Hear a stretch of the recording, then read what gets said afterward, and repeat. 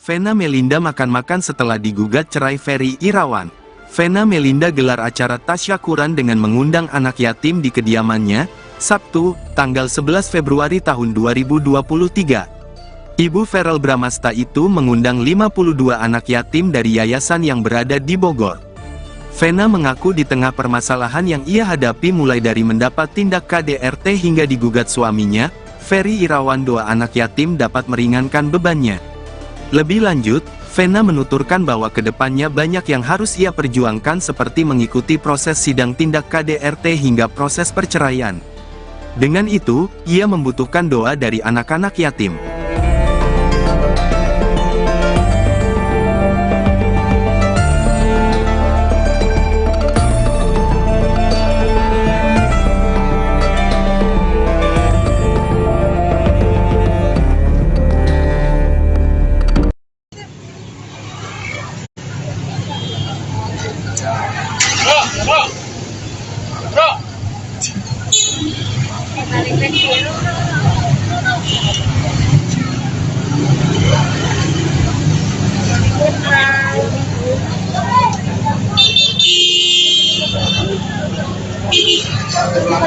Ntar gua kirim ya wawancaranya ya.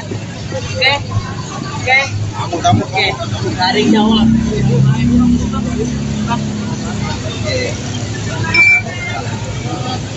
Loh.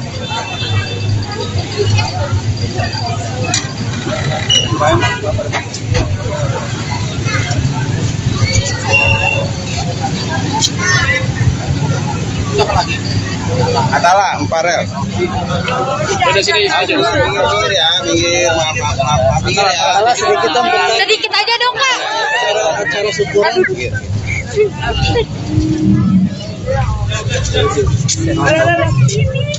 Ada nenek ketinggalan. Ada. Jahat.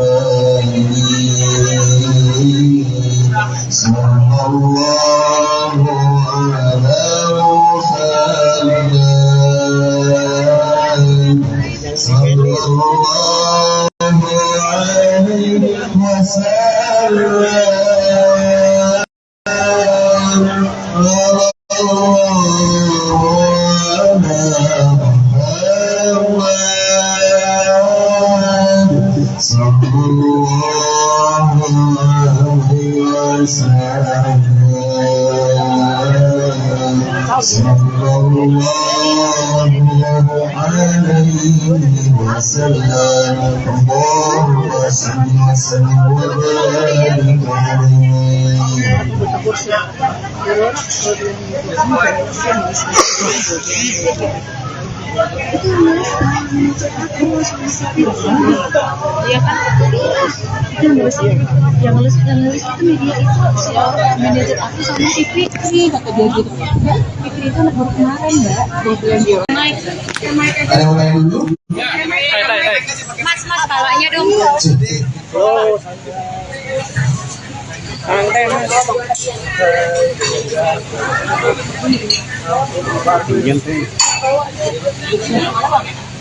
Kita turun dikit aja, apa?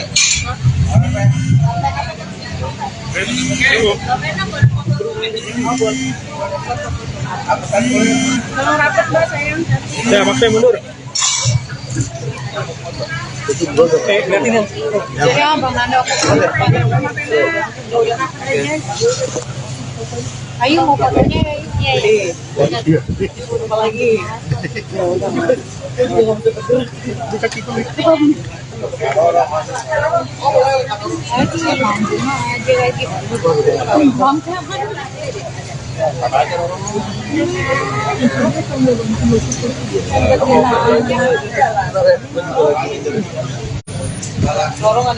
Yuk, ayo mulai yuk.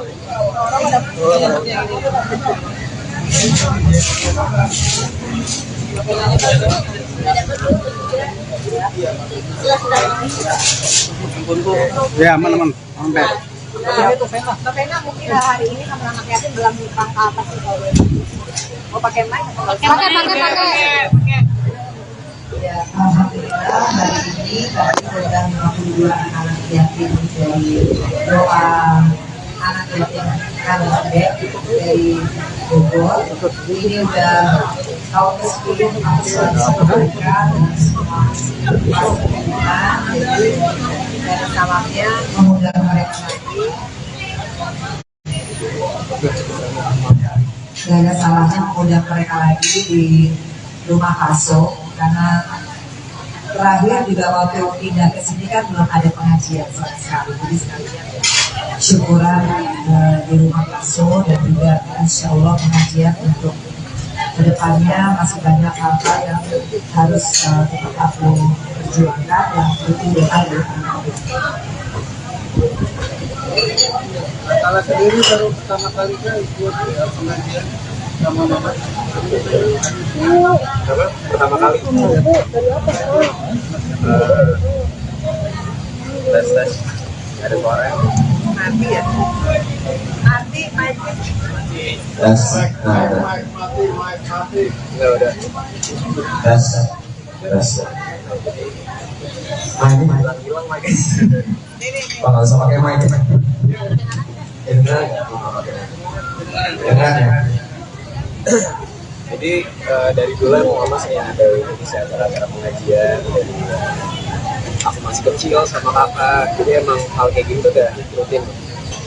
Kebetulan baru tahun ini baru sekali ya di rumah ini ya. Kurang suaranya kurang.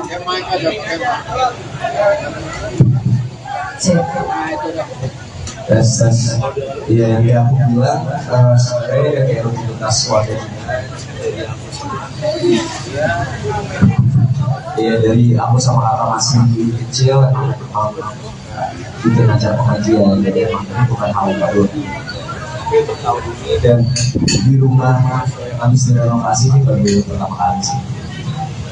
Mbak Vena kan adalah bentuk syukur Mbak Vena ketika rumah sudah selesai dibangun. Mbak Vena juga udah sehat. Seperti ini adalah bentuk syukur akhirnya mengajak para anak-anak yatim yang memang dahulu kala yang sering banget mendoakan Mbak Vena.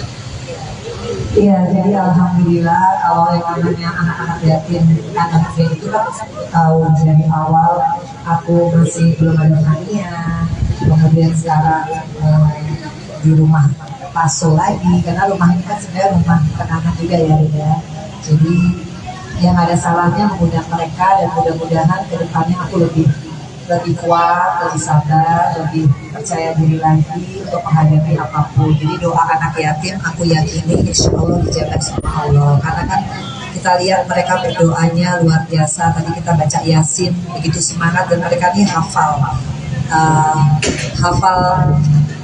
Yasin ya. Kita aja masih baca alhamdulillah dan mereka ini rata-rata anak-anak yang udah umroh dan haji. Jadi anak-anak luar biasa sih. Iya, tadi itu 52 anak.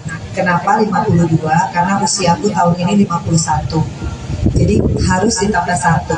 Jadi 52. Jadi memang sengaja dari dulu sama Pak Dwi pimpinannya aku selalu bilang kalau bisa anak-anak kecil, anak-anak yang masih kecil aja udah tadi kan tahajud ya, rajin tahajud, kemudian baca Quran ya. Aku sih sudah merasakan 10 tahun sama mereka didoakan tuh karena mereka semangat ya insya Allah ya. Dan aku kan juga di titik sekarang ini lebih terus mendekatkan diri sama Allah dan sama-sama Roro juga kita di fase yang sama ya Roro. Jadi sama-sama menguatkan kalau malam-malam nggak bisa tidur telepon-teleponan. Ya alhamdulillah punya sister Roro yang rumahnya juga dekat banget gitu. Semua takdir Allah ya itu sih.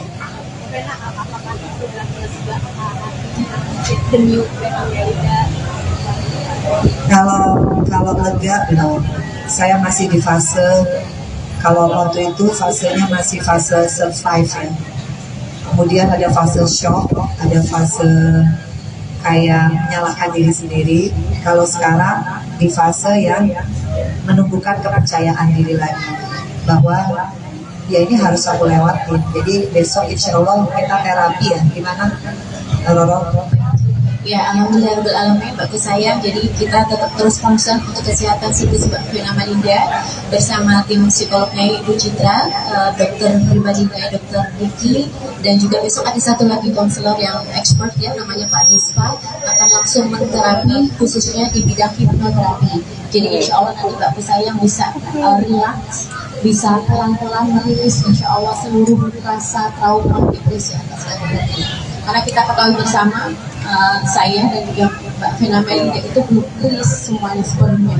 Jadi korban KDRT itu tidak main-main teman-teman media. Jadi sakitnya, traumanya, dan setiap malam tuh kadang suka kebangun sendiri masih nge-review segala hal tentang sakit hati gitu.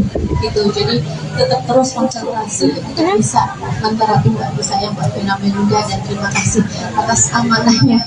Nyai akan selalu mengemban amanah ini dengan penuh kasih sayang kepada Mbak Vena agar supaya kita bisa menyeruakan say no to KDRT kepada teman-teman semua yang di luar sana yang mungkin kurang bisa berani untuk speak up. Kita akan speak up bersama. Hasilnya peningkatan dari akhirnya terapi, psikolog aja apa yang Mbak Vena rasain? Ada perubahan kan yang seperti apa? Iya, alhamdulillah ini terapi yang keberapa ya? Iya, kelima. Dalam 1 bulan. Betul. Jauh. Alhamdulillah ya. Pertama aku kan nggak bisa makan, nggak bisa appetite ya, terus nggak bisa tidur ya, deep sleep. Tapi sekarang kalau makan udah mulai ada keinginan hari ini mau makan apa. Tapi kalau disuruh ngomong tentang sesuatu hal itu pasti akan cepat nangis ya. Betul. Kalau ada sesuatu yang ya itu jadi trigger jadi pemicu. Jadi kayak tadi ngeliat anak-anak kecil yang selalu mengiringi aku. Waktu itu kan kakak-kakaknya karena 10 tahun yang lalu itu mereka belum lahir gitu ya. Jadi terus ngeliat mereka lagi aku kayak dejavu karena waktu itu kan aku tahun 2013 tuh ingat banget Januari tuh masih sendirian, baru pisah, kemudian sendirian, anak-anak sempat jauh waktu itu, suffer banget dan mereka lah nih aku datang ke Padang Bek sampai akhirnya mereka yang datang kapan, Masya Allah. sampai akhirnya detik ini, tapi dengan peristiwa yang berbeda. Jadi aku, insya Allah aku yakin doa mereka, doa keluarga mereka, doa sahabat yang hadir hari ini, mudah-mudahan ke depan aku mendapatkan kebahagiaan. Amin, amin ya Rabbal Alamin.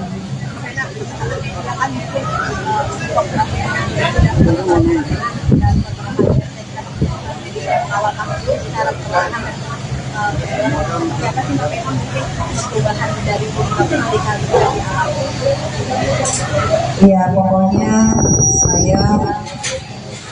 saya kan sama wartawan udah kayak keluarga nih.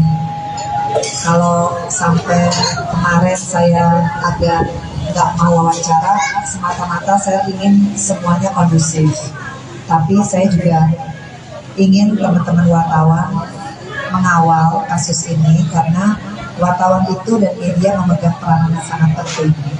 Saya korban KDRT, begitupun Roro dan juga siapapun di luar sana, teman-teman perempuan. Konsekuensi memang banyak. Kalau kita berani speak up itu banyak. Makanya awal tuh yang harus kita persiapkan adalah mental.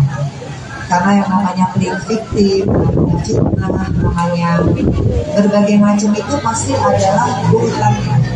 Dan insya Allah tanggal 14 Februari saya minta teman-teman wartawan tidak ada waktu, kita sama-sama ke Komnas Perempuan.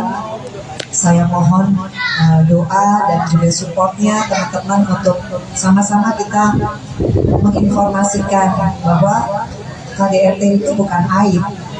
KDRT itu adalah pidana. Artinya kalau kita sudah berani speak up, ya konsekuensinya kita harus kuat mental. Meskipun saya juga sering nangis kayak tadi, semata-mata sebetulnya saya masih manusia biasa. Nggak mungkinlah ada orang yang ingin menikah kemudian gagal dan kemudian ceritanya sampai seperti saya, kan nggak mungkin ya.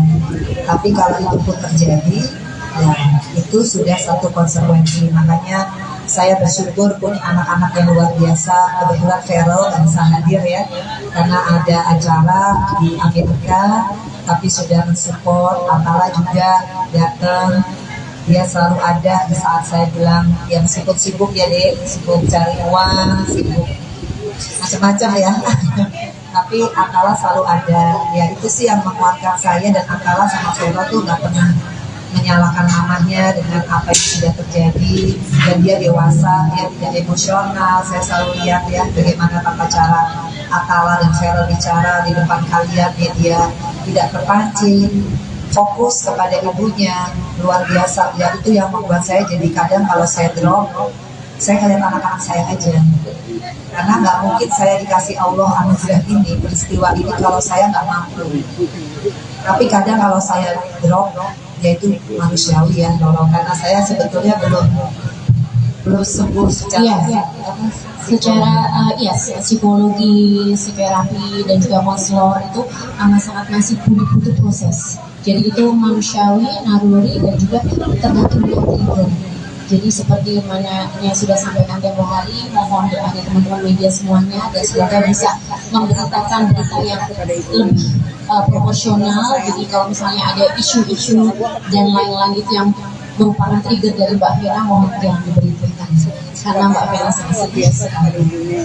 Seberapa sayangnya kalau Mbak Fena ini pun mau menyuarakan itu Iya, yang pasti buat Vero, Atala, Fania, tentunya saya hidup di dunia ini kan yang saya tinggalkan legacy adalah bagaimana mereka bangga lah sama hidupnya ya, sama orang tuanya. Jadi kalau apa yang saya lakukan itu kemudian menginspirasi Vero masuk ke dunia politik, salah satu agendanya adalah ingin menyuarakan anti KDRT, khususnya di kalangan anak muda, karena dia juga anak muda, milenial. Ya saya bangga, artinya semua isu itu penting, dan saya juga tahu banget Vero punya capable, mudah-mudahan Atala juga nanti bisa ngikutin, Fania. Ya kita kan nggak tahu ya kita hidup sampai umur berapa, jadi saya selalu bilang sama anak-anak saya, apapun yang terjadi sama mama, pemberitaan yang bagus kita syukuri, kalau pemberitaan lagi jelek ya kita harus harus kuat ngadepin dia. Meskipun kadang seperti yang Loro lihat, kalau saya udah ngerasa sedih banget, saya telepon dia malam-malam. Kok bisa ya ada orang kayak gitu misalnya. Tapi itu terjadi sama hidup saya. Jadi ya saya manusia biasa. Kadang kalau saya nggak kuat ya saya harus ngomong sama psikolog ya, sesi curhat ya. Sesi curhat tuh sampai nangis, sampai kayak. Tapi habis itu lega. Kalau habis itu pasti paling penting curhat sama Allah. Betul. Itu yang Apa sih kamu yang sering bilang semangat apa sih yang disampaikan terus kata dari mama? Ya, pastinya kadang mungkin gak ngomongin masalah ini ya, kadang kita bisa discuss hal-hal lain atau enggak bercanda-bercanda aja gitu, yang apa yang bisa buat mama tuh lega dan nggak mikirin masalah. Tapi tetap aku support sama kakak, temenin mama terus, aku temenin balik mama sampai selesai masih gitu. Buat mama biar mama tuh nggak perlu nangis, bikin mama ketawa lagi. Kalau punya cara apa sih kalau? Ya aku selalu bercandain aja, bercandain aja mama, bikin mama ketawa. Sama ya makanya hari ini gimana pengen ajak mama mungkin makan bareng, kan udah lama kita nggak makan ya buat itu hal-hal kecil aja sih menurut apa yang bisa bikin mama bahagia gitu. Ya hari ini makanya aku bawa bacaan tuh sama mama. Iyalah, iya.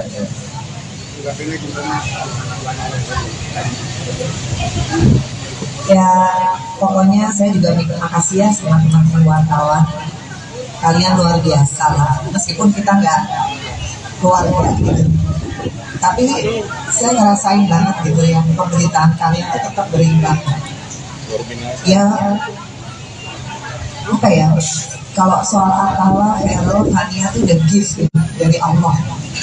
Sekarang tinggal gimana saya supaya nggak terpuruk secara mental, tetap harus kuat buat anak-anakku. Karena mereka masih butuh aku. Kalau yang gede-gede pasti butuh doa aku, yang kecil kan yang pasti butuh aku didik. Jadi ya sekarang ini terus memacu diri bersyukur. Jadi healing sendiri ya. Kadang kalau sedih, ngomong sendiri. Karena saya juga kalau lagi sedih terus lagi semua pada sibuk gitu, udah ngomongnya sendiri, udah bisa, nggak ada apa-apa gitu. Dan alhamdulillah healing itu juga boleh ya gitu ya. Boleh kayak ngomong gitu, udah nggak ada apa-apa gitu. Paling enggak ada tahap kita untuk bisa mengutarakan apa yang dipendam, karena kalau tidak diutarakan itu dengan diri sendiri, kita bisa lebih drop lagi depresinya.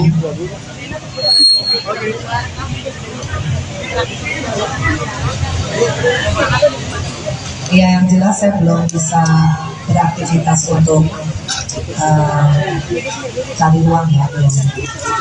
Saya harus fokus dengan kasusnya, mudah-mudahan lancar.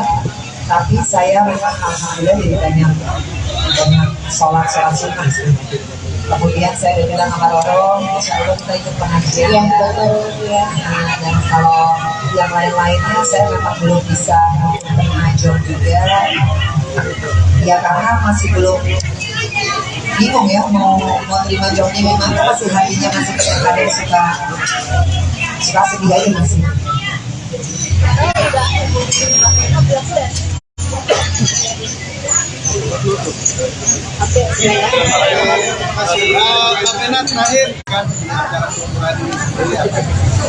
Iya, yang pasti seperti yang aku tadi utarakan. Ya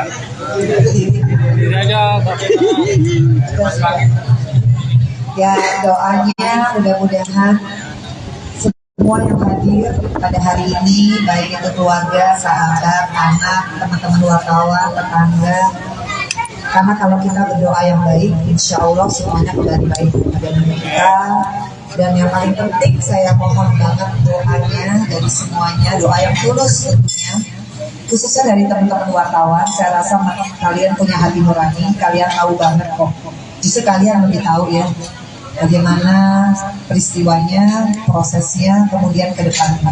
Jadi sekali lagi saya mohon dikawal supaya ini menjadi satu pembelajaran buat kita semua. Perempuan-perempuan Indonesia, kalau yang namanya KDRT sekali lagi bukan aib, KDRT itu adalah hal pidana yang harus kita perjuangkan secara hukum dan kita punya jalurnya. Alhamdulillah apa yang saya lakukan ini merupakan sebagai bentuk saya sebagai perempuan, karena saya juga punya hak ya, insya Allah kedepannya saya yakin Allah memudahkan. Itu aja harapannya. Makanya pengajian ini kita buat supaya kita melangkah itu dengan tuntunan Allah, bukan karena kita merasa kita mampu, karena manusia itu punya banyak keterbatasan, tapi kalau kita minta sama Allah, insya Allah semuanya akan lancar. Itu aja. Vena Melinda makan-makan setelah digugat cerai Ferry Irawan. Vena Melinda gelar acara tasyakuran dengan mengundang anak yatim di kediamannya, Sabtu, tanggal 11 Februari tahun 2023. Ibu Verrel Bramasta itu mengundang 52 anak yatim dari yayasan yang berada di Bogor. Vena mengaku di tengah permasalahan yang ia hadapi mulai dari mendapat tindak KDRT hingga digugat suaminya, Ferry Irawan, doa anak yatim dapat meringankan bebannya. Lebih lanjut, Vena menuturkan bahwa kedepannya banyak yang harus ia perjuangkan seperti mengikuti proses sidang tindak KDRT hingga proses perceraian. Dengan itu, ia membutuhkan doa dari anak-anak yatim.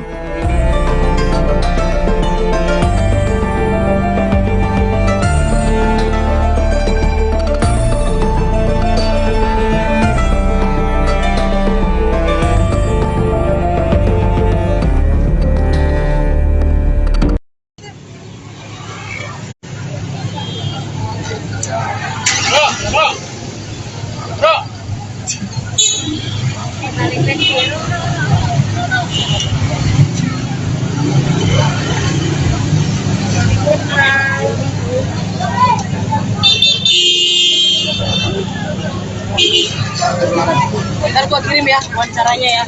Oke. Oke. Dari Jawa.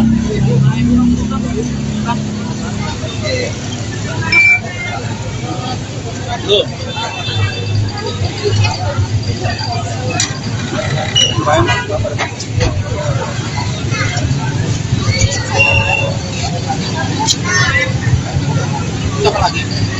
Atala, Emparel. Udah sini aja. Minggir ya, minggir. Maaf, minggir ya. Sedikit aja dong, Kak. Acara syukuran minggir.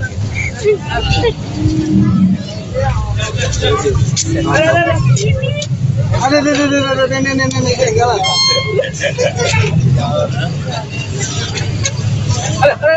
Ada.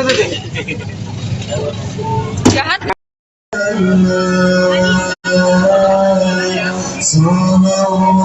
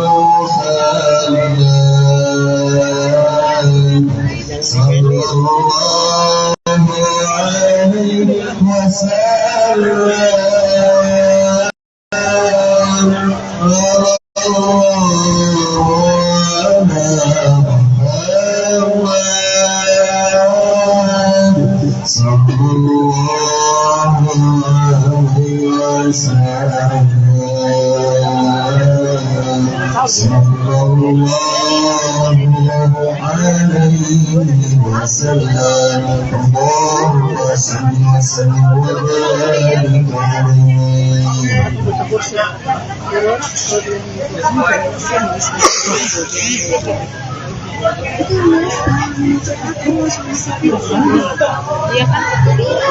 Itu yang ngeles itu media itu si manajer aku sama si Fikri kata dia gitu. Mbak, Fikri itu anak baru kemarin mbak. Dia bilang dia naik. Ada yang main dulu? Mas kalanya dong. Turun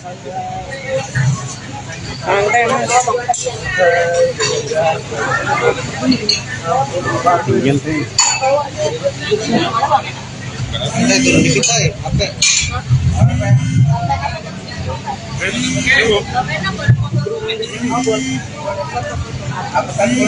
Kalau rapat mbak sayang.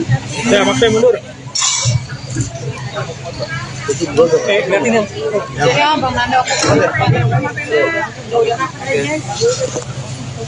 ayo mau fotonya ya. Iya. Apa lagi?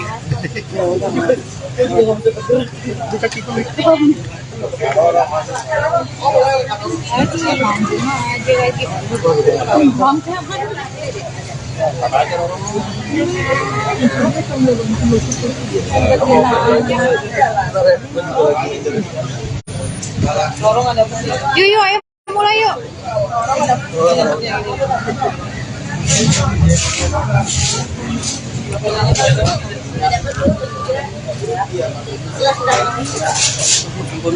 Ya, aman. Sampai. Novena mungkin hari ini sama anak yatim dalam rangka apa sih kalau mau pakai mic? Pakai. Ya, alhamdulillah hari ini kami program 52 anak yatim dari doa anak yatim Kalambek dari Bogor. Ini udah tahun ke-10 kami selalu mereka dan semua pasangan. Jadi dari salamnya mengundang mereka lagi. Gak ada salahnya mengundang mereka lagi di rumah Kaso karena terakhir juga waktu pindah ke sini kan belum ada pengajian sama sekali. Jadi sekalian syukuran di rumah Kaso dan juga insya Allah pengajian untuk kedepannya masih banyak hal-hal yang harus tetap aku perjuangkan yang butuh ada. Kalau sendiri baru pertama kali kan ikut pengajian sama mama. Apa? Pertama kali. Tes. Ada suara. Mati ya. Mati. Tes. Mati. Enggak udah. Tes. Hilang lagi. Nggak usah pakai mic. Dengar ya. Jadi dari dulu mama saya ada di acara pengajian dari aku masih kecil sama kakak, jadi emang hal kayak gitu udah rutin. Kebetulan baru tahun ini baru sekali ya di rumah ini ya. Kurang suaranya kurang.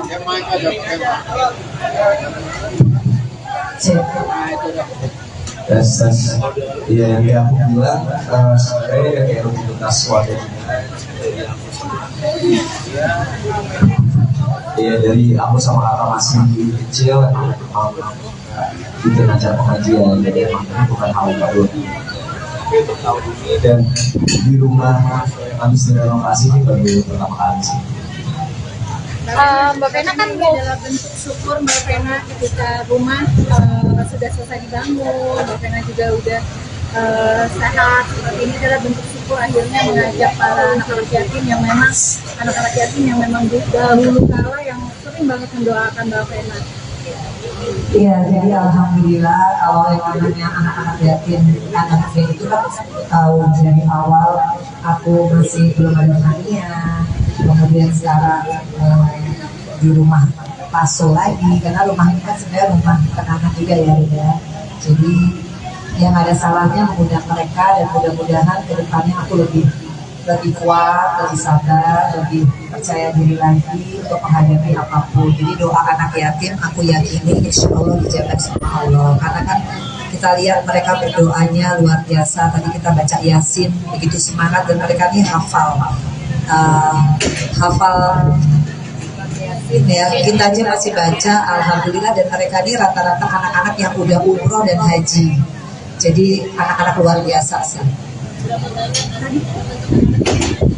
Iya, tadi itu 52 anak. Kenapa 52? Karena usiaku tahun ini 51. Jadi harus ditambah 1. Jadi 52. Jadi memang sengaja dari dulu sama Pak Dwi pimpinannya aku selalu bilang kalau bisa anak-anak kecil. Anak-anak yang masih kecil aja udah tadi kan tahajud ya, rajin tahajud, kemudian baca Quran ya. Aku sih sudah merasakan 10 tahun sama mereka didoakan tuh karena mereka semangat ya insya Allah ya. Dan aku kan juga di titik sekarang ini lebih terus mendekatkan diri sama Allah dan sama-sama Roro juga kita di fase yang sama ya Roro. Jadi sama-sama menguatkan kalau malam-malam nggak bisa tidur telepon-teleponan. Ya alhamdulillah punya sister Roro yang rumahnya juga dekat banget gitu. Semua takdir Allah ya itu sih.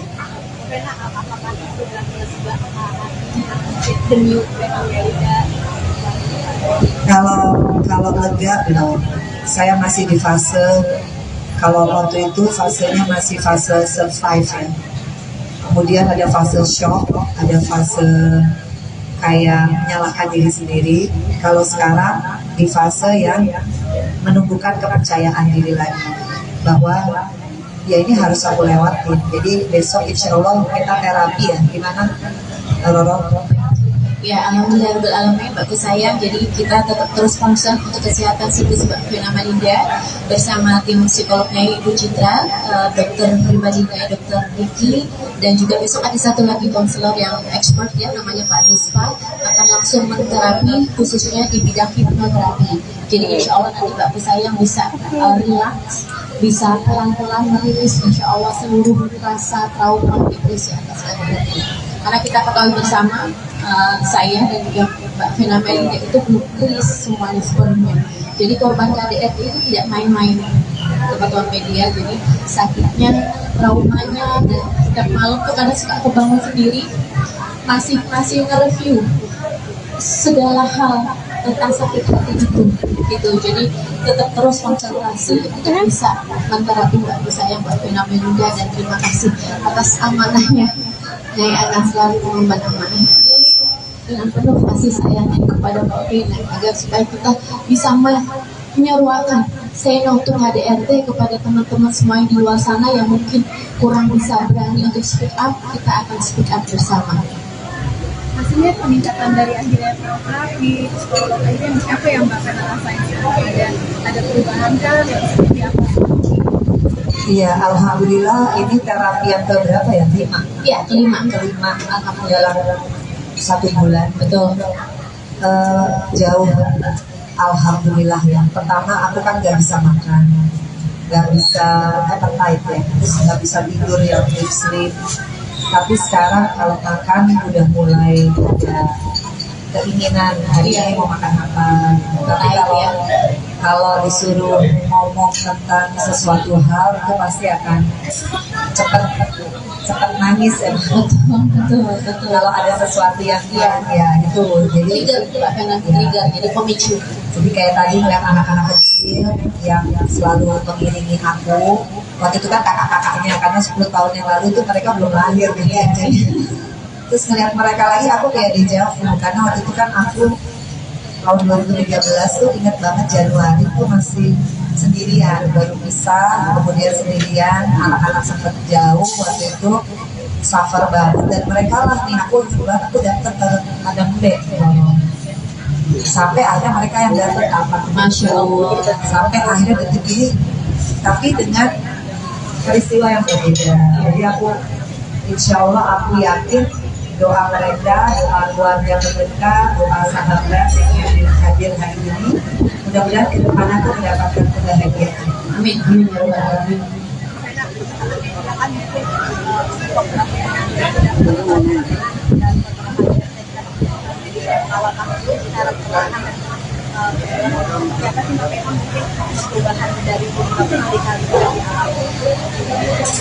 Iya, pokoknya saya kan sama wartawan gak kayak keluarga nih.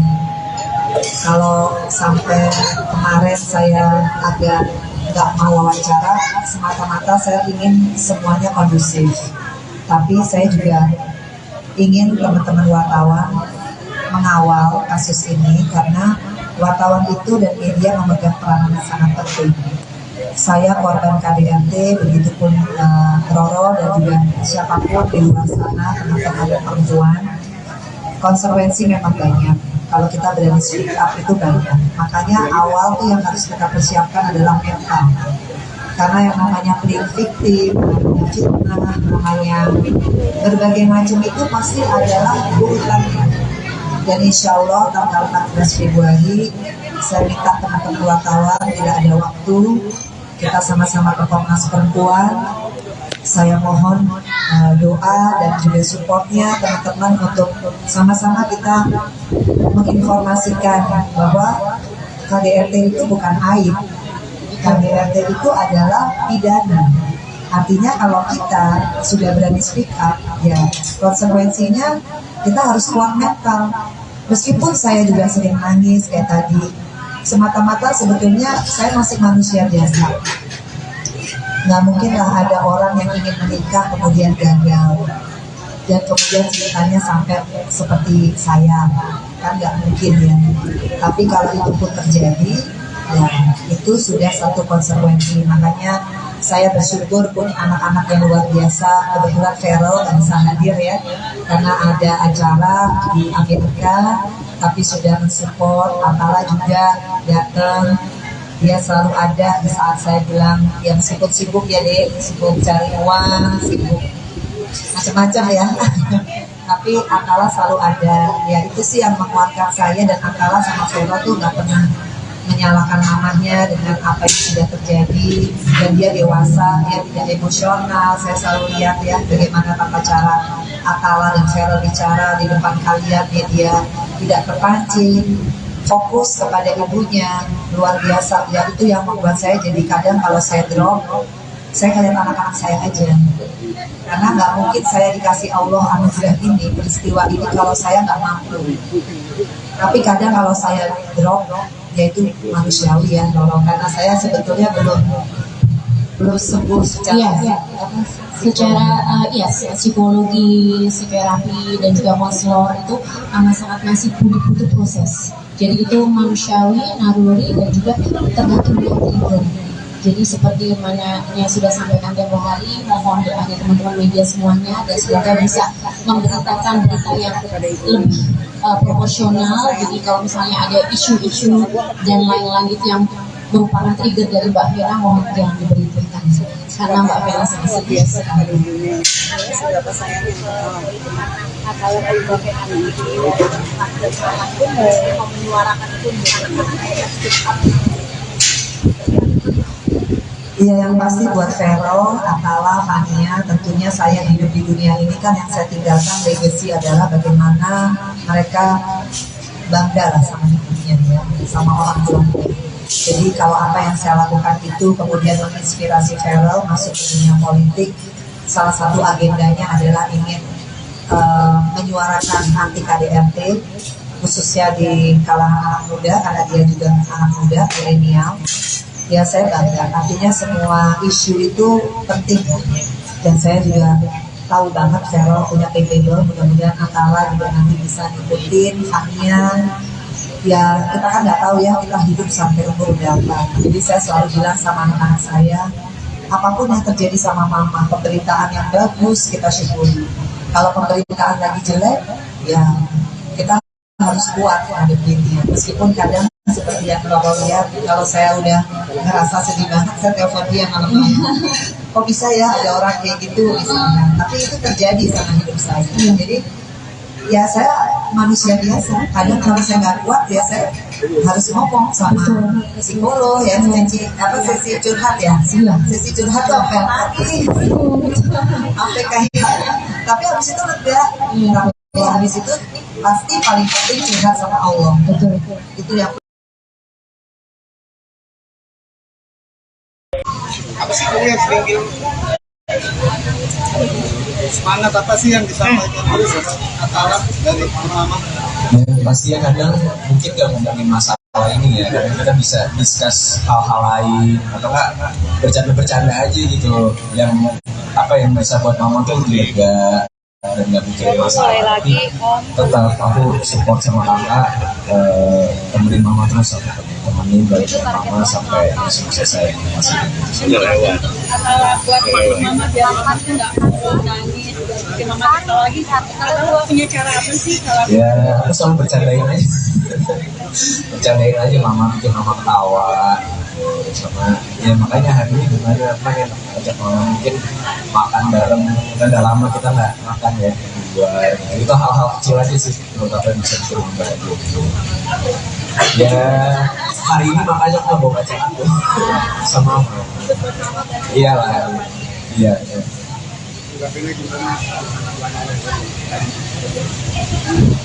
ya pokoknya saya juga terima kasih ya sama teman-teman wartawan. Kalian luar biasa lah, meskipun kita nggak keluarga gitu. Tapi saya ngerasain banget gitu ya, pemberitaan kalian itu tetap berimbang. Ya, apa ya, kalau soal Atala, Feral, Hania itu udah gift gitu, dari Allah. Sekarang tinggal gimana saya supaya nggak terpuruk secara mental, tetap harus kuat buat anak-anakku. Karena mereka masih butuh aku. Kalau yang gede-gede pasti butuh doa aku, yang kecil Fania pasti butuh aku didik. Jadi ya sekarang ini terus memacu diri bersyukur. Jadi healing sendiri ya.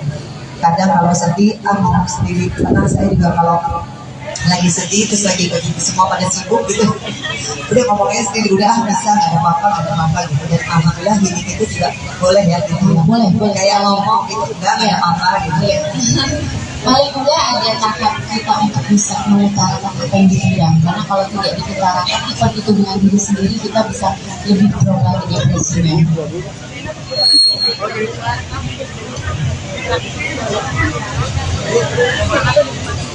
Ya yang jelas saya belum bisa beraktivitas untuk cari uang ya. Saya harus fokus dengan kasusnya, mudah-mudahan lancar. Tapi saya memang alhamdulillah jadi banyak sholat sunnah sih. Kemudian saya udah bilang sama Roro, insya Allah kita ikut pengajian ya. Dan kalau yang lain-lainnya saya memang belum bisa mengajar juga. Ya karena masih belum bingung ya mau terima jawabnya gimana, masih hatinya masih kadang-kadang suka sedih aja masih.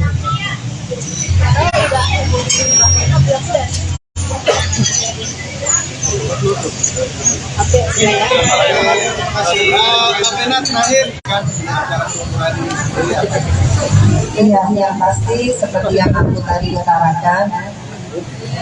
Ya.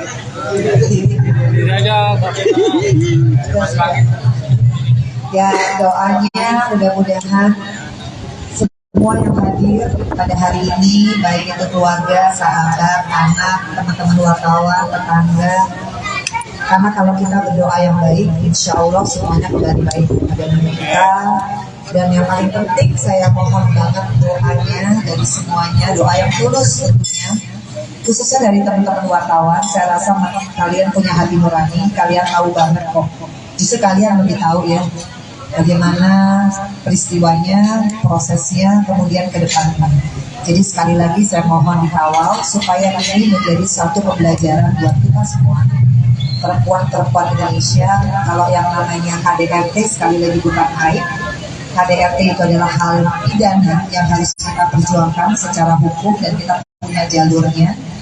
Alhamdulillah apa yang saya lakukan ini merupakan sebagai bentuk saya sebagai perempuan, karena saya juga punya hak ya insya Allah kedepannya saya yakin Allah memudahkan. Itu aja harapannya, makanya pengajian ini kita buat supaya kita melangkah itu dengan tuntunan Allah, bukan karena kita merasa kita mampu, karena manusia itu punya banyak keterbatasan, tapi kalau kita minta sama Allah insya Allah semuanya akan lancar. Itu aja. Vena Melinda makan-makan setelah digugat cerai Ferry Irawan. Vena Melinda gelar acara tasyakuran dengan mengundang anak yatim di kediamannya, Sabtu, tanggal 11 Februari tahun 2023. Ibu Verrel Bramasta itu mengundang 52 anak yatim dari yayasan yang berada di Bogor. Vena mengaku di tengah permasalahan yang ia hadapi mulai dari mendapat tindak KDRT hingga digugat suaminya, Ferry Irawan, doa anak yatim dapat meringankan bebannya. Lebih lanjut, Vena menuturkan bahwa kedepannya banyak yang harus ia perjuangkan seperti mengikuti proses sidang tindak KDRT hingga proses perceraian. Dengan itu, ia membutuhkan doa dari anak-anak yatim.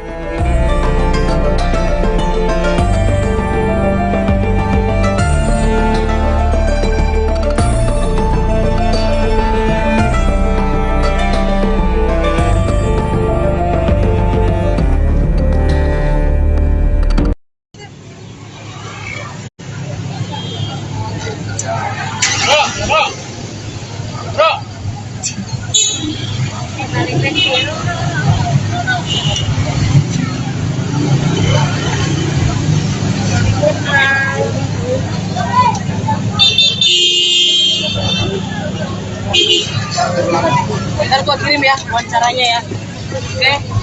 Oke. Oke. Garing jawab.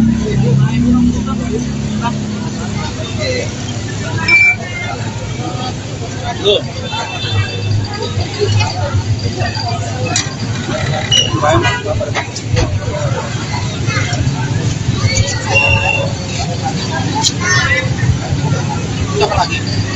Atala, Farel. Udah sini aja. Minggir ya, minggir. Maaf. Minggir ya. Sedikit aja dong, Kak. Acara syukuran. Minggir.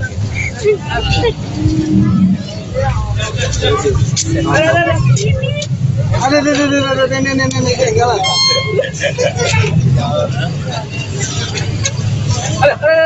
Ada. Jahat.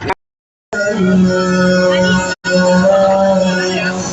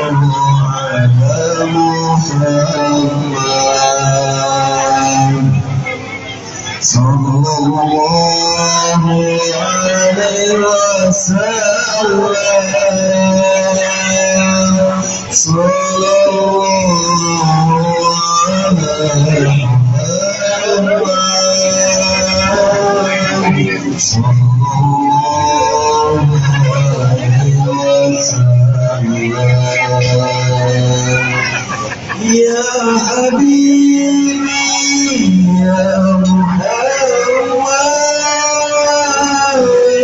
ya Musa khafi qalbi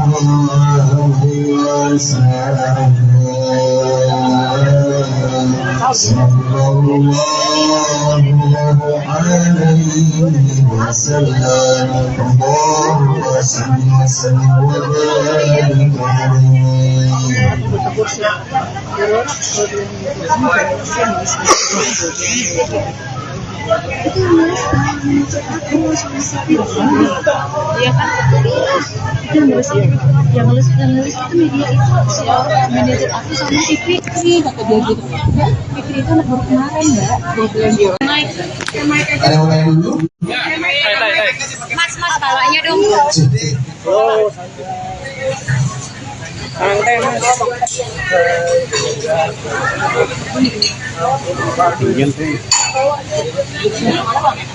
Ini turun di kita ya, apa?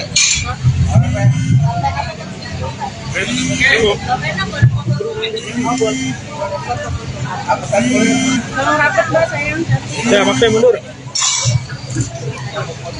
Lihatin Ya, Bang Nando.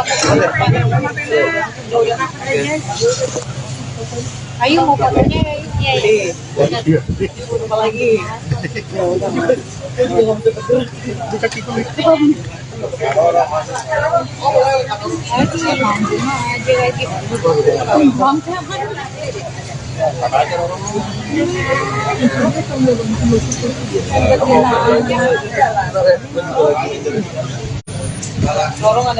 Yuk, ayo mulai yuk.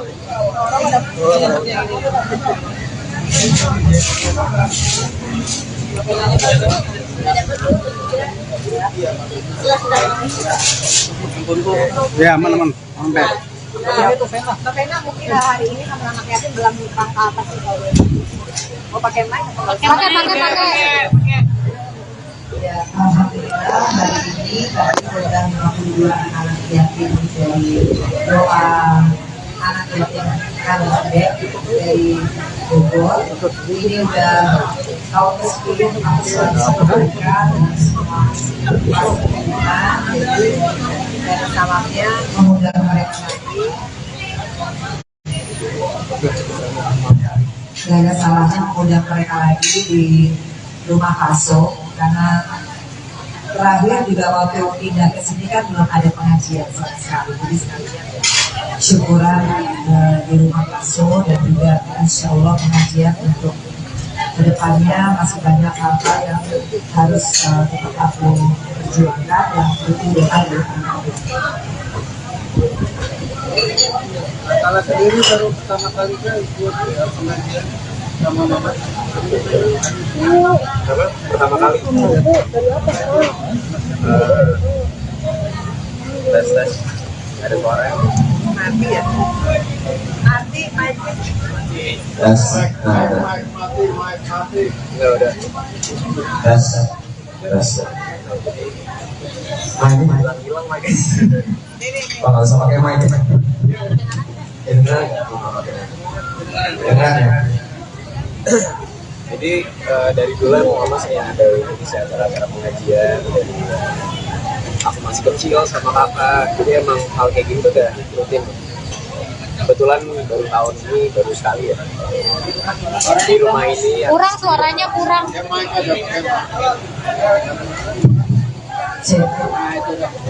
Tes. Iya, yang dia aku bilang sebenarnya kayak rutinitas keluarga juga.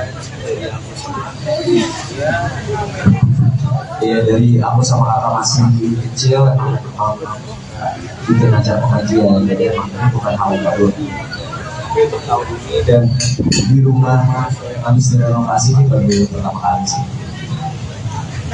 Mbak Vena kan ini adalah bentuk syukur Mbak Vena ketika rumah sudah selesai dibangun, Mbak Vena juga udah sehat. Seperti ini adalah bentuk syukur akhirnya mengajak para anak-anak yatim yang memang dahulu kala yang sering banget mendoakan Mbak Vena.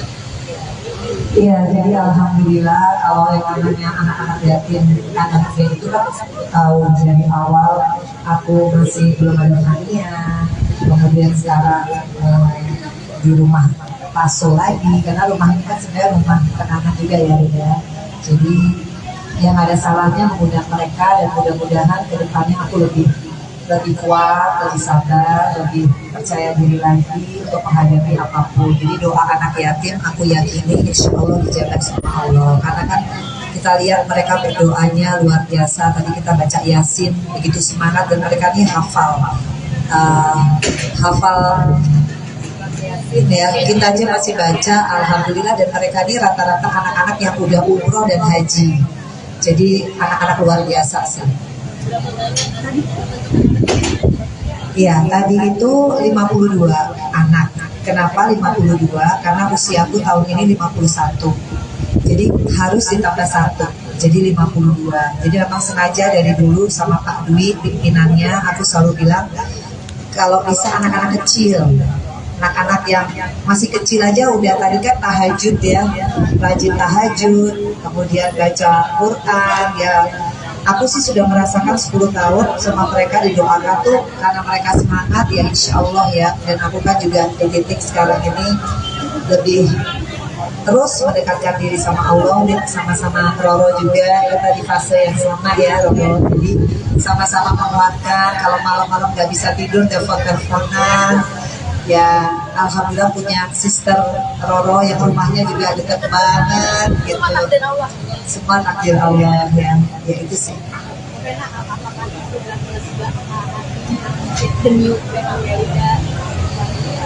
Kalau lega belum. Saya masih di fase, kalau waktu itu fasenya masih fase survive ya.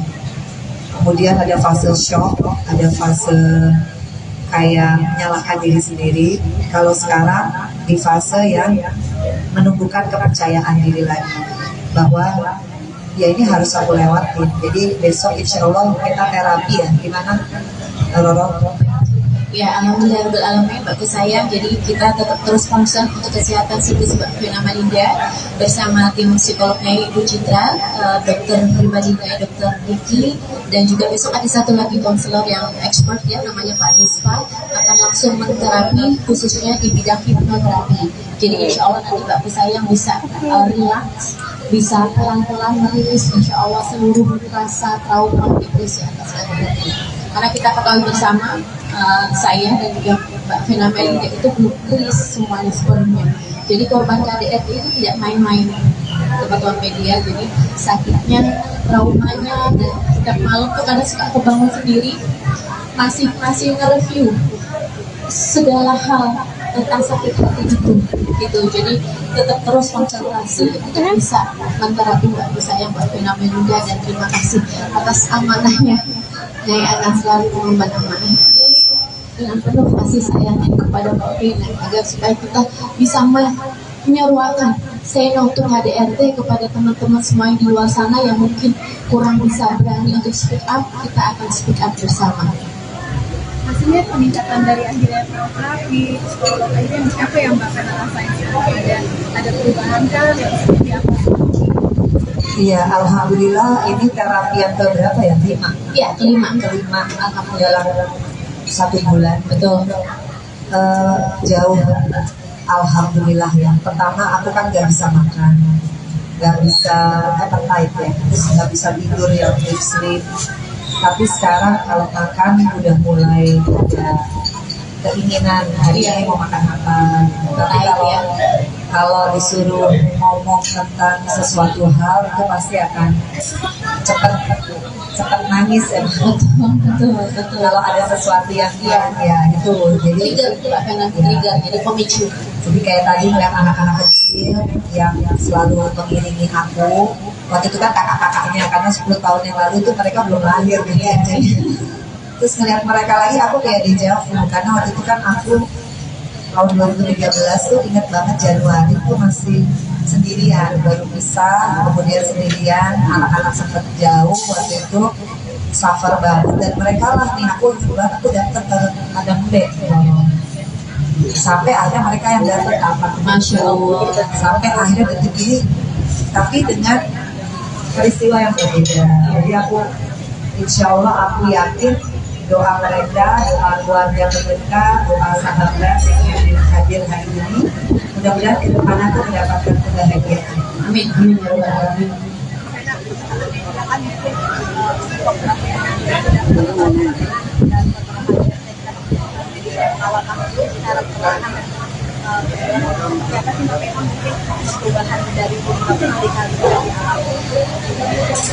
Ya pokoknya saya kan sama wartawan gak kayak keluarga nih. Kalau sampai kemarin saya agak nggak mau wawancara, semata-mata saya ingin semuanya kondusif. Tapi saya juga ingin teman-teman wartawan mengawal kasus ini, karena wartawan itu dan media memegang peran yang sangat penting. Saya korban KDRT, begitupun Roro dan juga siapapun di luar sana, teman-teman perempuan. Konsekuensi memang banyak. Kalau kita berani speak up itu banyak. Makanya awal tuh yang harus kita persiapkan adalah mental. Karena yang namanya playing victim, namanya fitnah, namanya berbagai macam itu pasti adalah urutannya. Dan insya Allah tanggal 14 Februari saya minta teman-teman wartawan tidak ada waktu, kita sama-sama ke Komnas Perempuan. Saya mohon doa dan juga supportnya teman-teman untuk sama-sama kita menginformasikan bahwa KDRT itu bukan aib. KDRT itu adalah pidana. Artinya kalau kita sudah berani speak up, ya konsekuensinya kita harus kuat mental. Meskipun saya juga sering nangis kayak tadi, semata-mata sebetulnya saya masih manusia biasa. Nggak mungkin lah ada orang yang ingin menikah kemudian gagal dan kemudian ceritanya sampai seperti saya, kan nggak mungkin ya. Tapi kalau itu pun terjadi, ya itu sudah satu konsekuensi. Makanya saya bersyukur punya anak-anak yang luar biasa. Kebetulan Feral nggak bisa hadir ya, karena ada acara di Amerika, tapi sudah mensupport. Atala juga datang. Dia selalu ada di saat saya bilang, ya meskipun sibuk ya dek, sibuk cari uang, sibuk macam-macam ya. Tapi Atala selalu ada. Ya itu sih yang menguatkan saya, dan Atala sama Feral tuh nggak pernah menyalahkan mamanya dengan apa yang sudah terjadi, dan dia dewasa, dia tidak emosional. Saya selalu lihat ya bagaimana tata cara Atala dan Feral bicara di depan kalian, dia tidak terpancing, fokus kepada ibunya, luar biasa. Ya itu yang membuat saya jadi kadang kalau saya drop, saya ngeliat anak-anak saya aja, karena nggak mungkin saya dikasih Allah anugerah ini, peristiwa ini kalau saya nggak mampu. Tapi kadang kalau saya drop, yaitu manusiawi ya, karena saya sebetulnya belum sembuh secara psikologi, psikoterapi dan juga konselor itu sangat masih butuh proses. Jadi itu manusiawi, naluri, dan juga tergantung dengan trigger. Jadi seperti mana yang sudah sampaikan tempo hari, mohon doanya teman-teman media semuanya, dan semoga bisa memberitakan berita yang lebih proporsional. Jadi kalau misalnya ada isu-isu dan lain-lain itu yang merupakan trigger dari Mbak Vena, mohon jangan diberitakan karena Mbak Vena sangat biasa. Seberapa sayangnya kalau Mbak Vena ini mau menyuarakan itu. Iya, yang pasti buat Vero, Atala, Fania, tentunya saya hidup di dunia ini kan yang saya tinggalkan legacy adalah bagaimana mereka bangga lah sama hidupnya ya, sama orang tuanya. Jadi kalau apa yang saya lakukan itu kemudian menginspirasi Vero masuk ke dunia politik, salah satu agendanya adalah ingin menyuarakan anti KDRT, khususnya di kalangan anak muda karena dia juga anak muda, milenial. Ya saya bangga, artinya semua isu itu penting ya. Dan saya juga tahu banget Vero punya capable, mudah-mudahan Atala juga nanti bisa ngikutin, Fania. Ya kita kan nggak tahu ya kita hidup sampai umur berapa. Jadi saya selalu bilang sama anak-anak saya, apapun yang terjadi sama mama, pemberitaan yang bagus kita syukuri. Kalau pemberitaan lagi jelek, ya kita harus kuat menghadapinya. Meskipun kadang seperti yang Bapak lihat, kalau saya udah ngerasa sedih banget, saya telepon dia malam-malam. Kok bisa ya ada orang kayak gitu misalnya. Tapi itu terjadi sama hidup saya. Jadi ya saya manusia biasa. Kadang kalau saya nggak kuat ya saya harus ngomong sama psikolog ya, sesi curhat ya. Sesi curhat tuh sampai nangis, sampai kayak. Tapi habis itu lega. Habis itu pasti paling penting curhat sama Allah. Betul. Itu yang Apa sih kamu yang sering semangat apa sih yang disampaikan terus Atala dari mama? Ya, pasti ya kadang mungkin gak ngomongin masalah ini ya, kadang kita bisa discuss hal-hal lain atau enggak bercanda-bercanda aja gitu yang apa yang bisa buat mama tuh lega dan nggak mikirin masalah. Tapi tetap aku support sama kakak, temenin mama terus, aku temenin balik mama sampai selesai masih sudah lewat. Atala buat mama biar mama tuh nggak mau nangis, bikin mama ketawa lagi. Atala punya cara apa sih kalau? Ya aku selalu bercandain aja, bercandain aja mama, bikin mama ketawa. Sama ya makanya hari ini gimana pengen ajak mama mungkin makan bareng, kan udah lama kita nggak makan ya buat itu hal-hal kecil aja sih menurut apa yang bisa bikin mama bahagia gitu. Ya hari ini makanya aku bawa baca aku sama mama. Iyalah, iya.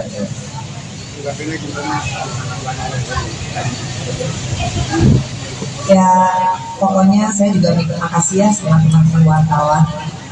Kalian luar biasa lah, meskipun kita nggak keluarga gitu. Tapi saya ngerasain banget gitu ya, pemberitaan kalian itu tetap berimbang. Ya, apa ya, kalau soal Atala, Vero, Fania itu udah gift gitu, dari Allah. Sekarang tinggal gimana saya supaya nggak terpuruk secara mental, tetap harus kuat buat anak-anakku. Karena mereka masih butuh aku, kalau yang gede-gede pasti butuh doa aku, yang kecil Fania pasti butuh aku didik. Jadi ya sekarang hidup terus memacu diri bersyukur. Jadi healing sendiri ya. Kadang kalau sedih, ngomong sendiri. Karena saya juga kalau lagi sedih terus lagi semua pada sibuk gitu, udah ngomongnya sendiri udah bisa nggak ada apa-apa gitu. Dan alhamdulillah healing itu juga boleh ya gitu ya. Boleh kayak ngomong gitu udah nggak ada apa-apa gitu ya. Paling enggak ada tahap kita untuk bisa mengutarakan apa yang dipendam, karena kalau tidak diutarakan effort itu dengan diri sendiri kita bisa lebih pro lagi depresinya.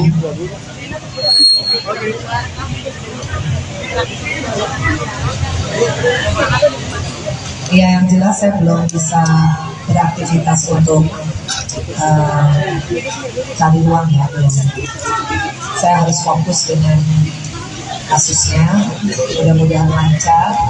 Tapi saya memang alhamdulillah jadi banyak sholat sunnah sih. Kemudian saya udah bilang sama Roro, insya Allah kita ikut pengajian ya. Dan kalau yang lain-lainnya saya memang belum bisa mengajar juga. Ya karena masih belum bingung ya mau terima jawabnya gimana, masih hatinya masih kadang suka sedih aja masih.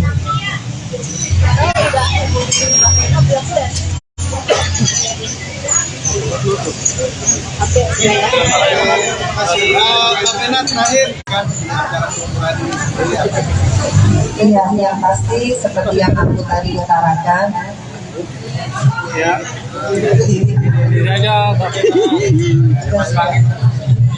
Ya, doanya mudah-mudahan semua yang hadir pada hari ini, baik itu keluarga, sahabat, anak, teman-teman wartawan, tetangga. Karena kalau kita berdoa yang baik, insya Allah semuanya kembali baik pada diri kita. Dan yang paling penting saya mohon banget doanya dari semuanya, doa yang tulus tentunya, khususnya dari teman-teman wartawan. Saya rasa kalian punya hati nurani, kalian tahu banget kok. Justru kalian lebih tahu ya bagaimana peristiwanya, prosesnya, kemudian ke depannya. Jadi sekali lagi saya mohon dikawal supaya ini menjadi satu pembelajaran buat kita semua. Perempuan-perempuan Indonesia, kalau yang namanya KDRT sekali lagi bukan aib.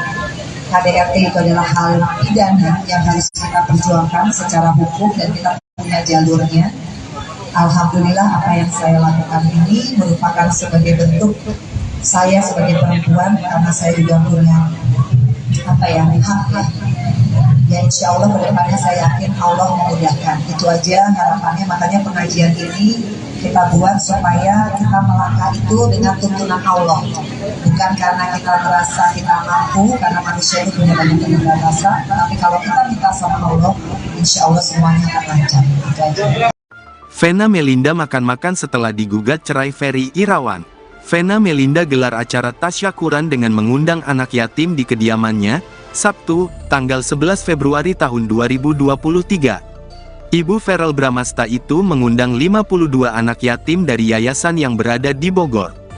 Vena mengaku di tengah permasalahan yang ia hadapi mulai dari mendapat tindak KDRT hingga digugat suaminya, Ferry Irawan, doa anak yatim dapat meringankan bebannya. Lebih lanjut, Vena menuturkan bahwa kedepannya banyak yang harus ia perjuangkan seperti mengikuti proses sidang tindak KDRT hingga proses perceraian. Dengan itu, ia membutuhkan doa dari anak-anak yatim.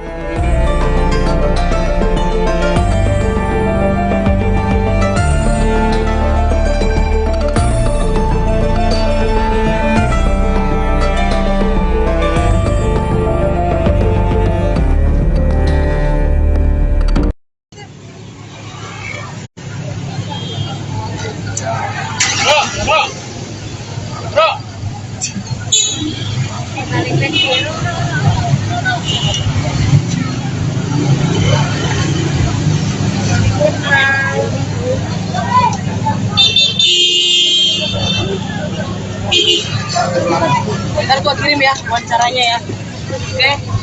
Oke. Oke. Garing jawab.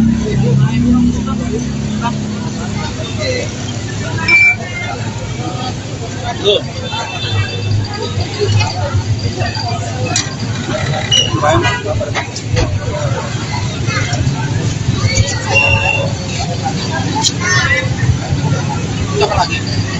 Atala, Emparel. Udah sini aja. Minggir ya, minggir. Maaf. Minggir ya.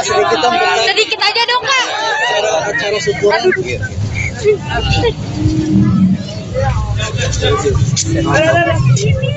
Ada, nenek jalan.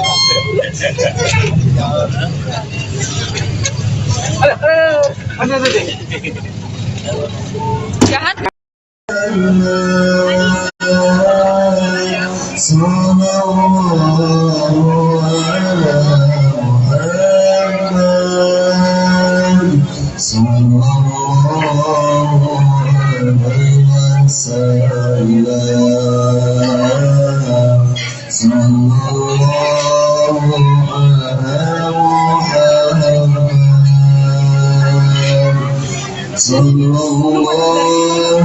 alaihi wasallam.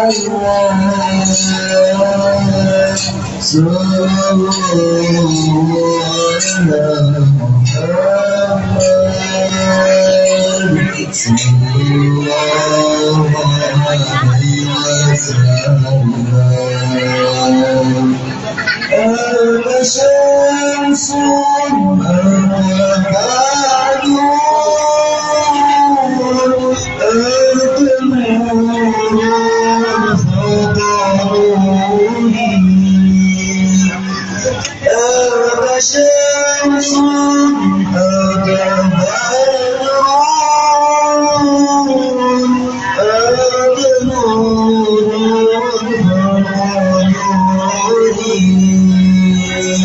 أنت يسير عني أنت مصباح صدوري صلى الله على محمد صلى الله عليه وسلم صلى الله على محمد صلى الله عليه وسلم يا حبيبي يا محمد يا مصطفى في قلبي يا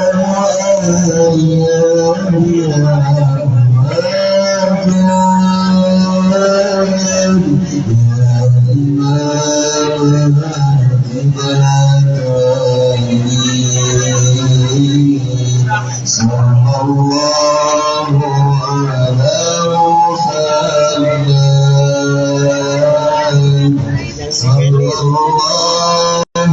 عليه وسلم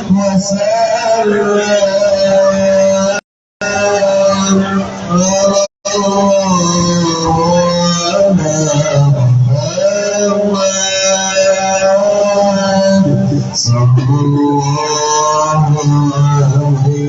وسلم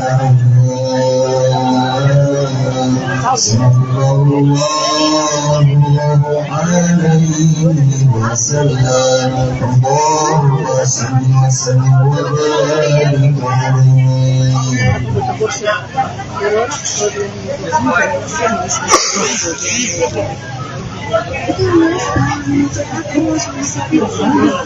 Iya kan? Itu nulis yang nulis itu media itu manajer aku sama si Fikri kata dia gitu. Fikri itu anak baru kemarin mbak, dia bilang dia naik. Ada yang mau main dulu? Mas palanya dong. Oh, santai mas. Turun di kita ya, oke.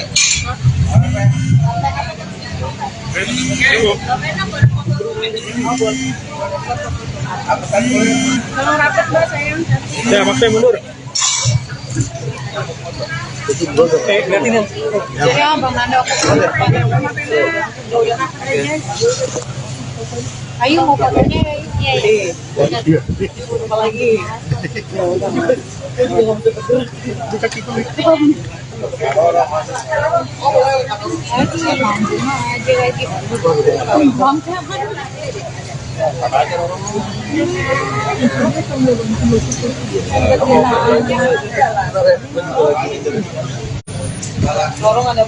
Yuk, ayo mulai yuk.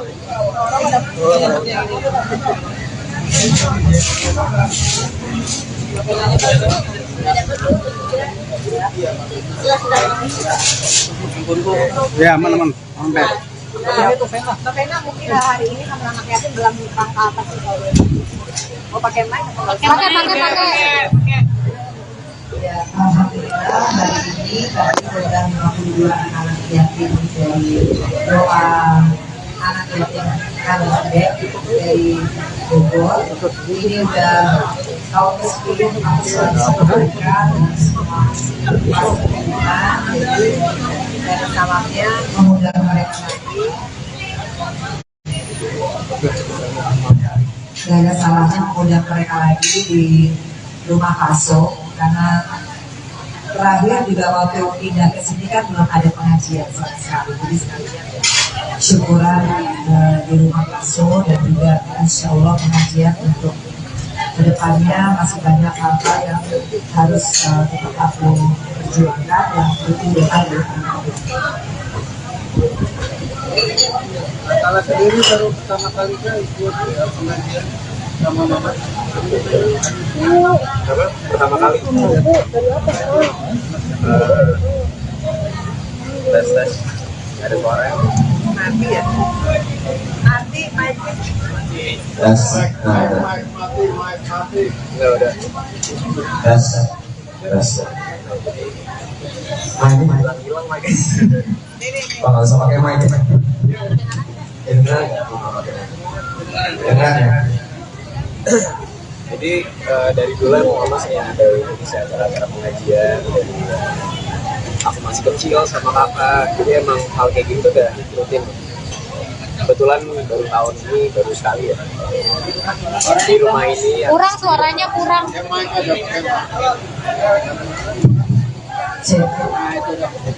Tes. Iya, yang aku bilang sebenarnya ini kayak rutinitas warga juga. Iya, dari aku sama kakak masih kecil emang bikin acara pengajian, jadi emang ini bukan hal yang baru. Untuk tahun ini Dan di rumah habis direnovasi ini baru pertama kali sih. Mbak Vena kan ini adalah bentuk syukur Mbak Vena ketika rumah sudah selesai dibangun, Mbak Vena juga udah sehat. Seperti ini adalah bentuk syukur akhirnya mengajak para anak-anak yatim yang memang dahulu kala yang sering banget mendoakan Mbak Vena. Iya, jadi alhamdulillah kalau yang namanya anak-anak yatim, anak saya itu kan tahu dari awal aku masih belum ada harian, kemudian sekarang di rumah Paso lagi, karena rumah ini kan sebenarnya rumah anak-anak juga ya. Jadi yang ada salahnya mengundang mereka dan mudah-mudahan kedepannya aku lebih kuat, lebih sabar, lebih percaya diri lagi untuk menghadapi apapun. Jadi doa anak yatim aku yakini insya Allah dijaga sama Allah. Karena kan kita lihat mereka berdoanya luar biasa. Tadi kita baca Yasin begitu semangat dan mereka ini hafal Yasin ya. Kita aja masih baca alhamdulillah dan mereka ini rata-rata anak-anak yang udah umroh dan haji. Jadi anak-anak luar biasa sih. Iya, tadi itu 52 anak. Kenapa 52? Karena usiaku tahun ini 51. Jadi harus ditambah 1. Jadi 52. Jadi memang sengaja dari dulu sama Pak Dwi pimpinannya aku selalu bilang kalau bisa anak-anak kecil. Anak-anak yang masih kecil aja udah tadi kan tahajud ya, rajin tahajud, kemudian baca Quran ya. Aku sih sudah merasakan 10 tahun sama mereka didoakan tuh karena mereka semangat ya insya Allah ya. Dan aku kan juga di titik sekarang ini lebih terus mendekatkan diri sama Allah dan sama-sama Roro juga kita di fase yang sama ya Roro. Jadi sama-sama menguatkan kalau malam-malam gak bisa tidur telepon-teleponan. Ya alhamdulillah punya sister Roro yang rumahnya juga dekat banget gitu. Semua takdir Allah ya itu sih.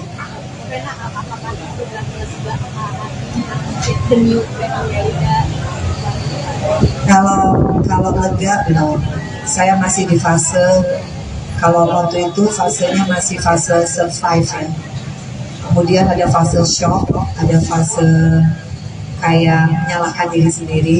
Kalau sekarang di fase yang menumbuhkan kepercayaan diri lagi bahwa ya ini harus aku lewatin. Jadi besok insya Allah kita terapi ya. Gimana Roro? Ya, alhamdulillah bagus sayang. Jadi kita tetap terus concern untuk kesehatan psikis Mbak Vena Malinda bersama tim psikolognya Ibu Citra, dokter pribadinya Dokter Ricky, dan juga besok ada satu lagi konselor yang expert ya namanya Pak Dispa akan langsung menterapi khususnya di bidang hipnoterapi. Jadi insya Allah nanti Mbak sayang bisa relax, bisa pelan-pelan merilis insya Allah seluruh rasa trauma depresi atas kejadian. Karena kita ketahui bersama saya dan juga Mbak Vena Malinda itu belum rilis semuanya sepenuhnya. Jadi korban KDRT itu tidak main-main. teman-teman media. Jadi sakitnya, traumanya, dan setiap malam tuh kadang suka aku bangun sendiri masih nge-review segala hal tentang sakit hati itu gitu. Jadi tetap terus konsentrasi untuk bisa menterapi Mbak saya, Mbak Vena Melinda, dan terima kasih atas amanahnya Nyai Ana selalu mengemban amanah ini dengan penuh kasih sayang kepada Mbak Vena agar supaya kita bisa menyeruakan say no to KDRT kepada teman-teman semua yang di luar sana yang mungkin kurang bisa berani untuk speak up. Kita akan speak up bersama. Maksudnya peningkatan dari akhirnya terapi, psikolog itu apa yang Mbak Vena rasain? Ada perubahan kan? Seperti apa? Iya, alhamdulillah ini terapi yang keberapa ya? 5? Iya, kelima. Alhamdulillah dalam 1 bulan. Betul. Jauh. Alhamdulillah ya. Pertama aku kan gak bisa makan, gak bisa appetite ya, terus gak bisa tidur ya, deep sleep. Tapi sekarang kalau makan udah mulai ada keinginan hari ini mau makan apa. Tapi kalau disuruh ngomong tentang sesuatu hal itu pasti akan cepat nangis ya. Betul. Kalau ada sesuatu yang ya itu jadi trigger, jadi pemicu. Jadi kayak tadi ngeliat anak-anak kecil yang selalu mengiringi aku. Waktu itu kan kakak-kakaknya, karena 10 tahun yang lalu itu mereka belum lahir gitu ya. Terus ngeliat mereka lagi aku kayak deja vu, karena waktu itu kan aku tahun 2013 tuh ingat banget Januari itu masih sendirian, baru pisah, kemudian sendirian, anak-anak sempat jauh waktu itu, suffer banget, dan mereka lah nih aku datang ke Padang Bude. Sampai akhirnya mereka yang datang apa? Masya Allah. Sampai akhirnya detik ini, tapi dengan peristiwa yang berbeda. Jadi aku, insya Allah aku yakin doa mereka, doa keluarga mereka, doa sahabat yang hadir hari ini, mudah-mudahan ke depan aku mendapatkan kebahagiaan. Amin.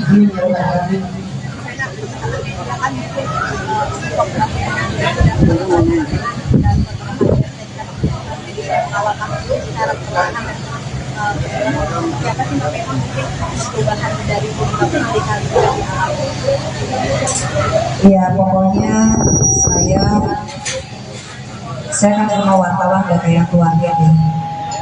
Kalau sampai kemarin saya agak nggak mau wawancara, semata-mata saya ingin semuanya kondusif. Tapi saya juga ingin teman-teman wartawan mengawal kasus ini karena wartawan itu dan media memegang peran yang sangat penting. Saya korban KDRT, begitupun Roro dan juga siapapun di luar sana, teman-teman perempuan. Konsekuensi memang banyak. Kalau kita berani speak up itu banyak. Makanya awal tuh yang harus kita persiapkan adalah mental. Karena yang namanya playing victim, namanya fitnah, namanya berbagai macam itu pasti adalah urutannya. Dan insya Allah tanggal 14 Februari saya minta teman-teman wartawan tidak ada waktu, kita sama-sama ke Komnas Perempuan. Saya mohon doa dan juga supportnya teman-teman untuk sama-sama kita menginformasikan bahwa KDRT itu bukan aib. KDRT itu adalah pidana. Artinya kalau kita sudah berani speak up, ya konsekuensinya kita harus kuat mental. Meskipun saya juga sering nangis kayak tadi, semata-mata sebetulnya saya masih manusia biasa. Nggak mungkinlah ada orang yang ingin menikah kemudian gagal dan kemudian ceritanya sampai seperti saya, kan nggak mungkin ya. Tapi kalau itu pun terjadi, ya itu sudah satu konsekuensi. Makanya saya bersyukur punya anak-anak yang luar biasa. Kebetulan Feral nggak bisa hadir ya, karena ada acara di Amerika, tapi sudah mensupport. Atala juga datang. Dia selalu ada di saat saya bilang yang sibuk-sibuk ya deh, sibuk cari uang, sibuk macam-macam ya. Tapi Atala selalu ada. Ya itu sih yang menguatkan saya, dan Atala sama Vero tuh nggak pernah menyalahkan mamanya dengan apa yang sudah terjadi. Dan dia dewasa, dia tidak emosional. Saya selalu lihat ya bagaimana tata cara Atala dan Vero bicara di depan kalian, dia tidak terpancing. fokus kepada ibunya luar biasa. Ya itu yang membuat saya jadi kadang kalau saya drop, saya ngeliat anak-anak saya aja, karena nggak mungkin saya dikasih Allah anugerah ini, peristiwa ini kalau saya nggak mampu. Tapi kadang kalau saya drop, yaitu manusiawi ya, karena saya sebetulnya belum sembuh secara psikologi, psikoterapi dan juga konselor itu sangat masih butuh proses. Jadi itu manusiawi, naluri dan juga tergantung dengan trigger. Jadi seperti mana yang sudah sampaikan tempo hari, mohon doanya teman-teman media semuanya dan semoga bisa memberitakan berita yang lebih proporsional. Jadi kalau misalnya ada isu-isu dan lain-lain itu yang merupakan trigger dari Mbak Vera, mohon jangan diberitakan karena Mbak Vera sangat serius sekali. Seberapa sayangnya kalau Mbak Vera ini mau menyuarakan itu Iya, yang pasti buat Vero, Atala, Fania, tentunya saya hidup di dunia ini kan yang saya tinggalkan legacy adalah bagaimana mereka bangga lah sama hidupnya ya, sama orang tuanya. Jadi kalau apa yang saya lakukan itu kemudian menginspirasi Vero masuk ke dunia politik, salah satu agendanya adalah ingin menyuarakan anti KDRT, khususnya di kalangan anak muda, karena dia juga anak muda, milenial. Ya saya bangga, artinya semua isu itu penting dan saya juga tahu banget Vero punya capable, mudah-mudahan Atala juga nanti bisa ngikutin, Fania. Ya kita kan nggak tahu ya kita hidup sampai umur berapa, jadi saya selalu bilang sama anak-anak saya, apapun yang terjadi sama mama, pemberitaan yang bagus kita syukuri, kalau pemberitaan lagi jelek ya kita harus kuat menghadapinya, meskipun kadang seperti yang Bapak lihat, kalau saya udah ngerasa sedih banget, saya telepon dia malam-malam. Kok bisa ya ada orang kayak gitu misalnya. Tapi itu terjadi sama hidup saya. Jadi ya saya manusia biasa. Kadang kalau saya nggak kuat ya saya harus ngomong sama psikolog ya, sesi curhat ya. Sesi curhat tuh apa lagi? Sampai kayak. Tapi habis itu lega. Habis itu pasti paling penting curhat sama Allah. Betul. Itu yang apa sih kamu yang sering bilang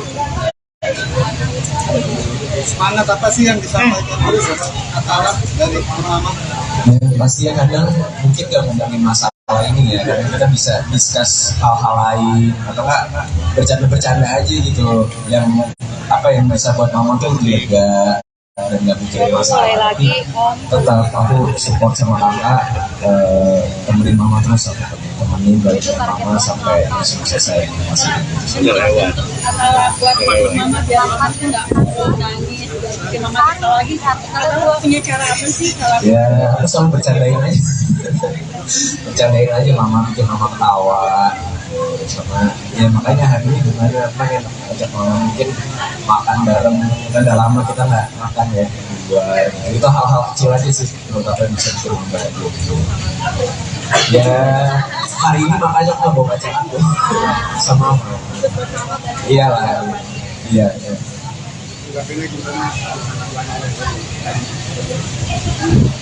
Ya pokoknya saya juga terima kasih ya sama teman-teman wartawan. Kalian luar biasa lah, meskipun kita nggak keluarga gitu, tapi saya ngerasain banget gitu ya, pemberitaan kalian itu tetap berimbang. Ya apa ya, kalau soal Atala, Vero, Fania itu udah gift gitu, dari Allah. Sekarang tinggal gimana saya supaya nggak terpuruk secara mental, tetap harus kuat buat anak-anakku. Karena mereka masih butuh aku. Kalau yang gede-gede pasti butuh doa aku, yang kecil Fania pasti butuh aku didik. Jadi ya sekarang terus memacu diri bersyukur. Jadi healing sendiri ya. Kadang kalau sedih, ngomong sendiri. Karena saya juga kalau lagi sedih terus lagi semua pada sibuk gitu, udah ngomongnya sendiri, udah bisa, nggak ada apa-apa gitu. Dan alhamdulillah healing itu juga boleh ya gitu. Boleh kayak ngomong gitu, udah nggak ada apa-apa gitu. Paling enggak ada tahap kita untuk bisa mengutarakan apa yang dipendam, karena kalau tidak diutarakan itu dengan diri sendiri kita bisa lebih drop lagi depresinya.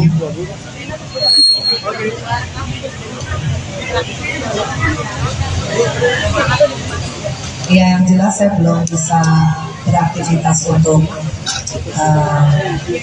cari uang ya. Saya harus fokus dengan kasusnya, mudah-mudahan lancar. Tapi saya memang alhamdulillah jadi banyak sholat sunnah sih. Kemudian saya udah bilang sama Roro, insya Allah kita ikut pengajian ya. Ya. Dan kalau yang lain-lainnya saya memang belum bisa mengajar juga.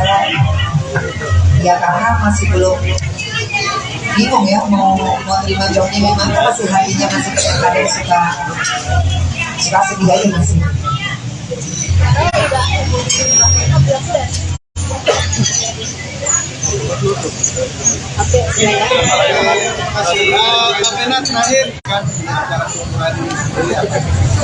Iya, yang pasti seperti yang aku tadi utarakan. Ya.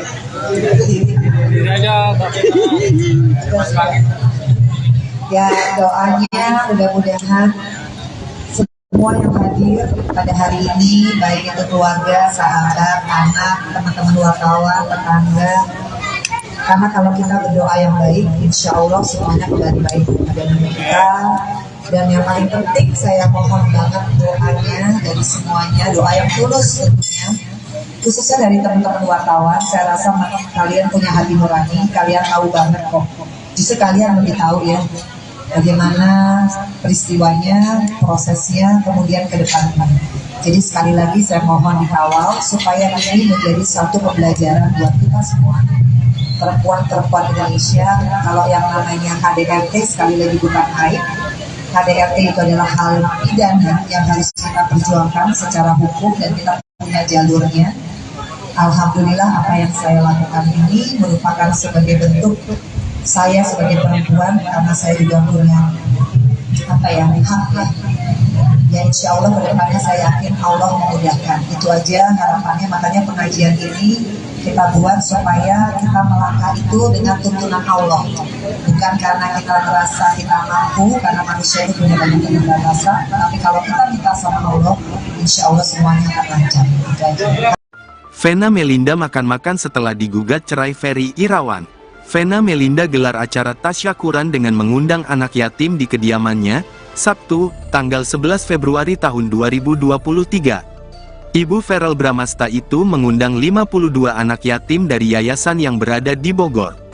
Vena mengaku di tengah permasalahan yang ia hadapi mulai dari mendapat tindak KDRT hingga digugat suaminya, Ferry Irawan, doa anak yatim dapat meringankan bebannya. Lebih lanjut, Vena menuturkan bahwa kedepannya banyak yang harus ia perjuangkan seperti mengikuti proses sidang tindak KDRT hingga proses perceraian. Dengan itu, ia membutuhkan doa dari anak-anak yatim.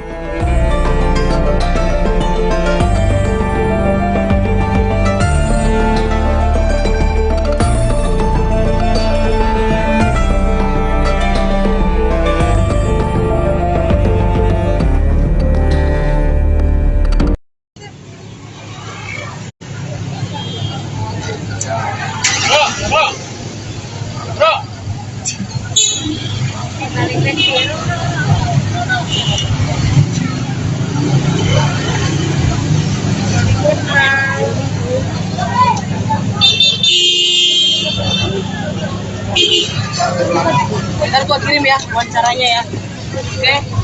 Oke. Oke. Garing jawab.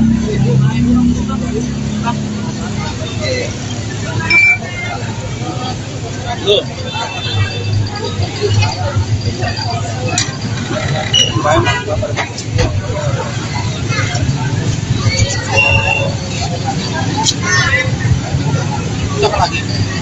Atala, Emparel. Udah sini aja. Minggir ya, minggir. Maaf. Minggir ya. Sedikit aja dong, Kak. Cara syukuran minggir.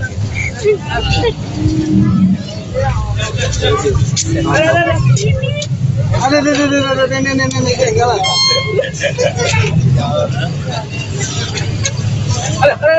Ada. Jahat. Sallallahu alaihi wasallam.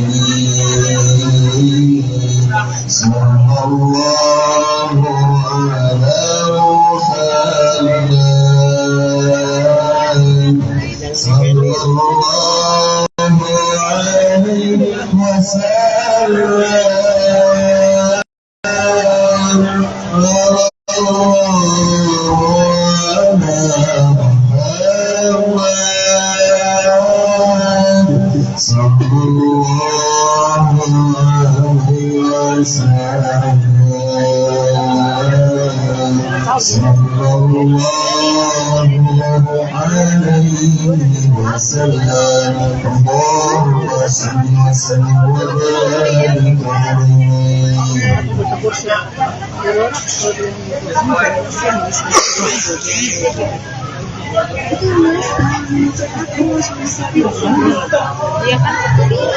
Itu yang nulis itu media itu si manajer aku sama si Fikri kata dia gitu. Mbak, Fikri itu anak baru kemarin mbak. Dia bilang naik. Ada yang main dulu? Mas bawanya dong. Oh, santai mas.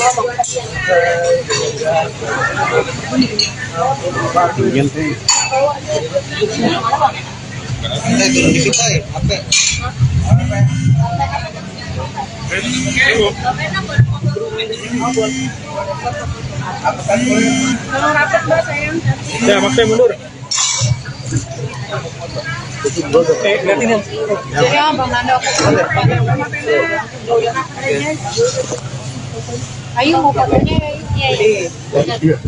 Lagi.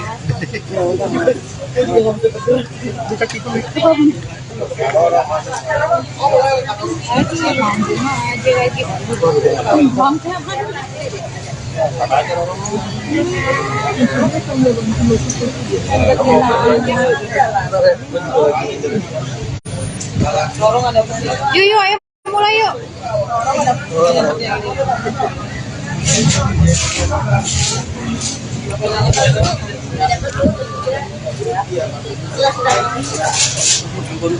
Ya, aman. Sampai. Mbak Vena mungkin hari ini sama anak yatim dalam rangka apa sih kalau mau pakai mic? Pakai. Ya, alhamdulillah hari ini kami program 52 anak yatim dari doa anak yatim Kandek dari Bogor. Ini udah tahun ke-10 aku selalu sama mereka dan semua pas dan salamnya mengundang mereka lagi. Gak ada salahnya mengundang mereka lagi di rumah Kaso, karena terakhir juga waktu pindah ke sini kan belum ada pengajian sama sekali. Jadi sekalian syukuran di rumah Kaso, dan juga insya Allah pengajian untuk kedepannya masih banyak hal-hal yang harus tetap aku perjuangkan dan butuh doa dari anak-anak. Kalau sendiri baru pertama kali ikut pengajian sama mama. Apa? Pertama kali. Tes. Ada suara. Mati ya? Mati. Tes. Enggak udah. Tes. Hilang lagi. Oh, nggak usah pakai mic. Jangan ya. Jadi dari dulu emang mama saya ada bisa acara-acara pengajian dari aku masih kecil sama kakak. Jadi emang hal kayak gitu udah rutin. Kebetulan baru tahun ini baru sekali ya di rumah ini. Kurang suaranya kurang.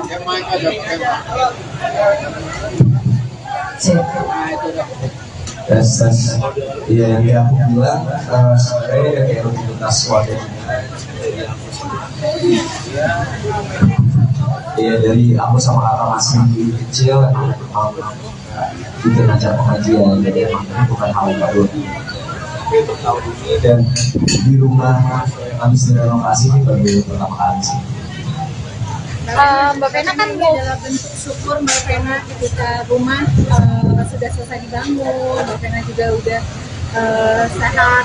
Ini adalah bentuk syukur akhirnya mengajak para anak-anak yatim yang memang dahulu kala yang sering banget mendoakan Mbak Vena.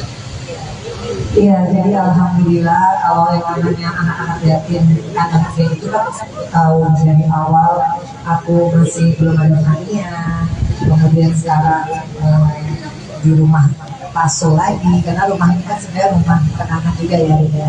Jadi yang ada salahnya mengundang mereka, dan mudah-mudahan kedepannya aku lebih kuat, lebih sabar, lebih percaya diri lagi untuk menghadapi apapun. Jadi doa anak yatim aku yakini insya Allah dijaga sama Allah, karena kan kita lihat mereka berdoanya luar biasa. Tadi kita baca Yasin begitu semangat, dan mereka ini hafal Yasin ya, kita aja masih baca alhamdulillah. Dan mereka ini rata-rata anak-anak yang udah umroh dan haji, jadi anak-anak luar biasa sih. Iya, tadi itu 52 anak. Kenapa 52? Karena usiaku tahun ini 51. Jadi harus ditambah 1. Jadi 52. Jadi memang sengaja dari dulu sama Pak Dwi pimpinannya aku selalu bilang kalau bisa anak-anak kecil. Anak-anak yang masih kecil aja udah tadi kan tahajud ya, rajin tahajud, kemudian baca Quran ya.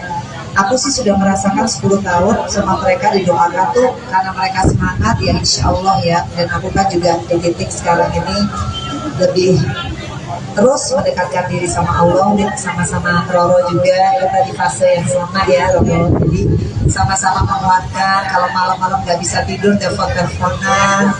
Ya alhamdulillah punya sister Roro yang rumahnya juga dekat banget gitu. Semua takdir Allah ya itu sih.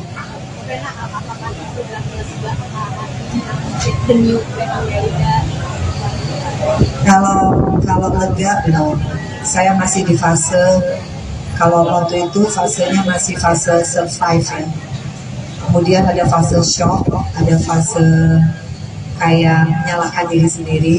Kalau sekarang di fase yang menumbuhkan kepercayaan diri lagi bahwa ya ini harus aku lewatin. Jadi besok insya Allah kita terapi ya. Gimana Roro?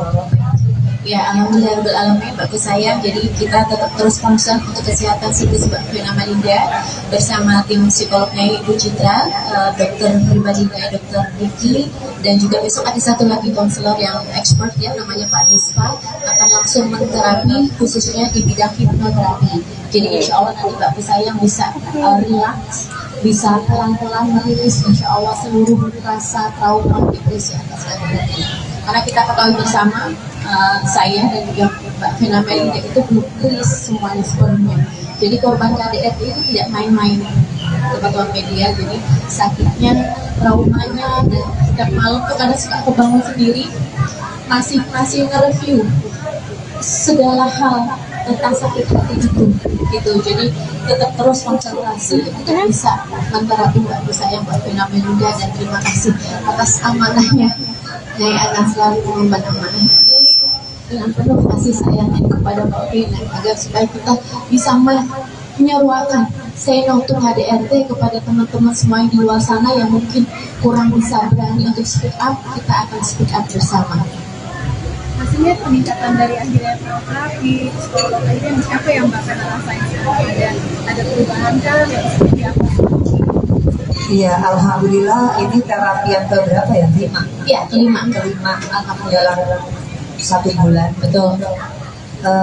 Jauh, alhamdulillah ya. Pertama aku kan nggak bisa makan, nggak bisa appetite ya, terus nggak bisa tidur yang deep sleep. Tapi sekarang kalau makan udah mulai ada keinginan hari ini mau makan apa.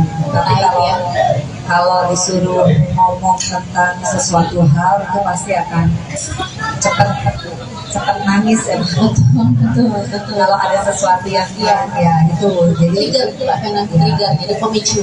Jadi kayak tadi ngeliat anak-anak kecil yang selalu mengiringi aku. Waktu itu kan kakak-kakaknya, karena 10 tahun yang lalu tuh mereka belum lahir gitu ya.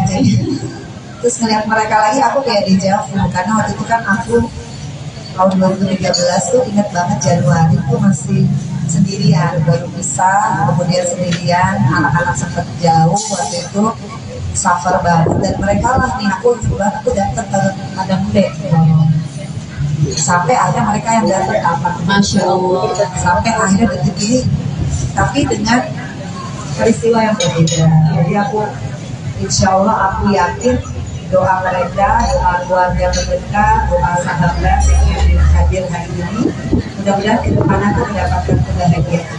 Amin.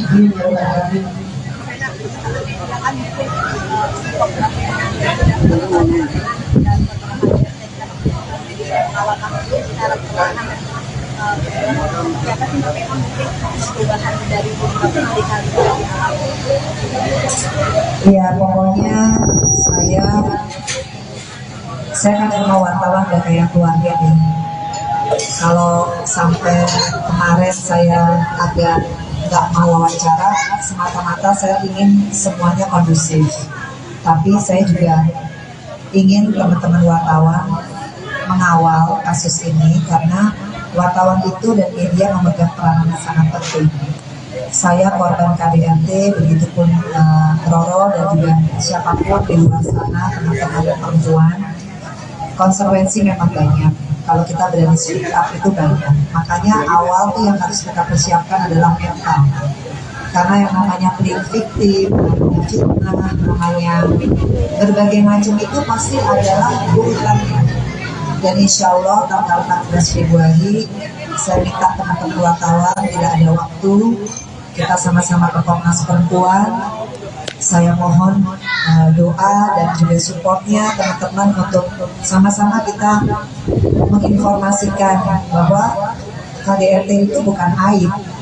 KDRT itu adalah pidana.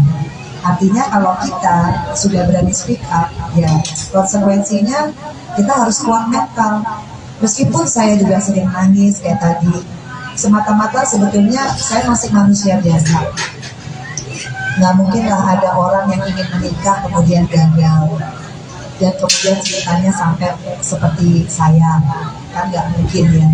Tapi kalau itu pun terjadi, ya itu sudah satu konsekuensi. Makanya saya bersyukur punya anak-anak yang luar biasa. Kebetulan Feral nggak bisa hadir ya, karena ada acara di Amerika, tapi sudah mensupport. Atala juga datang, dia selalu ada di saat saya bilang, ya meskipun sibuk ya dek, sibuk cari uang, sibuk macam-macam ya. Tapi Atala selalu ada, ya itu sih yang menguatkan saya. Dan Atala sama Feral tuh nggak pernah menyalahkan mamanya dengan apa yang sudah terjadi, dan dia dewasa, dia tidak emosional. Saya selalu lihat ya bagaimana tata cara Atala dan Feral bicara di depan kalian, dia tidak terpancing, fokus kepada ibunya, luar biasa. Ya itu yang membuat saya jadi kadang kalau saya drop, saya ngeliat anak-anak saya aja, karena nggak mungkin saya dikasih Allah anugerah ini, peristiwa ini kalau saya nggak mampu. Tapi kadang kalau saya drop, yaitu manusiawi ya, nolong, karena saya sebetulnya belum sembuh secara psikologi, psikoterapi dan juga konselor itu sangat masih butuh proses. Jadi itu manusiawi, naluri, dan juga tergantung dari trigger. Jadi seperti mana yang sudah sampaikan tempo hari, mohon doanya teman-teman media semuanya, dan semoga bisa memberitakan berita yang lebih proporsional. Jadi kalau misalnya ada isu-isu dan lain-lain itu yang merupakan trigger dari Mbak Vera, mohon jangan diberitakan, karena Mbak Vera sangat serius sekali. Seberapa sayangnya kalau Mbak Vera ini mau menyuarakan itu. Iya, yang pasti buat Vero, Atala, Fania, tentunya saya hidup di dunia ini kan yang saya tinggalkan legacy adalah bagaimana mereka bangga lah sama hidupnya ya, sama orang tuanya. Jadi kalau apa yang saya lakukan itu kemudian menginspirasi Vero masuk ke dunia politik, salah satu agendanya adalah ingin menyuarakan anti KDRT, khususnya di kalangan anak muda, karena dia juga anak muda, milenial. Ya saya bangga, artinya semua isu itu penting ya. Dan saya juga tahu banget Vero punya capable, mudah-mudahan Atala juga nanti bisa ngikutin, Fania. Ya kita kan nggak tahu ya kita hidup sampai umur berapa. Jadi saya selalu bilang sama anak-anak saya, apapun yang terjadi sama mama, pemberitaan yang bagus kita syukuri. Kalau pemberitaan lagi jelek, ya kita harus kuat menghadapinya. Meskipun kadang seperti yang Bapak lihat, kalau saya udah ngerasa sedih banget, saya telepon dia malam-malam. Kok bisa ya ada orang kayak gitu misalnya. Tapi itu terjadi sama hidup saya. Jadi ya saya manusia biasa. Kadang kalau saya nggak kuat ya saya harus ngomong sama psikolog ya, sesi curhat ya. Sesi curhat tuh sampai nangis, sampai kayak. Tapi habis itu lega. Tapi habis itu pasti paling penting curhat sama Allah. Betul. Itu yang apa sih kamu yang sering semangat apa sih yang disampaikan Atala dari mama? Pasti ya kadang mungkin gak ngomongin masalah ini ya, kadang kita bisa discuss hal-hal lain atau enggak bercanda-bercanda aja gitu, yang apa yang bisa buat mama tuh lega dan gak mikirin masalah. Tapi tetap aku support sama kakak, temenin mama terus, temenin balik mama sampai selesai masih lewat. Buat mama biar mama tuh nggak nangis, biar mama ketawa lagi. Kalau punya cara apa sih? Ya aku selalu bercandain aja mama, bikin mama ketawa. Sama ya makanya hari ini gimana pengen ajak mama mungkin makan bareng, kan udah lama kita nggak makan ya buat itu hal-hal kecil aja sih menurut aku yang bisa bikin bahagia gitu. Ya hari ini makanya aku mau baca aku sama mama. Iyalah, iya.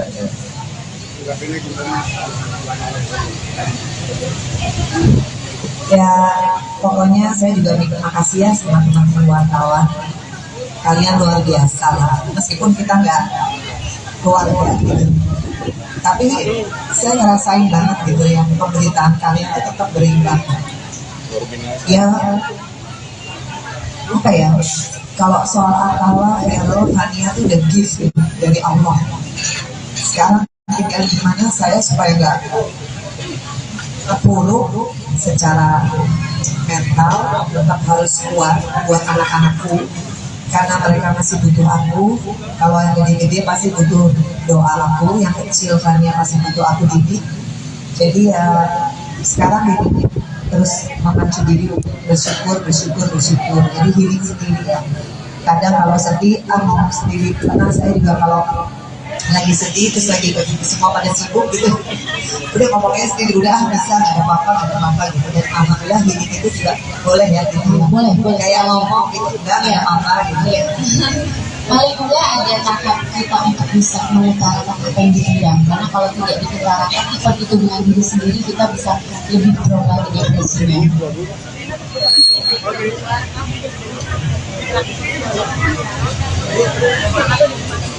Ya yang jelas saya belum bisa beraktivitas untuk cari uang ya. Saya harus fokus dengan kasusnya, mudah-mudahan lancar. Tapi saya memang alhamdulillah jadi banyak sholat sunnah sih. Kemudian saya udah bilang sama Roro, insya Allah kita ikut pengajian ya. Dan kalau yang lain-lainnya saya memang belum bisa mengajar juga. Ya karena masih belum bingung ya mau terima jawabnya memang, masih hatinya masih kadang-kadang suka sedih aja masih.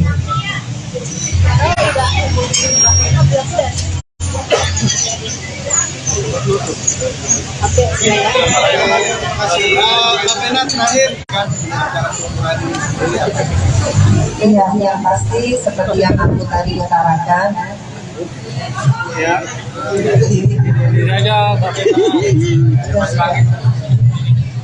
doanya mudah-mudahan semua yang hadir pada hari ini, baik itu keluarga, sahabat, anak, teman-teman wartawan, tetangga.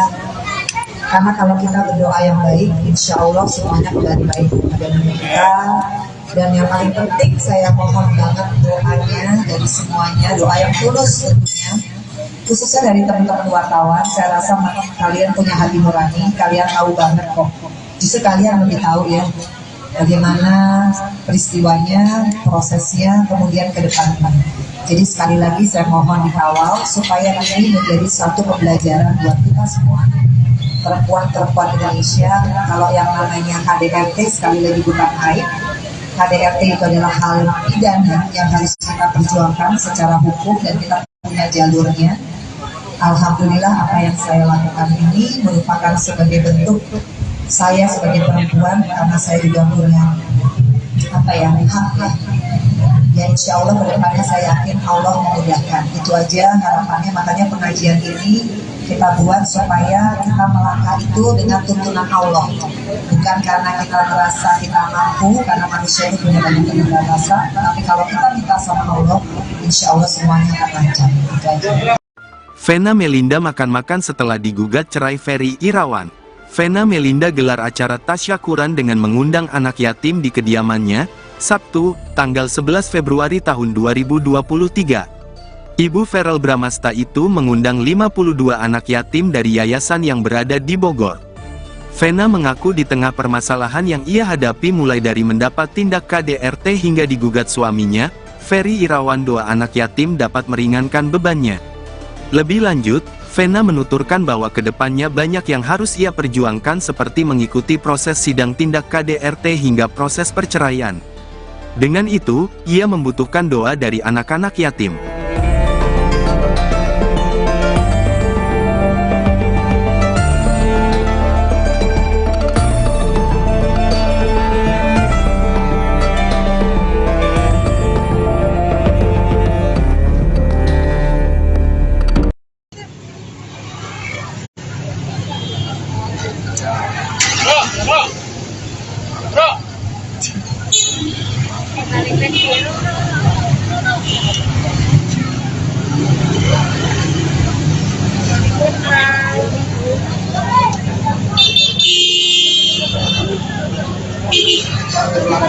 Ntar gua kirim ya wawancaranya ya.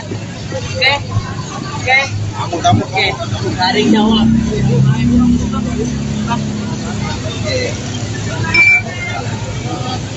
Tuh.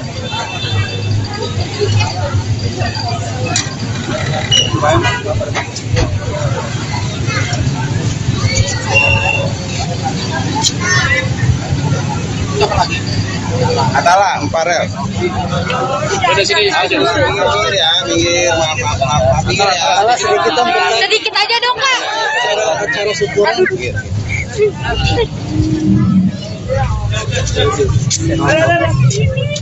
Ada, nenek ketinggalan. Ada. Jahat.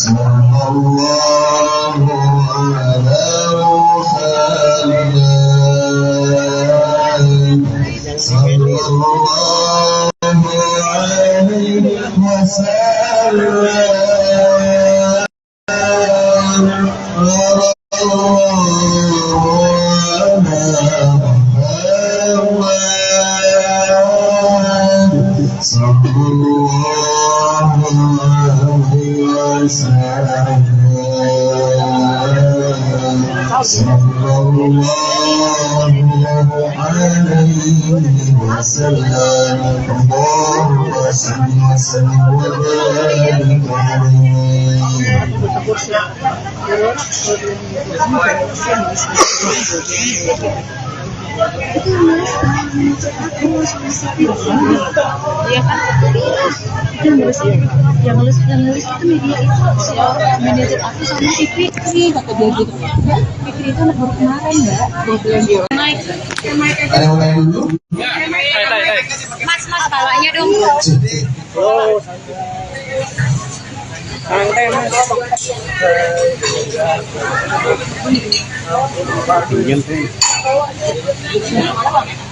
Turun di kita ya, apa?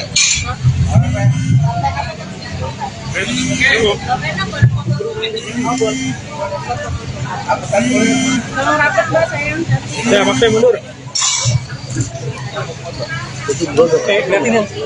Ya, Bang Nando. Ayo mau fotonya ya. Apa lagi?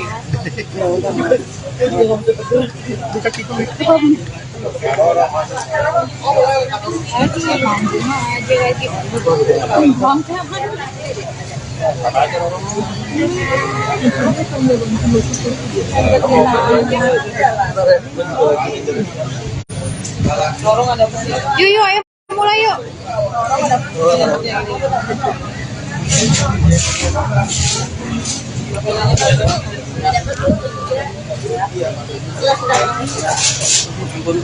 Ya, aman. Sampai. Mbak Vena mungkin hari ini sama anak yatim dalam rangka apa sih? Mau pakai mic? Pakai. Ya, alhamdulillah hari ini kami sedang 52 anak yatim dari doa anak yatim Kanada dari Bogor. Ini udah tahun ke-10 kami selalu mereka dan semua pasangan. Jadi dan salamnya mengundang mereka lagi. Gak ada salahnya mengundang mereka lagi di rumah Kaso karena terakhir juga waktu pindah ke sini kan belum ada pengajian sama sekali. Jadi sekalian syukuran di rumah Kaso dan juga insya Allah pengajian untuk kedepannya masih banyak hal-hal yang harus tetap aku perjuangkan yang butuh doa dari anak-anak. Kalau sendiri baru pertama kali ikut pengajian sama mama. Apa? Pertama kali. Tes. Ada suara. Nanti ya. Nanti mic. Tes. Mati. Enggak udah. Tes. Hilang lagi. Nggak usah pakai mic. Dengar ya. Jadi dari dulu mama saya ada Indonesia acara pengajian dari aku masih kecil sama kakak, jadi emang hal kayak gini tuh udah rutin. Kebetulan baru tahun ini baru sekali ya di rumah ini ya. Kurang suaranya kurang.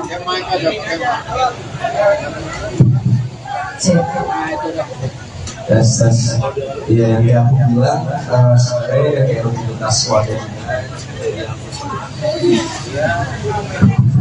Iya, dari aku sama kakak masih kecil emang bikin acara pengajian, jadi emang ini bukan hal baru. Untuk tahun ini Dan di rumah habis direnovasi ini baru pertama kali sih. Mbak Vena kan adalah bentuk syukur Mbak Vena ketika rumah sudah selesai dibangun. Mbak Vena juga udah sehat. Seperti ini adalah bentuk syukur akhirnya mengajak para anak-anak yatim yang memang dahulu kala yang sering banget mendoakan Mbak Vena. Iya, jadi alhamdulillah kalau yang namanya anak-anak yatim anak saya itu kan tahu dari awal aku masih belum ada harinya, kemudian sekarang di rumah Paso lagi karena rumah ini kan sebenarnya rumah anak juga ya. Jadi yang ada salahnya mengundang mereka dan mudah-mudahan kedepannya aku lebih kuat, lebih sabar, lebih percaya diri lagi untuk menghadapi apapun. Jadi doa anak yatim aku yakini insya Allah dijawab sama Allah. Karena kan kita lihat mereka berdoanya luar biasa. Tadi kita baca Yasin begitu semangat dan mereka ini hafal Yasin ya. Kita aja masih baca alhamdulillah dan mereka ini rata-rata anak-anak yang udah umroh dan haji. Jadi anak-anak luar biasa sih. Iya, tadi itu 52 anak. Kenapa 52? Karena usiaku tahun ini 51. Jadi harus ditambah 1. Jadi 52. Jadi memang sengaja dari dulu sama Pak Dwi pimpinannya aku selalu bilang kalau bisa anak-anak kecil, anak-anak yang masih kecil aja udah tadi kan tahajud ya, rajin tahajud, kemudian baca Quran ya. Aku sih sudah merasakan 10 tahun sama mereka didoakan tuh karena mereka semangat ya insya Allah ya. Dan aku kan juga di titik sekarang ini lebih terus mendekatkan diri sama Allah, dan sama-sama Roro juga kita di fase yang sama ya Roro. Jadi sama-sama menguatkan, kalau malam-malam nggak bisa tidur telepon-teleponan. Ya alhamdulillah punya sister Roro yang rumahnya juga dekat banget gitu. Semua takdir Allah ya itu sih.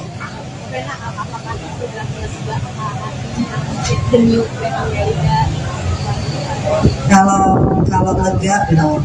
Saya masih di fase, kalau waktu itu fasenya masih fase survive ya. Kemudian ada fase shock, ada fase kayak menyalahkan diri sendiri. Kalau sekarang di fase yang menumbuhkan kepercayaan diri lagi, bahwa ya ini harus aku lewatin. Jadi besok insya Allah kita terapi ya. Gimana Roro? Ya, alhamdulillah bagus sayang. Jadi kita tetap terus concern untuk kesehatan psikis Mbak Vena Melinda bersama tim psikolognya Ibu Citra, dokter pribadinya Dokter Diki, dan juga besok ada satu lagi konselor yang expert ya, namanya Pak Dispa, akan langsung menterapi khususnya di bidang hipnoterapi. Jadi insya Allah nanti Mbak sayang bisa relax, bisa pelan-pelan merilis insya Allah seluruh rasa trauma depresi atas kejadian. Karena kita ketahui bersama, saya dan juga Mbak Vena Melinda itu belum rilis semuanya sepenuhnya. Jadi korban KDRT itu tidak main-main, teman-teman media. Jadi sakitnya, traumanya, dan setiap malam tuh karena suka kebangun sendiri, masih nge-review segala hal tentang sakit hati gitu. Jadi tetap terus konsentrasi untuk bisa menterapi Mbak sayang Mbak Vena Melinda, dan terima kasih atas amanahnya. Saya akan selalu mengemban amanah dengan penuh kasih sayang kepada Mbak Vena, agar supaya kita bisa menyeruakan say no to KDRT kepada teman-teman semua yang di luar sana yang mungkin kurang bisa berani untuk speak up. Kita akan speak up bersama. Hasilnya peningkatan dari akhirnya terapi, psikolog aja, apa yang Mbak Vena rasain? Ada perubahan kan yang seperti apa? Iya, alhamdulillah ini terapi yang keberapa ya? Iya, kelima. Alhamdulillah 1 bulan. Betul. Jauh. Alhamdulillah ya. Pertama aku kan nggak bisa makan, nggak bisa appetite ya, terus nggak bisa tidur yang deep sleep. Tapi sekarang kalau makan udah mulai ada keinginan hari ini mau makan apa. Tapi kalau disuruh ngomong tentang sesuatu hal itu pasti akan cepat nangis ya. Betul.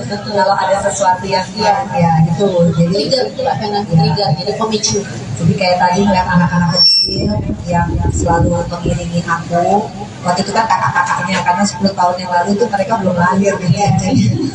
Terus ngeliat mereka lagi aku kayak dejavu, karena waktu itu kan aku tahun 2013 tuh ingat banget Januari tuh masih sendirian, baru pisah, kemudian sendirian, anak-anak sempat jauh waktu itu, suffer banget, dan mereka lah nih aku datang ke Padang Budi sampai akhirnya mereka yang datang apa, Masya Allah, sampai akhirnya detik ini, tapi dengan peristiwa yang berbeda. Jadi aku insya Allah aku yakin doa mereka, doa keluarga mereka, doa sahabat yang hadir hari ini, mudah-mudahan ke depan aku mendapatkan kebahagiaan. Amin.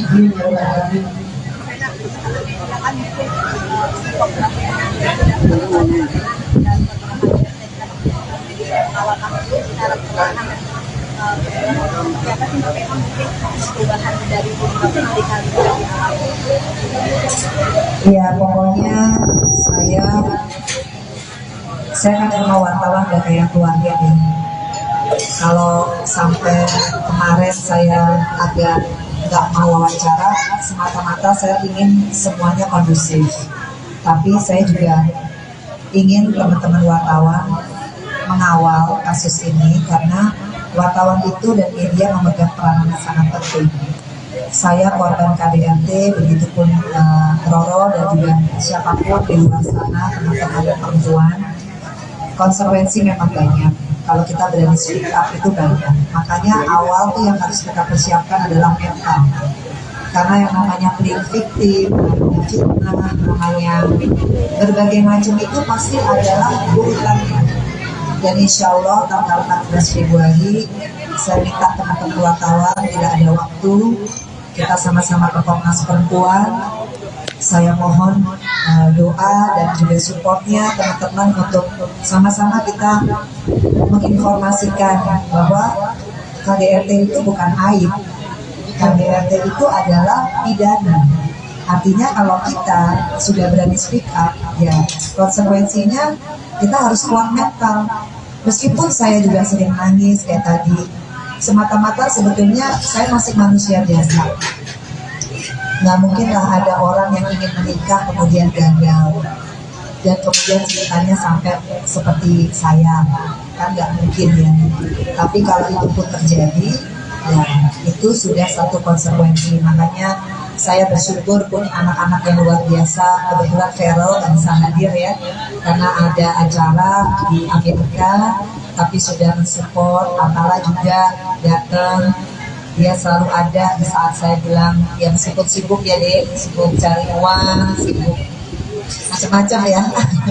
Tapi Atala selalu ada. Ya itu sih yang menguatkan saya, dan Atala sama Feral tuh nggak pernah menyalahkan mamanya dengan apa yang sudah terjadi, dan dia dewasa, dia tidak emosional. Saya selalu lihat ya bagaimana tata cara Atala dan Feral bicara di depan kalian, dia tidak terpancing, fokus kepada ibunya, luar biasa. Ya itu yang membuat saya jadi kadang kalau saya drop, saya ngeliat anak-anak saya aja, karena nggak mungkin saya dikasih Allah anugerah ini, peristiwa ini kalau saya nggak mampu.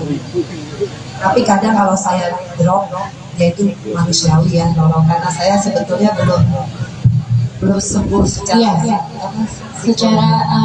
psikologi, psikoterapi dan juga konselor itu amat sangat masih butuh proses. Jadi itu manusiawi, naluri, dan juga tergantung dengan trigger. Jadi seperti mana yang sudah sampaikan tempo hari, mohon doanya teman-teman media semuanya, dan semoga bisa memberitakan berita yang lebih proporsional. Jadi kalau misalnya ada isu-isu dan lain-lain itu yang merupakan trigger dari Mbak Vera, mohon jangan diberitakan, karena Mbak Vera sensitif sekali. Seberapa sayangnya kalau Mbak Vera itu pun mau menyuarakan pun Iya, yang pasti buat Vero, Atala, Fania, tentunya saya hidup di dunia ini kan yang saya tinggalkan legacy adalah bagaimana mereka bangga lah sama hidupnya ya, sama orang tuanya. Jadi kalau apa yang saya lakukan itu kemudian menginspirasi Vero masuk ke dunia politik, salah satu agendanya adalah ingin menyuarakan anti KDRT, khususnya di kalangan anak muda, karena dia juga anak muda, milenial. Ya saya bangga, artinya semua isu itu penting, dan saya juga tahu banget Vero punya capable, mudah-mudahan Atala juga nanti bisa ngikutin Fania. Ya kita kan nggak tahu ya kita hidup sampai umur berapa, jadi saya selalu bilang sama anak-anak saya, apapun yang terjadi sama mama, pemberitaan yang bagus kita syukuri. Kalau pemberitaan lagi jelek, ya kita harus kuat hadapinnya, meskipun kadang seperti yang Loro lihat, kalau saya udah ngerasa sedih banget, saya telepon dia malam-malam. Kok bisa ya ada orang kayak gitu misalnya, tapi itu terjadi sama hidup saya. Jadi ya saya manusia biasa, kadang kalau saya nggak kuat ya saya harus ngomong sama psikolog ya, sesi curhat ya, sesi curhat tuh sampai lagi sampai kayak, tapi habis itu lega. Tapi habis itu pasti paling penting curhat sama Allah. Betul. Itu yang apa sih kamu yang sering bilang semangat apa sih yang disampaikan terus Atala dari mama? Ya, pastinya kadang mungkin gak ngomongin masalah ini ya, kadang kita bisa discuss hal-hal lain atau enggak bercanda-bercanda aja gitu, yang apa yang bisa buat mama tuh lega dan gak mikirin masalah. Tapi tetap aku support sama kakak, temenin mama terus, aku temenin baik mama sampai selesai masih Atala buat mama biar mama tuh nggak perlu nangis, bikin mama ketawa lagi. Atala punya cara apa sih kalau ya aku selalu bercandain aja bercandain aja mama, bikin mama ketawa sama ya. Makanya hari ini gimana pengen ajak mama mungkin makan bareng, kita udah lama kita nggak makan ya buat itu, hal-hal kecil aja sih menurut aku yang bisa bikin bahagia gitu. Ya hari ini makanya aku mau baca aku sama mama. Iyalah, iya.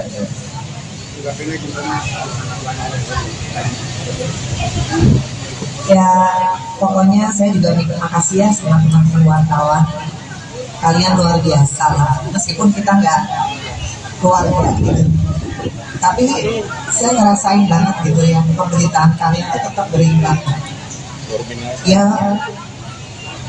apa ya, kalau soal Atala, Vero, Tania itu udah gift gitu, dari Allah.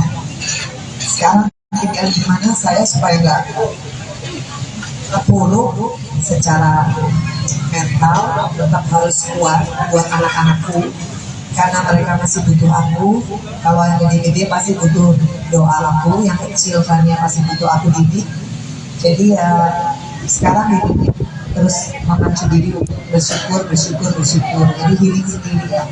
Kadang kalau sedih, ngomong sendiri. Karena saya juga kalau lagi sedih terus lagi semua pada sibuk gitu, udah ngomongnya sendiri udah bisa nggak ada apa-apa gitu. Dan alhamdulillah healing itu juga boleh ya gitu. Boleh. Kayak ngomong gitu udah nggak ada apa-apa gitu. Paling enggak ada tahap kita untuk bisa mengutarakan apa yang dipendam, karena kalau tidak diutarakan itu dengan diri sendiri kita bisa lebih drop lagi depresinya.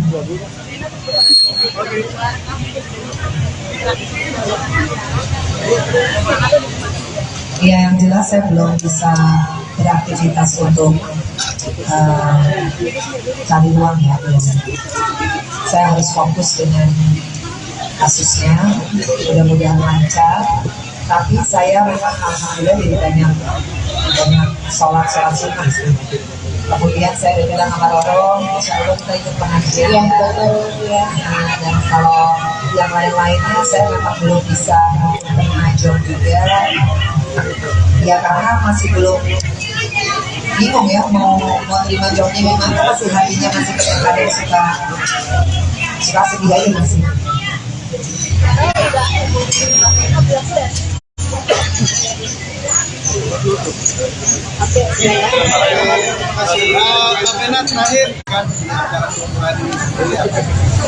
Iya, yang pasti seperti yang aku tadi utarakan.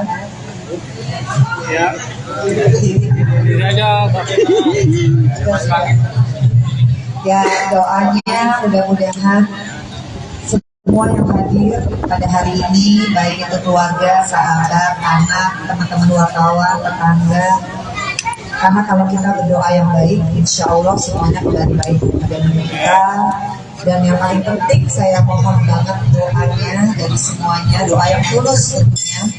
Khususnya dari teman-teman wartawan, saya rasa kalian punya hati nurani, kalian tahu banget kok. Justru kalian lebih tahu ya bagaimana peristiwanya, prosesnya, kemudian ke depannya. Jadi sekali lagi saya mohon dikawal supaya ini menjadi satu pembelajaran buat kita semua. Perempuan-perempuan Indonesia, kalau yang namanya KDRT sekali lagi bukan aib. KDRT itu adalah hal pidana yang harus kita perjuangkan secara hukum dan kita punya jalurnya. Alhamdulillah apa yang saya lakukan ini merupakan sebagai bentuk saya sebagai perempuan, karena saya juga punya hak ya insya Allah kedepannya saya yakin Allah memudahkan. Itu aja harapannya, makanya pengajian ini kita buat supaya kita melangkah itu dengan tuntunan Allah, bukan karena kita merasa kita mampu, karena manusia itu punya banyak keterbatasan, tapi kalau kita minta sama Allah insya Allah semuanya akan lancar. Itu aja. Vena Melinda makan-makan setelah digugat cerai Ferry Irawan. Vena Melinda gelar acara tasyakuran dengan mengundang anak yatim di kediamannya, Sabtu, tanggal 11 Februari tahun 2023. Ibu Verrel Bramasta itu mengundang 52 anak yatim dari yayasan yang berada di Bogor. Vena mengaku di tengah permasalahan yang ia hadapi mulai dari mendapat tindak KDRT hingga digugat suaminya, Ferry Irawan, doa anak yatim dapat meringankan bebannya. Lebih lanjut, Vena menuturkan bahwa kedepannya banyak yang harus ia perjuangkan seperti mengikuti proses sidang tindak KDRT hingga proses perceraian. Dengan itu, ia membutuhkan doa dari anak-anak yatim.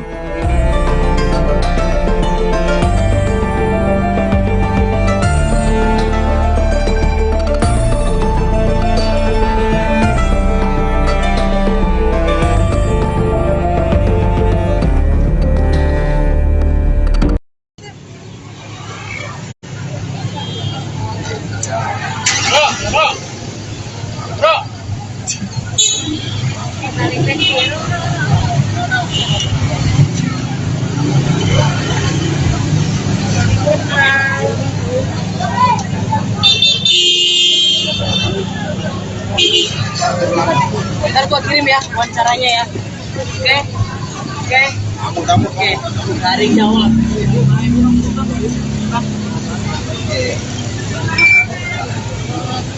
Loh.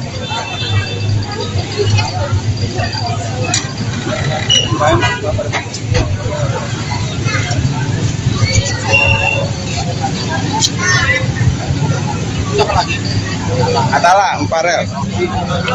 Udah sini aja. Minggir ya, minggir. Maaf. Minggir ya. Atala Sedikit aja dong, Kak. Acara syukuran.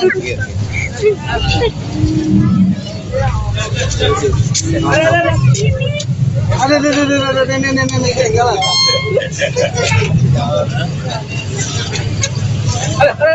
Ada. Jahat.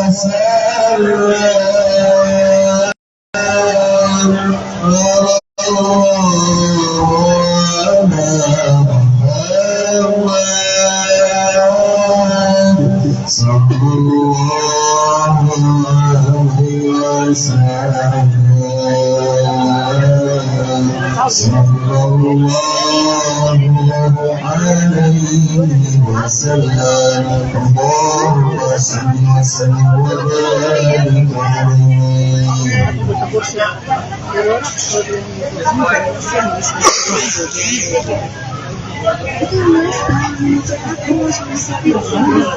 Iya kan? Itu yang nulis itu media itu si manajer aku sama si Pipi, kata dia gitu. Mbak, Pipi itu anak baru kemarin mbak, dia bilang dia naik.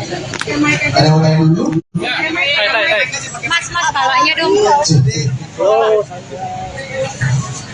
Santai mas. Ingin sih. Di kita ya, oke.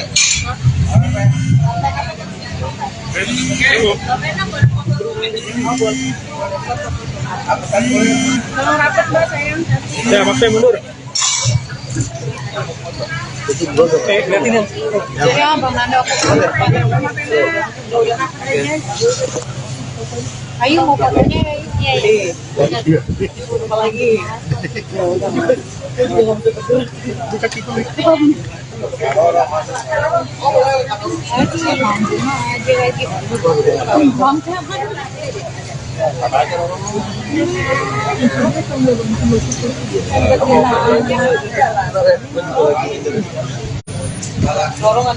Yuk, ayo mulai yuk.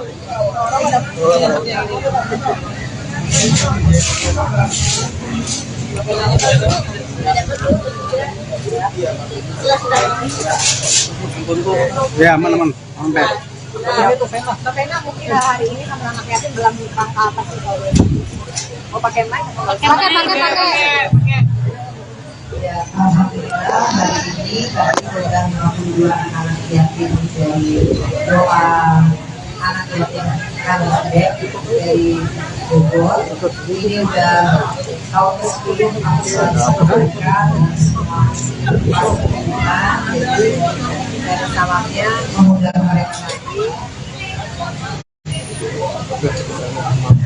Gak ada salahnya mengundang mereka lagi di rumah Kaso karena terakhir juga waktu pindah ke sini kan belum ada pengajian sama sekali, jadi sekalian syukuran di rumah Kaso dan juga insya Allah pengajian untuk kedepannya masih banyak hal-hal yang harus tetap aku perjuangkan yang butuh doa dari anak-anak.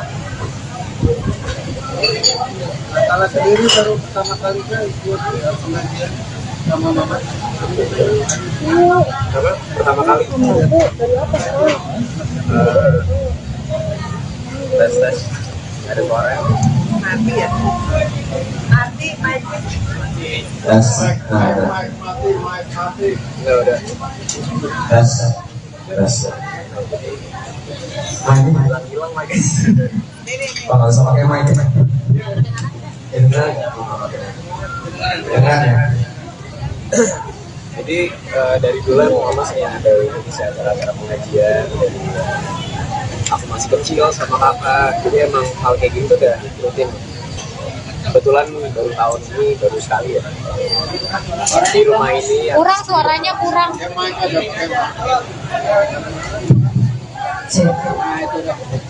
Tes. Iya, yang dia aku bilang sebenarnya kayak rutinitas warga. Iya, dari aku sama kakak masih kecil emang bikin acara pengajian, jadi emang ini bukan hal yang baru. Untuk tahun ini Dan di rumah habis renovasi ini baru pertama kali sih.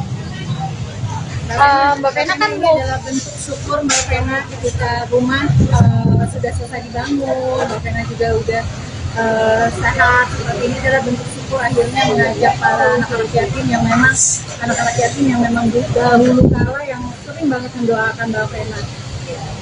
Iya, jadi alhamdulillah kalau yang namanya anak-anak yatim itu kan tahu dari awal aku masih belum ada harinya, kemudian sekarang di rumah Paso lagi karena rumah ini kan sebenarnya rumah anak juga ya. Jadi yang ada salahnya mengundang mereka dan mudah-mudahan kedepannya aku lebih kuat, lebih sabar, lebih percaya diri lagi untuk menghadapi apapun. Jadi doa anak yatim aku yakini insya Allah dijaga sama Allah. Karena kan kita lihat mereka berdoanya luar biasa. Tadi kita baca Yasin begitu semangat dan mereka ini hafal ya, kita aja masih baca, alhamdulillah, dan mereka ini rata-rata anak-anak yang udah umroh dan haji. Jadi anak-anak luar biasa sih. Iya, tadi itu 52 anak. Kenapa 52? Karena usiaku tahun ini 51. Jadi harus ditambah 1. Jadi 52. Jadi memang sengaja dari dulu sama Pak Dwi pimpinannya, aku selalu bilang kalau bisa anak-anak kecil, anak-anak yang masih kecil aja udah tadi kan tahajud ya, rajin tahajud, kemudian baca Quran ya. Aku sih sudah merasakan 10 tahun sama mereka didoakan tuh karena mereka semangat ya, insya Allah ya. Dan aku kan juga di titik sekarang ini lebih terus mendekatkan diri sama Allah, dan sama-sama Roro juga kita di fase yang sama ya Roro. Jadi sama-sama menguatkan, kalau malam-malam nggak bisa tidur telepon-teleponan. Ya alhamdulillah punya sister Roro yang rumahnya juga dekat banget gitu. Semua takdir Allah ya itu sih.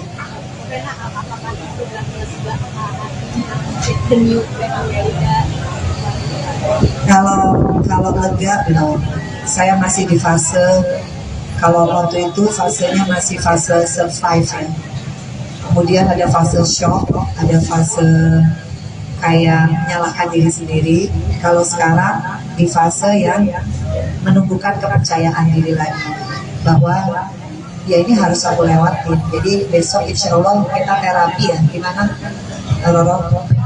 Ya, alhamdulillahirobbilalamin, bagus sayang. Jadi kita tetap terus concern untuk kesehatan psikis Mbak Vena Melinda bersama tim psikolognya Ibu Citra, dokter pribadinya Dokter Ricky, dan juga besok ada satu lagi konselor yang expert ya, namanya Pak Dispa, akan langsung menterapi khususnya di bidang hipnoterapi.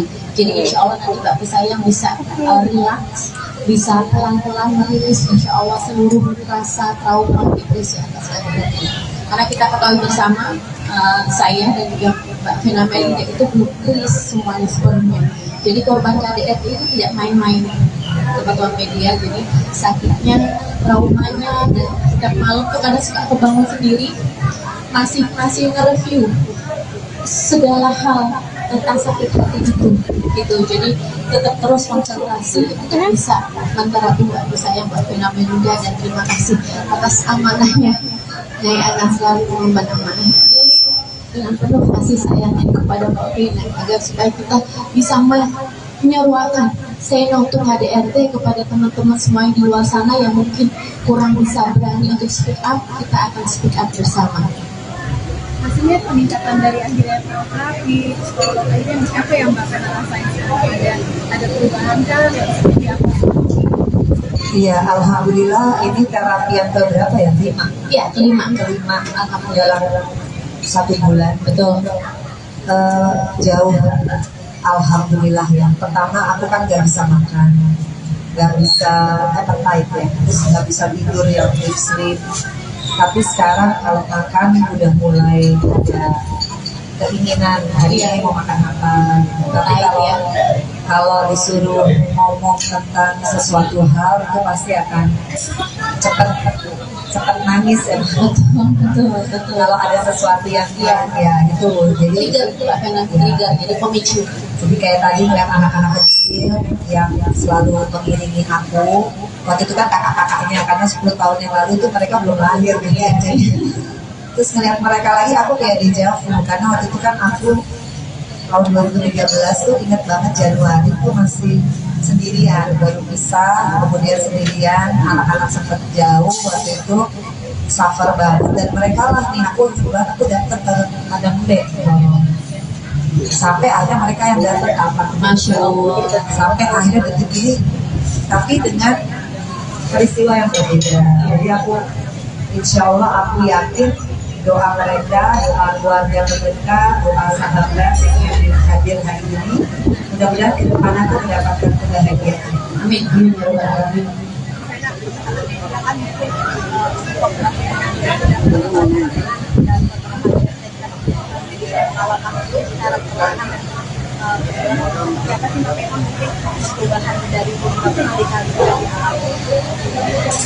Iya, pokoknya saya kan semua wartawan gak kayak keluarga ya. Kalau sampai kemarin saya agak nggak mau wawancara, semata-mata saya ingin semuanya kondusif. Tapi saya juga ingin teman-teman wartawan mengawal kasus ini karena wartawan itu dan media memegang peran yang sangat penting. Saya korban KDRT, begitupun Roro dan juga siapapun di luar sana, teman-teman perempuan. Konsekuensi memang banyak. Kalau kita berani speak up itu banyak. Makanya awal tuh yang harus kita persiapkan adalah mental. Karena yang namanya playing victim, namanya fitnah, namanya berbagai macam itu pasti adalah urutannya. Dan insya Allah tanggal 14 Februari saya minta teman-teman wartawan tidak ada waktu, kita sama-sama ke Komnas Perempuan. Saya mohon doa dan juga supportnya teman-teman untuk sama-sama kita menginformasikan bahwa KDRT itu bukan aib. KDRT itu adalah pidana. Artinya kalau kita sudah berani speak up, ya konsekuensinya kita harus kuat mental. Meskipun saya juga sering nangis kayak tadi, semata-mata sebetulnya saya masih manusia biasa. Nggak mungkinlah ada orang yang ingin menikah kemudian gagal dan kemudian ceritanya sampai seperti saya, kan nggak mungkin ya. Tapi kalau itu pun terjadi, ya itu sudah satu konsekuensi. Makanya saya bersyukur punya anak-anak yang luar biasa. Kebetulan Feral nggak bisa hadir ya karena ada acara di Amerika, tapi sudah mensupport. Atala juga datang, dia selalu ada di saat saya bilang yang sibuk-sibuk ya deh, sibuk cari uang, sibuk macam-macam ya. Tapi Atala selalu ada. Ya itu sih yang menguatkan saya, dan Atala sama Feral tuh nggak pernah menyalahkan mamanya dengan apa yang sudah terjadi, dan dia dewasa, dia tidak emosional. Saya selalu lihat ya bagaimana tata cara Atala dan Feral bicara di depan kalian, dia tidak berpancing, fokus kepada ibunya, luar biasa. Ya itu yang membuat saya jadi kadang kalau saya drop, saya ngeliat anak-anak saya aja, karena nggak mungkin saya dikasih Allah anugerah ini, peristiwa ini kalau saya nggak mampu. Tapi kadang kalau saya drop, yaitu manusiawi ya, dorong, karena saya sebetulnya belum sembuh secara psikologi, psikoterapi dan juga konselor itu sangat masih butuh proses. Jadi itu manusiawi, naluri, dan juga tergantung dari trigger. Jadi seperti mana yang sudah sampaikan tempo hari, mohon doanya teman-teman media semuanya, dan semoga bisa memberitakan berita yang lebih proporsional. Jadi kalau misalnya ada isu-isu dan lain-lain itu yang merupakan trigger dari Mbak Vera, mohon jangan diberitakan karena Mbak Vera sangat serius sekali. Seberapa sayangnya kalau Mbak Vera ini mau menyuarakan itu Iya, yang pasti buat Vero, Atala, Fania, tentunya saya hidup di dunia ini kan yang saya tinggalkan legacy adalah bagaimana mereka bangga lah sama hidupnya ya, sama orang tuanya. Jadi kalau apa yang saya lakukan itu kemudian menginspirasi Vero masuk ke dunia politik, salah satu agendanya adalah ingin menyuarakan anti KDRT, khususnya di kalangan anak muda, karena dia juga anak muda, milenial. Ya saya bangga, artinya semua isu itu penting, dan saya juga tahu banget Vero punya capable, mudah-mudahan Atala juga nanti bisa ngikutin Fania. Ya kita kan nggak tahu ya kita hidup sampai umur berapa, jadi saya selalu bilang sama anak-anak saya, apapun yang terjadi sama mama, pemberitaan yang bagus kita syukuri, kalau pemberitaan lagi jelek ya kita harus kuat menghadapinya. Meskipun kadang seperti yang Roro lihat, kalau saya udah ngerasa sedih banget, saya telepon dia malam-malam. Kok bisa ya ada orang kayak gitu misalnya. Tapi itu terjadi sama hidup saya. Jadi ya saya manusia biasa. Kadang kalau saya nggak kuat ya saya harus ngomong sama psikolog ya, sesi curhat ya. Sesi curhat tuh sampai lagi, sampai kayak. Tapi habis itu lega. Habis itu pasti paling penting curhat sama Allah. Itu yang apa sih kamu yang sering bilang semangat apa sih yang disampaikan oleh Atala dari mama? Ya, pasti ya kadang mungkin gak ngomongin masalah ini ya, kadang kita bisa discuss hal-hal lain atau enggak bercanda-bercanda aja gitu yang yang bisa buat mama tuh lega dan gak mikirin masalah. Tapi tetap aku support sama kakak, temenin mama terus, aku temenin belajar mama sampai selesai masih buat mama biar mama tuh nggak nangis, bikin mama ketawa lagi. Kalau punya cara apa sih? Ya aku selalu bercandain aja bercandain aja mama, bikin mama ketawa sama ya. Makanya hari ini gimana pengen ajak mama mungkin makan bareng, kan udah lama kita nggak makan ya di luar. Itu hal-hal kecil aja sih menurut aku yang bisa bikin membantu gitu. Ya hari ini makanya aku bawa baca aku sama mama. Iyalah, iya.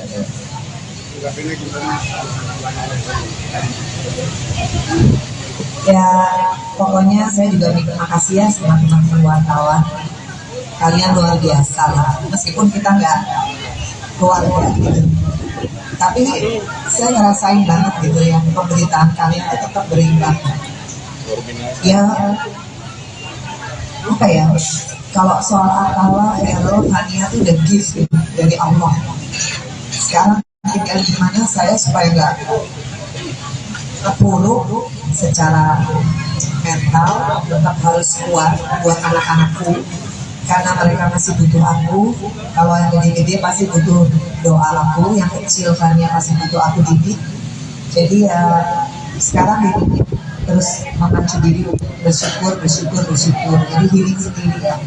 Kadang kalau sedih ngomong sendiri, karena saya juga kalau lagi sedih terus lagi semua pada sibuk gitu, udah ngomongnya sendiri, udah bisa, nggak ada apa-apa gitu. Dan alhamdulillah healing itu juga boleh ya gitu. Boleh kayak ngomong gitu, udah nggak ada apa-apa gitu ya. Paling enggak ada tahap kita untuk bisa mengutarakan apa yang dipendam, karena kalau tidak diutarakan effort itu dengan diri sendiri, kita bisa lebih drop lagi depresinya.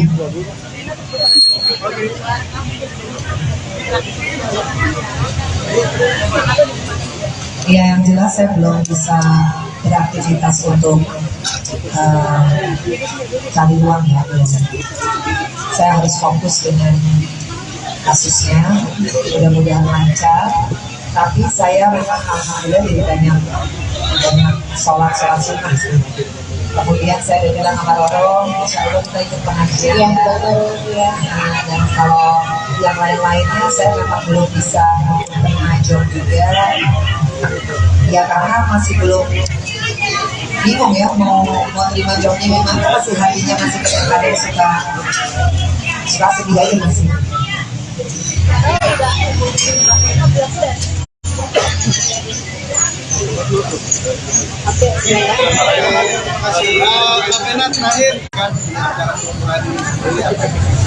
Iya, yang pasti seperti yang aku tadi utarakan.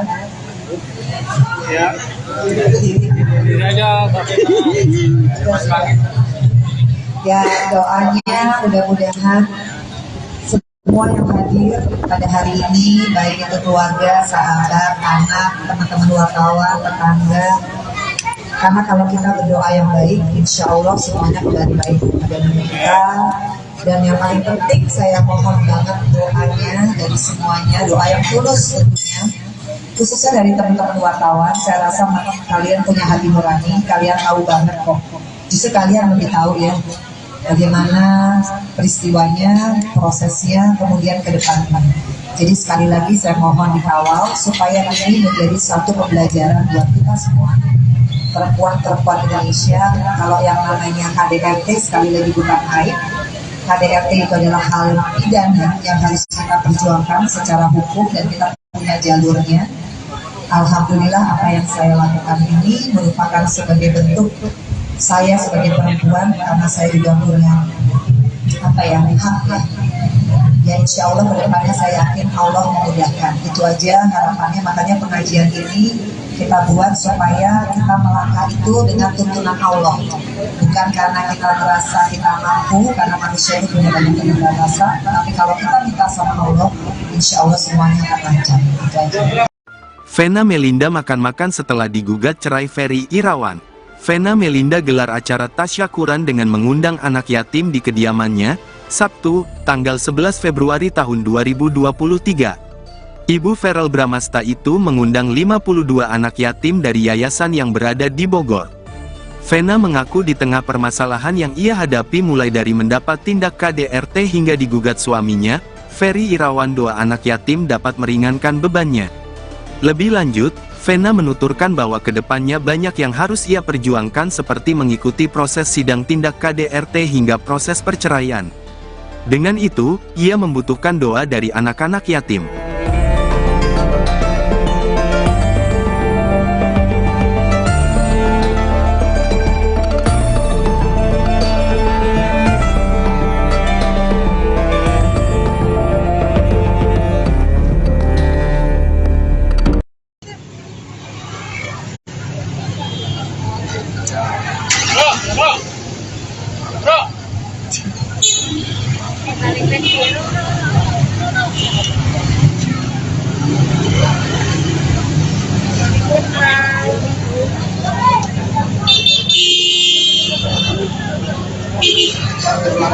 Ntar gua kirim ya wawancaranya ya.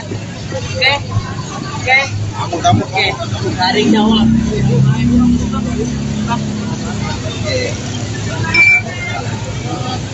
Tuh.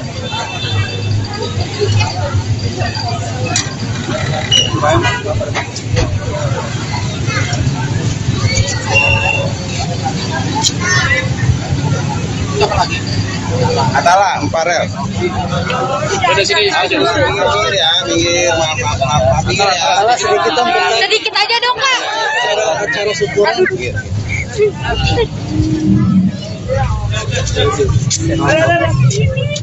Ada nenek ketinggalan.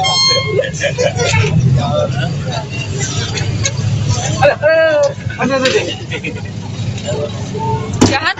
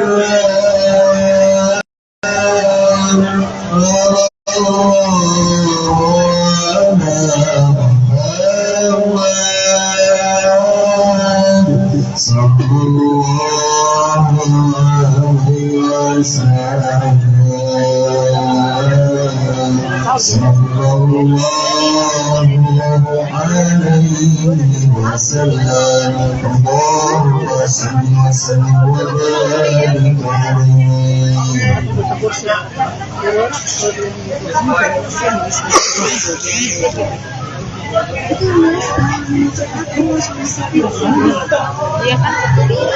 Itu yang nulis itu media itu si manajer aku sama si Fikri kata dia gitu. Mbak, Fikri itu anak baru kemarin mbak. Dia bilang dia naik. Ada yang mau tanya dulu? Mas bawanya dong. Oh, santai mas.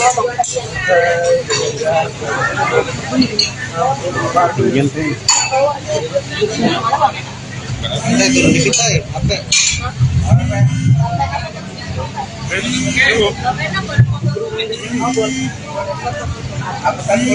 Tolong rapat mbak sayang. Ya, makanya mundur. Lihatin yang. Ya bang Nando. Ayo mau fotonya ya. Iya. Apa lagi?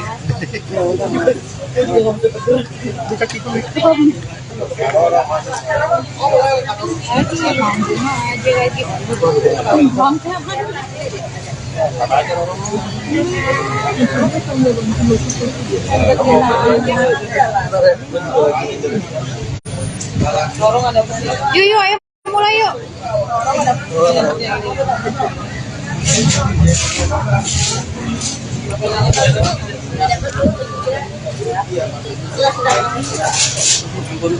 Ya, aman. Sampai. Mbak Vena mungkin hari ini sama anak yatim belum nikah ke atas sih kalau mau pakai mic? Pakai. Ya, alhamdulillah hari ini kami mengundang 52 anak yatim dari doa anak yatim Kalasdek dari Bogor. Ini udah tahun ke-10 kami selalu mereka dan semua pasangan. Jadi dan salamnya mengundang mereka lagi. Gak ada salahnya mengundang mereka lagi di rumah Kaso karena terakhir juga waktu pindah ke sini kan belum ada pengajian sama sekali. Jadi sekalian syukuran di rumah Kaso dan juga insya Allah pengajian untuk kedepannya masih banyak hal-hal yang harus tetap aku perjuangkan yang butuh doa dari anak-anak. Kalau sendiri baru pertama kali kan ikut pengajian sama mama. Apa? Pertama kali. Tes. Ada suara. Mati ya? Mati. Tes. Enggak udah. Tes. Hilang lagi. Pak, nggak usah pakai mic. Dengar ya. Jadi dari dulu mama saya ada isi acara-acara pengajian dari aku masih kecil sama kakak. Jadi emang hal kayak gini tuh udah rutin. Kebetulan baru tahun ini baru sekali ya. Di rumah ini ya. Kurang suaranya kurang.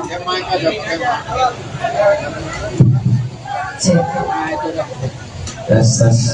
Iya, yang aku bilang sebenarnya kayak rutinitas wadah. Iya, dari aku sama kakak masih kecil emang bikin acara pengajian, jadi emang ini bukan hal baru. Dan di rumah habis direnovasi ini baru pertama kali sih. Mbak Vena kan ini adalah bentuk syukur Mbak Vena ketika rumah sudah selesai dibangun. Mbak Vena juga udah sehat. Ini adalah bentuk syukur akhirnya mengajak para anak-anak yatim yang memang dahulu kala yang sering banget mendoakan Mbak Vena. Iya, jadi alhamdulillah kalau yang namanya anak-anak yatim anak itu kan tahu dari awal aku masih belum ada hadiah, kemudian sekarang di rumah paso lagi karena rumah ini kan sebenarnya rumah anak juga ya. Jadi yang ada salahnya mengundang mereka dan mudah-mudahan kedepannya aku lebih kuat, lebih sabar, lebih percaya diri lagi untuk menghadapi apapun. Jadi doa anak yatim aku yakini insya Allah dijaga sama Allah. Karena kan kita lihat mereka berdoanya luar biasa. Tadi kita baca Yasin begitu semangat dan mereka ini hafal Yasin ya. Kita aja masih baca alhamdulillah dan mereka ini rata-rata anak-anak yang udah umroh dan haji. Jadi anak-anak luar biasa sih. Iya, tadi itu 52 anak. Kenapa 52? Karena usiaku tahun ini 51. Jadi harus ditambah 1. Jadi 52. Jadi memang sengaja dari dulu sama Pak Dwi pimpinannya aku selalu bilang kalau bisa anak-anak kecil. Anak-anak yang masih kecil aja udah tadi kan tahajud ya, rajin tahajud, kemudian baca Quran ya. Aku sih sudah merasakan 10 tahun sama mereka didoakan tuh karena mereka semangat ya insya Allah ya. Dan aku kan juga di titik sekarang ini lebih terus mendekatkan diri sama Allah dan sama-sama Roro juga kita di fase yang sama ya Roro. Jadi sama-sama menguatkan kalau malam-malam nggak bisa tidur telepon-teleponan. Ya alhamdulillah punya sister Roro yang rumahnya juga dekat banget gitu. Semua takdir Allah ya itu sih.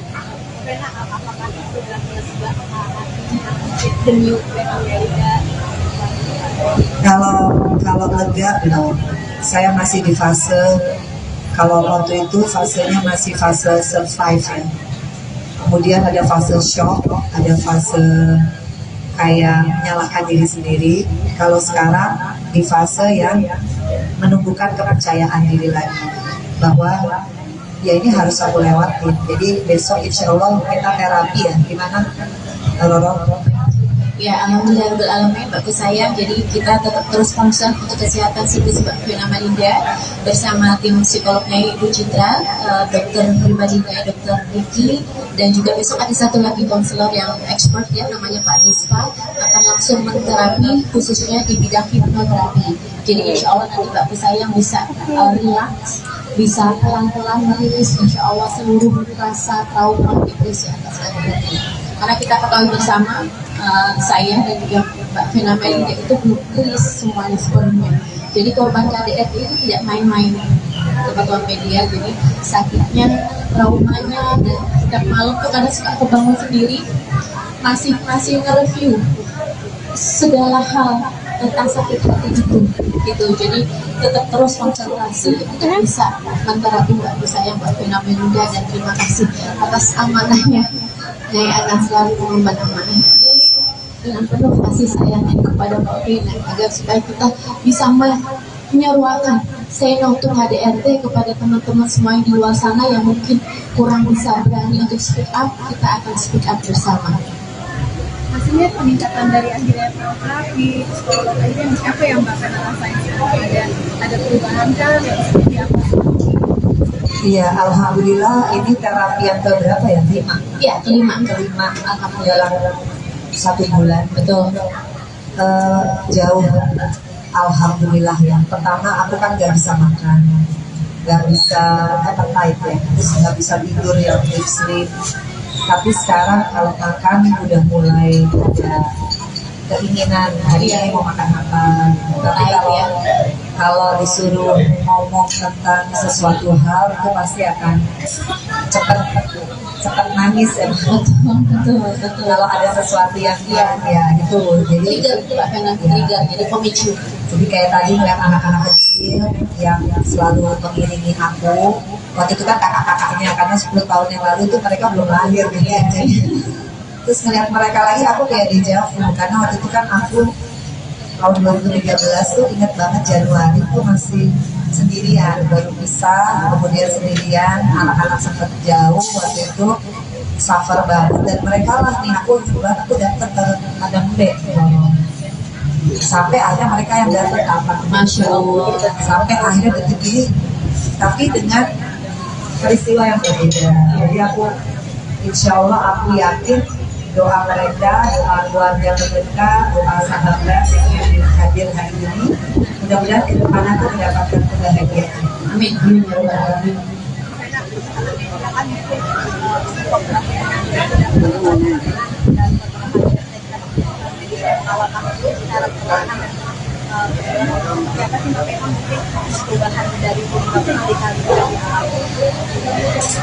Iya, pokoknya saya kan semua wartawan udah kayak keluarga nih. Kalau sampai kemarin saya agak nggak mau wawancara, semata-mata saya ingin semuanya kondusif. Tapi saya juga ingin teman-teman wartawan mengawal kasus ini karena wartawan itu dan media memegang peran yang sangat penting. Saya korban KDRT, begitupun Roro dan juga siapapun di luar sana, teman-teman perempuan. Konsekuensi memang banyak. Kalau kita berani speak up itu banyak. Makanya awal tuh yang harus kita persiapkan adalah mental. Karena yang namanya playing victim, namanya fitnah, namanya berbagai macam itu pasti adalah urutannya. Dan insya Allah tanggal 14 Februari saya minta teman-teman wartawan tidak ada waktu, kita sama-sama ke Komnas Perempuan. Saya mohon doa dan juga supportnya teman-teman untuk sama-sama kita menginformasikan bahwa KDRT itu bukan aib. KDRT itu adalah pidana. Artinya kalau kita sudah berani speak up, ya konsekuensinya kita harus kuat mental. Meskipun saya juga sering nangis kayak tadi, semata-mata sebetulnya saya masih manusia biasa. Nggak mungkin lah ada orang yang ingin menikah kemudian gagal dan kemudian ceritanya sampai seperti saya, kan nggak mungkin ya. Tapi kalau itu pun terjadi, ya itu sudah satu konsekuensi. Makanya saya bersyukur punya anak-anak yang luar biasa. Kebetulan Feral nggak bisa hadir ya karena ada acara di Amerika, tapi sudah mensupport. Akala juga datang, dia selalu ada di saat saya bilang ya meskipun sibuk ya dek, sibuk cari uang, sibuk macam-macam ya. Tapi Akala selalu ada. Ya itu sih yang menguatkan saya, dan Akala sama Feral tuh nggak pernah menyalahkan mamanya dengan apa yang sudah terjadi, dan dia dewasa, dia tidak emosional. Saya selalu lihat ya bagaimana tata cara Akala dan Feral bicara di depan kalian, dia tidak terpancing, fokus kepada ibunya, luar biasa. Ya itu yang membuat saya jadi kadang kalau saya drop, saya ngeliat anak-anak saya aja, karena nggak mungkin saya dikasih Allah anugerah ini, peristiwa ini kalau saya nggak mampu. Tapi kadang kalau saya drop, yaitu manusiawi ya, karena saya sebetulnya belum sembuh secara psikologi, psikoterapi dan juga konselor itu sangat masih butuh proses. Jadi itu manusiawi, naluri, dan juga tergantung dari trigger. Jadi seperti mana yang sudah sampaikan tempo hari, mohon doanya teman-teman media semuanya, dan semoga bisa memberitakan berita yang lebih proporsional. Jadi kalau misalnya ada isu-isu dan lain-lain itu yang merupakan trigger dari Mbak Vera, mohon jangan diberitakan karena Mbak Vera sangat setia sekali. Seberapa sayangnya kalau Mbak Vera mau menyuarakan itu Iya, yang pasti buat Vero, Akala, Fania, tentunya saya hidup di dunia ini kan yang saya tinggalkan legacy adalah bagaimana mereka bangga lah sama hidupnya ya, sama orang tuanya. Jadi kalau apa yang saya lakukan itu kemudian menginspirasi Vero masuk ke dunia politik, salah satu agendanya adalah ingin menyuarakan anti KDRT, khususnya di kalangan anak muda, karena dia juga anak muda, milenial. Ya saya bangga, artinya semua isu itu penting, dan saya juga tahu banget Vero punya capable, mudah-mudahan Akala juga nanti bisa ngikutin, Fania. Ya kita kan nggak tahu ya kita hidup sampai umur berapa, jadi saya selalu bilang sama anak-anak saya, apapun yang terjadi sama mama, pemberitaan yang bagus kita syukuri, kalau pemberitaan lagi jelek, ya kita harus kuat hadapinnya. Meskipun kadang seperti yang Bapak lihat, kalau saya udah ngerasa sedih banget, saya telepon dia malam-malam. Kok bisa ya ada orang kayak gitu misalnya. Tapi itu terjadi sama hidup saya. Jadi ya saya manusia biasa. Kadang kalau saya nggak kuat ya saya harus ngomong sama psikolog ya, sesi curhat ya. Sesi curhat tuh sampai mati, sampai kayak. Tapi habis itu lega. Habis itu pasti paling penting curhat sama Allah. Itu yang Apa sih kamu yang sering semangat apa sih yang disampaikan terus Atala dari Mama?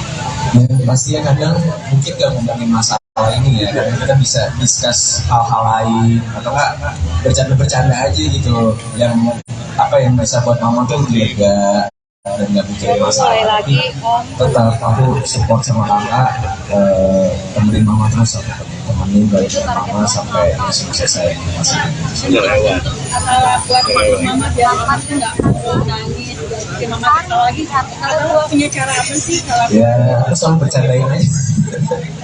bercandain aja mama, bikin mama ketawa sama ya. Makanya hari ini gimana pengen ajak mama mungkin makan bareng, udah lama kita nggak makan ya buat itu hal-hal kecil aja sih menurut aku yang bisa bikin bahagia gitu.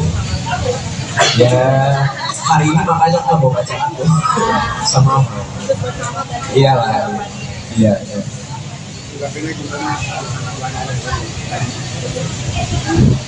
ya pokoknya saya juga berterima kasih ya sama teman-teman wartawan.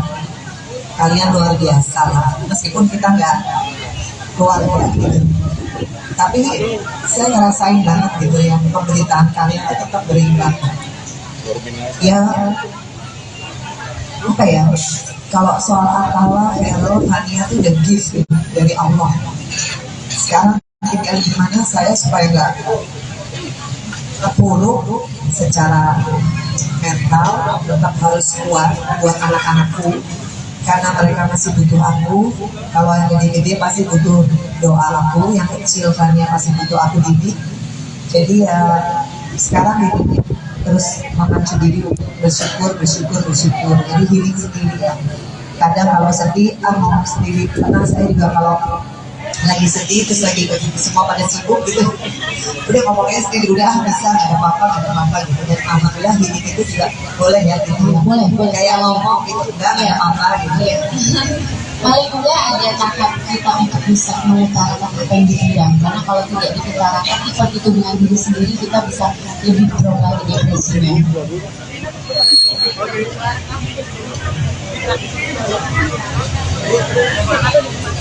Ya yang jelas saya belum bisa beraktivitas untuk cari uang ya, belum. Saya harus fokus dengan kasusnya, mudah-mudahan lancar. Tapi saya memang alhamdulillah jadi banyak sholat sunnah sih. Kemudian saya udah bilang sama Roro, insya Allah kita ikut pengajian. Yang betul ya. Dan kalau yang lain-lainnya saya memang belum bisa mengajar juga. Ya karena masih belum bingung ya mau terima jawabnya gimana, masih hatinya masih kadang suka sedih aja masih.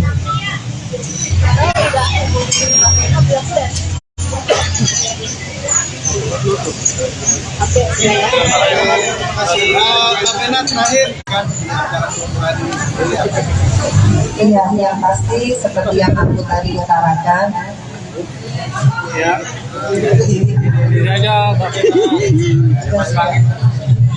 Ya doanya mudah-mudahan semua yang hadir pada hari ini, baik itu keluarga, sahabat, anak, teman-teman wartawan, tetangga. Karena kalau kita berdoa yang baik, insya Allah semuanya kembali baik pada diri kita. Dan yang paling penting saya mohon banget doanya dari semuanya, doa yang tulus tentunya, khususnya dari teman-teman wartawan. Saya rasa kalian punya hati nurani, kalian tahu banget kok. Justru kalian lebih tahu ya bagaimana peristiwanya, prosesnya, kemudian ke depannya. Jadi sekali lagi saya mohon dikawal supaya ini menjadi satu pembelajaran buat kita semua. Perempuan-perempuan Indonesia, kalau yang namanya KDRT sekali lagi bukan aib, KDRT itu adalah hal pidana yang harus kita perjuangkan secara hukum dan kita punya jalurnya. Alhamdulillah apa yang saya lakukan ini merupakan sebagai bentuk saya sebagai perempuan, karena saya juga punya hak.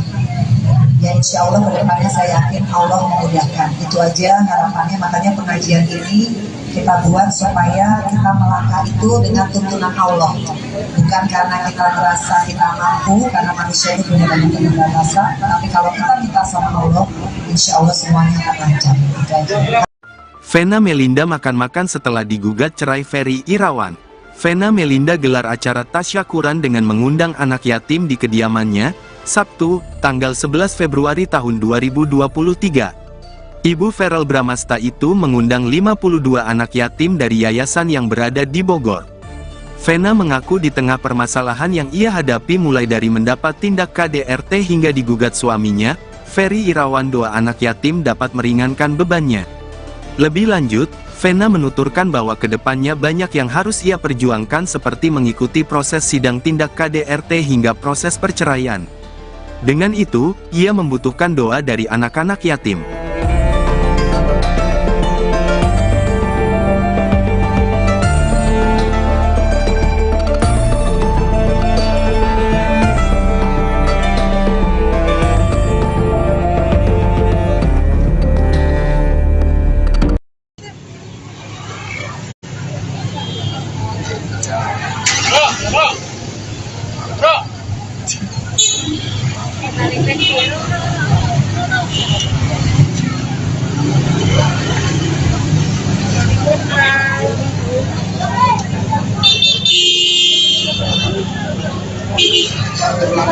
Ntar gua kirim ya wawancaranya ya. Oke. Oke. Garing jawab.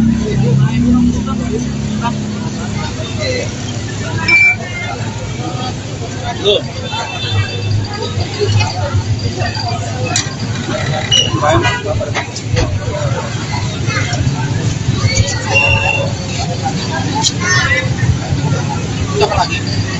Adalah Farel. Udah sini aja. Minggir ya, minggir. Maaf. Minggir ya. Sedikit aja dong, Kak. Acara syukuran.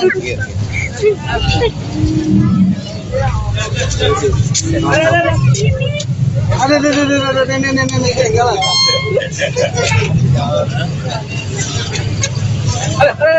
Ada. Jahat.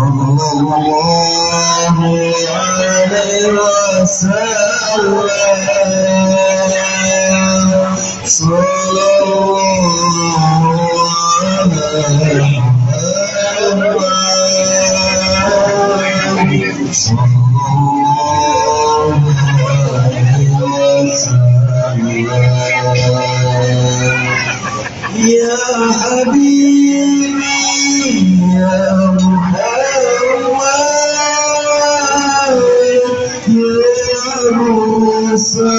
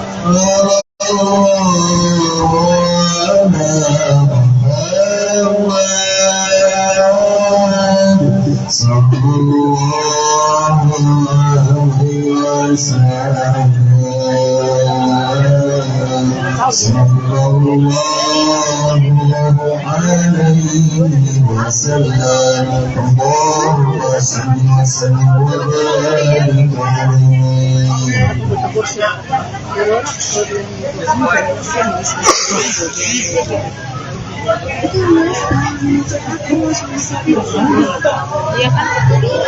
Itu nulis yang nulis itu media itu manajer aku sama si Fikri kata dia gitu. Mbak, Fikri itu anak baru kemarin mbak. Naik. Ada yang mau tanya dulu? Mas palanya dong. Oh, santai mas.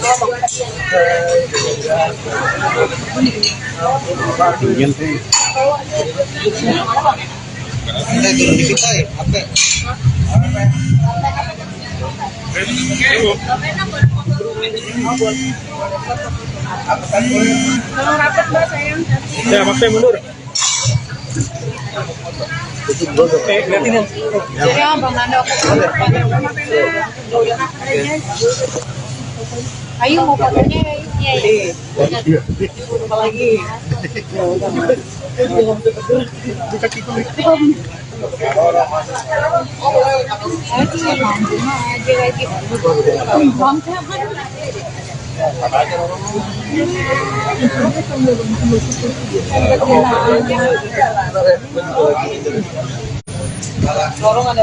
Yuk, ayo mulai yuk.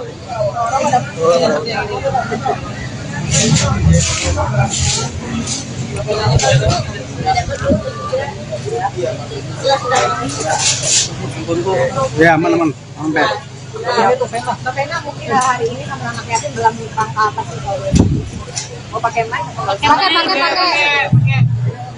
Ya, alhamdulillah hari ini kami program 52 anak yatim dari doa anak yatim Kalabek dari Bogor. Ini udah tahun ke-10 kami selalu mereka dan semua pasangan. Jadi dari salamnya mengundang mereka lagi. Gak ada salahnya mengundang mereka lagi di rumah Kaso karena terakhir juga waktu pindah ke sini kan belum ada pengajian sama sekali. Jadi sekalian syukuran di rumah Kaso dan juga insya Allah pengajian untuk kedepannya masih banyak hal-hal yang harus tetap aku perjuangkan yang butuh doa dari anak-anak. Kalau sendiri baru pertama kali kan ikut pengajian sama mama. Apa? Pertama kali. Tes. Ada suara ya? Nanti ya. Arti mic. Tes. Enggak udah. Tes. Hilang lagi. Nggak usah pakai mic. Dengar ya. Jadi dari dulu emang mama sering ada Indonesia acara-acara pengajian dari aku masih kecil sama kakak. Jadi emang hal kayak gini tuh udah rutin. Kebetulan baru tahun ini baru sekali ya di rumah ini ya. Kurang suaranya kurang.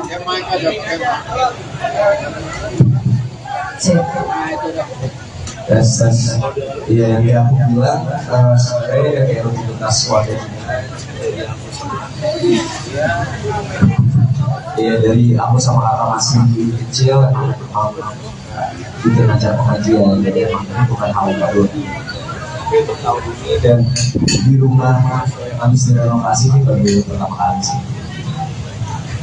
Mbak Vena kan adalah bentuk syukur Mbak Vena ketika rumah sudah selesai dibangun, Mbak Vena juga udah sehat seperti ini, adalah bentuk syukur akhirnya mengajak para anak-anak yatim yang memang dahulu kala yang sering banget mendoakan Mbak Vena.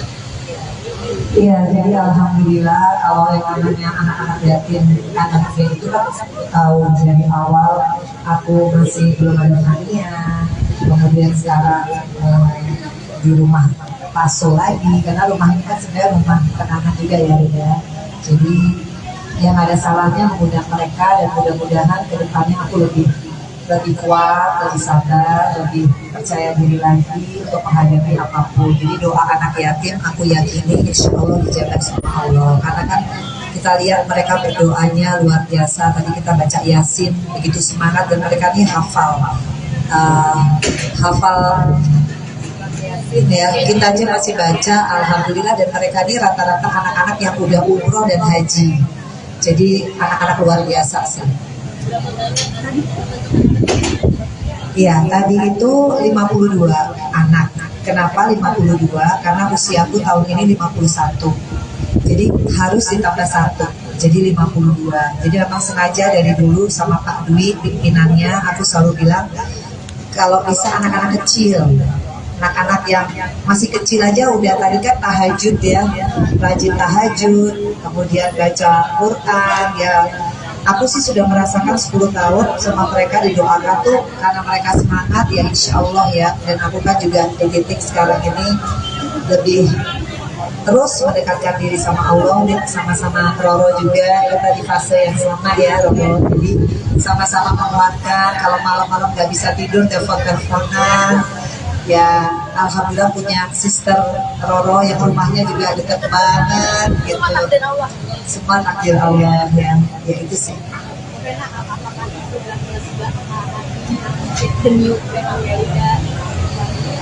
Kalau lega belum. Saya masih di fase, kalau waktu itu fasenya masih fase survive ya. Kemudian ada fase shock, ada fase kayak menyalahkan diri sendiri. Kalau sekarang di fase yang menumbuhkan kepercayaan diri lagi bahwa ya ini harus aku lewatin. Jadi besok insya Allah kita terapi ya. Gimana Roro? Ya, alhamdulillah bagus sayang. Jadi kita tetap terus concern untuk kesehatan psikis Mbak Vena Melinda bersama tim psikolognya Ibu Citra, dokter pribadinya Dokter Ricky, dan juga besok ada satu lagi konselor yang expert ya namanya Pak Rispa, akan langsung menterapi khususnya di bidang hipnoterapi. Jadi insya Allah nanti Mbak sayang bisa relax, bisa pelan-pelan merilis insya Allah seluruh rasa trauma depresi atas kejadian. Karena kita ketahui bersama, saya dan juga Mbak Vena Melinda itu belum rilis semuanya sepenuhnya. Jadi korban KDRT itu tidak main-main, teman-teman media. Jadi sakitnya, traumanya, dan setiap malam tuh kadang suka kebangun sendiri, masih nge-review segala hal tentang sakit hati itu gitu. Jadi tetap terus konsentrasi untuk bisa menterapi Mbak Vena Melinda, dan terima kasih atas amanahnya. Nyai akan selalu mengemban amanah dengan penuh kasih sayangnya kepada Mbak Vena, agar supaya kita bisa menyeruakan say no to KDRT kepada teman-teman semua yang di luar sana yang mungkin kurang bisa berani untuk speak up. Kita akan speak up bersama. Maksudnya peningkatan dari akhirnya terapi, psikolog itu apa yang Mbak Vena rasain? Ada perubahan kan? Seperti apa? Iya, alhamdulillah ini terapi yang keberapa ya? 5? Iya, kelima. Alhamdulillah 1 bulan. Betul. Jauh. Alhamdulillah ya. Pertama aku kan gak bisa makan, gak bisa appetite ya, terus gak bisa tidur ya, deep sleep. Tapi sekarang kalau makan udah mulai ada keinginan hari ini mau makan apa. Tapi kalau kalau disuruh ngomong tentang sesuatu hal itu pasti akan cepat nangis ya. Betul. Kalau ada sesuatu yang ya itu jadi Trigger itu Mbak Fena, trigger, jadi pemicu. jadi kayak tadi ngeliat anak-anak kecil yang selalu mengiringi aku. Waktu itu kan kakak-kakaknya, karena 10 tahun yang lalu itu mereka belum lahir gitu ya. Terus ngeliat mereka lagi aku kayak dejavu, karena waktu itu kan aku tahun 2013 tuh ingat banget Januari tuh masih sendirian, baru pisah, kemudian sendirian, anak-anak sempat jauh waktu itu, suffer banget, dan mereka lah nih aku datang ke Padang Bek sampai ada mereka yang datang apa, Masya Allah. sampai akhirnya detik ini, tapi dengan peristiwa yang berbeda. Jadi aku insya Allah aku yakin doa mereka, doa keluarga mereka, doa sahabat yang hadir hari ini, mudah-mudahan ke depan aku mendapatkan kebahagiaan. Amin.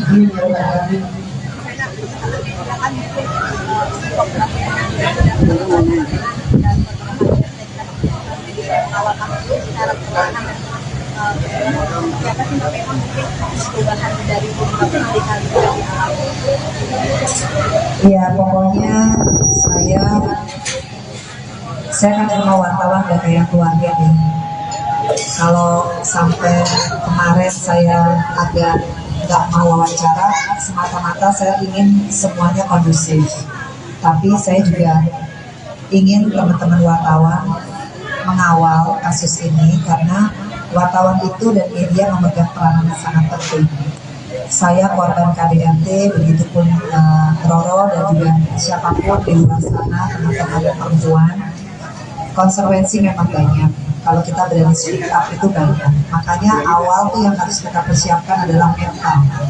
Karena yang namanya pleading victim, namanya fitnah, namanya berbagai macam itu pasti adalah urutannya. Dan insya Allah tanggal 14 Februari saya minta teman-teman wartawan tidak ada waktu, kita sama-sama ke Komnas Perempuan. Saya mohon doa dan juga supportnya teman-teman untuk sama-sama kita menginformasikan bahwa KDRT itu bukan aib. KDRT itu adalah pidana. Artinya kalau kita sudah berani speak up, ya konsekuensinya kita harus kuat mental. Meskipun saya juga sering nangis kayak tadi, semata-mata sebetulnya saya masih manusia biasa. Nggak mungkin lah ada orang yang ingin menikah kemudian gagal dan kemudian ceritanya sampai seperti saya, kan nggak mungkin ya. Tapi kalau itu pun terjadi, ya itu sudah satu konsekuensi. Makanya saya bersyukur punya anak-anak yang luar biasa. Kebetulan Feral nggak bisa hadir ya karena ada acara di Amerika, tapi sudah mensupport. Atala juga datang, dia selalu ada di saat saya bilang yang sibuk-sibuk ya dek, sibuk cari uang, sibuk macam-macam ya. Tapi Atala selalu ada. Ya itu sih yang menguatkan saya, dan Atala sama Feral tuh nggak pernah menyalahkan mamanya dengan apa yang sudah terjadi, dan dia dewasa, dia tidak emosional. Saya selalu lihat ya bagaimana tata cara Atala dan Feral bicara di depan kalian, dia tidak terpancing, fokus kepada ibunya, luar biasa. Ya itu yang membuat saya jadi kadang kalau saya drop, saya ngeliat anak-anak saya aja, karena nggak mungkin saya dikasih Allah anugerah ini, peristiwa ini kalau saya nggak mampu. Tapi kadang kalau saya drop, yaitu manusiawi ya, karena saya sebetulnya belum sembuh secara psikologi, psikoterapi dan juga konselor itu sangat masih butuh proses. Jadi itu manusiawi, naluri, dan juga tergantung dengan trigger.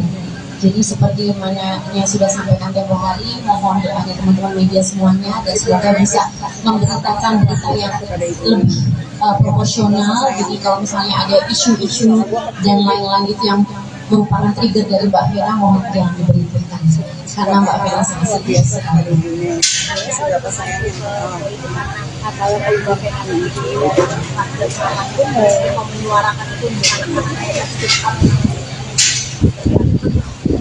Iya, yang pasti buat Vero, Atala, Fania, tentunya saya hidup di dunia ini kan yang saya tinggalkan legacy adalah bagaimana mereka bangga lah sama hidupnya ya, sama orang tua. Jadi kalau apa yang saya lakukan itu kemudian menginspirasi Feral masuk ke dunia politik, salah satu agendanya adalah ingin menyuarakan anti KDRT, khususnya di kalangan anak muda, karena dia juga anak muda, milenial. Ya saya bangga, artinya semua isu itu penting, dan saya juga tahu banget Feral punya capable, mudah-mudahan Atala juga nanti bisa ngikutin haknya. Ya kita kan nggak tahu ya kita hidup sampai umur berapa, jadi saya selalu bilang sama anak-anak saya, apapun yang terjadi sama mama, pemberitaan yang bagus kita syukuri. Kalau pemberitaan lagi jelek, ya kita harus kuat menghadapinya. Meskipun kadang seperti yang Bapak lihat, kalau saya udah ngerasa sedih banget, saya telepon dia malam-malam. Kok bisa ya ada orang kayak gitu misalnya. Tapi itu terjadi sama hidup saya. Jadi ya saya manusia biasa. Kadang kalau saya nggak kuat, ya saya harus ngomong sama psikolog ya, sesi curhat ya. Sesi curhat tuh apa lagi? Sampai kayak. Tapi habis itu lega. Tapi habis itu pasti paling penting curhat sama Allah. Itu yang Apa sih kamu yang sering bilang semangat apa sih yang disampaikan oleh Atala dari Mama? Ya, pastinya kadang mungkin gak ngomongin masalah ini ya, kadang kita bisa discuss hal-hal lain atau enggak bercanda-bercanda aja gitu, yang apa yang bisa buat mama tuh lega dan gak mikirin masalah. Tapi tetap aku support sama kakak, temenin mama terus, aku temenin balik mama sampai sukses saya masih sudah lewat. Atala buat mama biar mama tuh nggak nangis, bikin mama ketawa lagi. Atala punya cara apa sih kalau? Ya aku selalu bercandain aja, bercandain aja mama, bikin mama ketawa. Sama ya makanya hari ini gimana pengen ajak mama mungkin makan bareng, kan udah lama kita nggak makan ya di luar. Itu hal-hal kecil aja sih menurut aku yang bisa bikin mama bahagia gitu. Ya hari ini makanya aku bawa bacaan tuh sama mama. Iyalah, iya.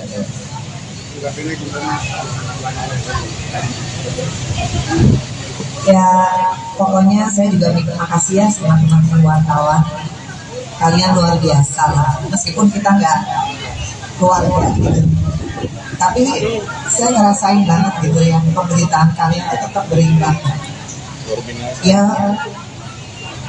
apa ya, kalau soal Atala, Feral, Hania itu udah gift gitu, dari Allah.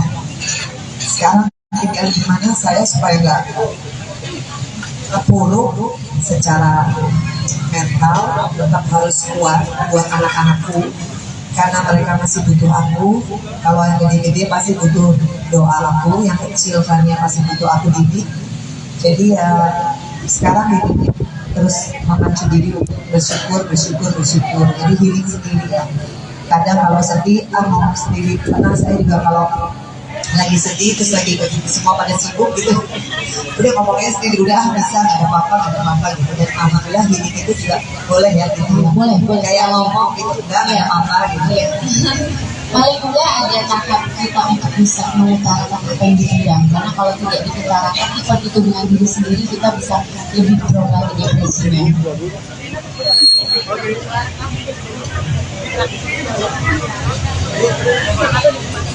Ya yang jelas saya belum bisa beraktivitas untuk cari uang ya. Saya harus fokus dengan kasusnya, mudah-mudahan lancar. Tapi saya memang alhamdulillah jadi banyak sholat sunnah sih. Kemudian saya udah bilang sama Roro, insya Allah kita ikut pengajian. Ya. Dan kalau yang lain-lainnya saya memang belum bisa mengajar juga. Ya karena masih belum bingung ya mau terima jawabnya gimana, masih hatinya masih kadang suka sedih aja masih.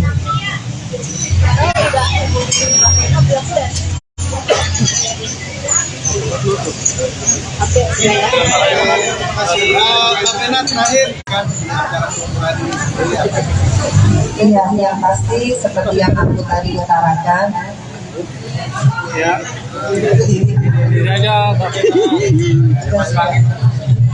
Ya doanya mudah-mudahan semua yang hadir pada hari ini, baik itu keluarga, sahabat, anak, teman-teman wartawan, tetangga.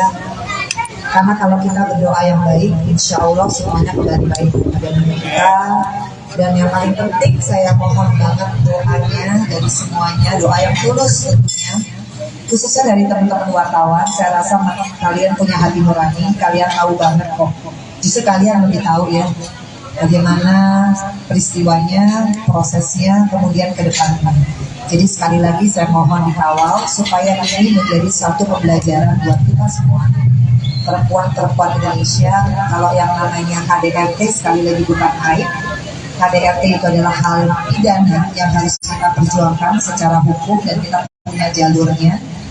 Alhamdulillah apa yang saya lakukan ini merupakan sebagai bentuk saya sebagai perempuan, karena saya juga punya hak ya insya Allah kedepannya saya yakin Allah memudahkan. Itu aja harapannya, makanya pengajian ini kita buat supaya kita melangkah itu dengan tuntunan Allah, bukan karena kita merasa kita mampu, karena manusia itu punya banyak keterbatasan, tapi kalau kita minta sama Allah, insya Allah semuanya akan lancar. Itu aja.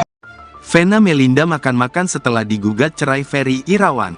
Vena Melinda gelar acara tasyakuran dengan mengundang anak yatim di kediamannya, Sabtu, tanggal 11 Februari tahun 2023. Ibu Verrel Bramasta itu mengundang 52 anak yatim dari yayasan yang berada di Bogor. Vena mengaku di tengah permasalahan yang ia hadapi mulai dari mendapat tindak KDRT hingga digugat suaminya, Ferry Irawan, doa anak yatim dapat meringankan bebannya. Lebih lanjut, Vena menuturkan bahwa kedepannya banyak yang harus ia perjuangkan seperti mengikuti proses sidang tindak KDRT hingga proses perceraian. Dengan itu, ia membutuhkan doa dari anak-anak yatim.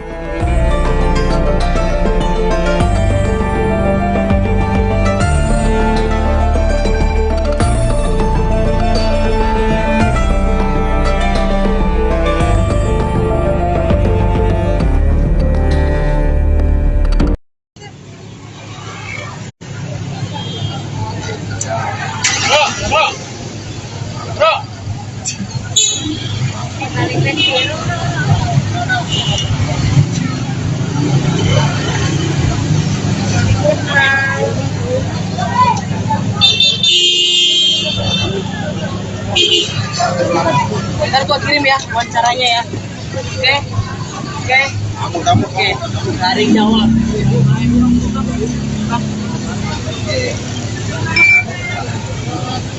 Loh.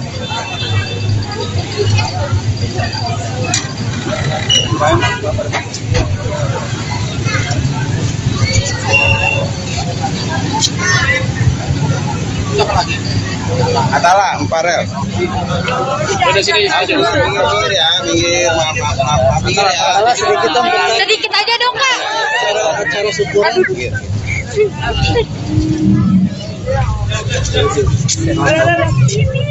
Ada nenek galak.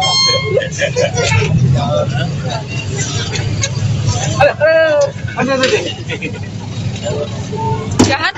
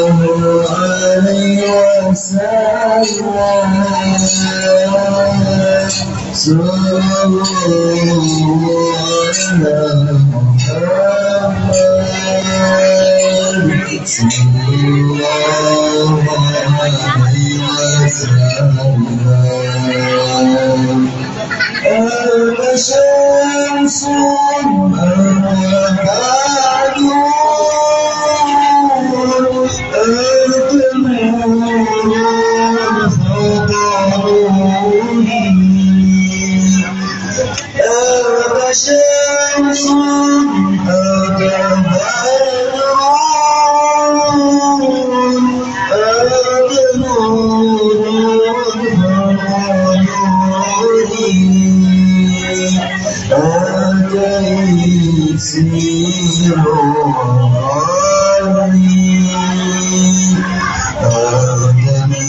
إصباح وسروري صلى الله على محمد صلى الله عليه وسلم صلى الله على محمد صلى الله عليه وسلم يا حبيبي يا محمد يا مصطفى في قلبي يا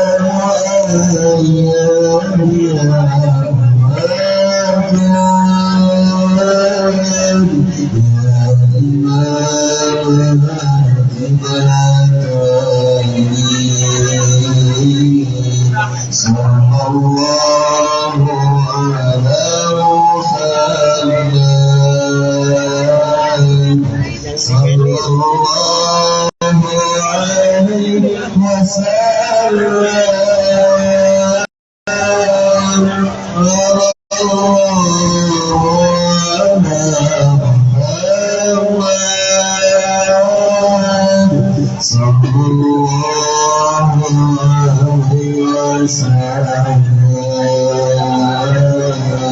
صلى الله عليه وسلم اللهم صل وسلم وبارك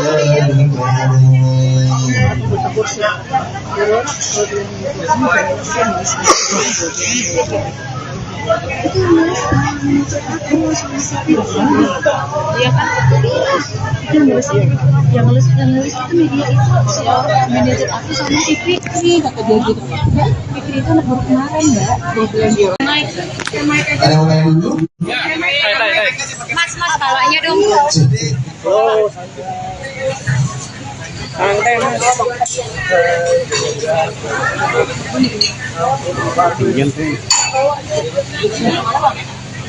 Turun di kita ya, oke.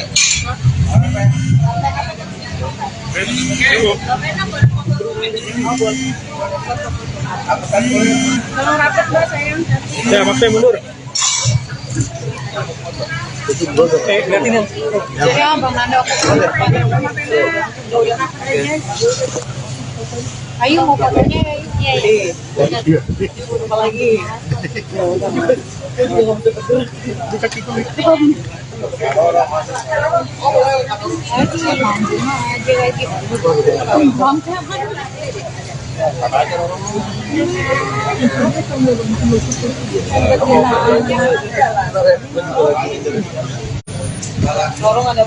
Yuk, ayo mulai yuk.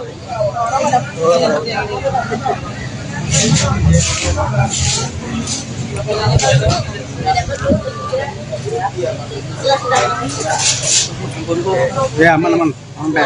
Mbak Vena mungkin hari ini sama anak yatim belum langkah apa sih kalau mau pakai mic? Pakai.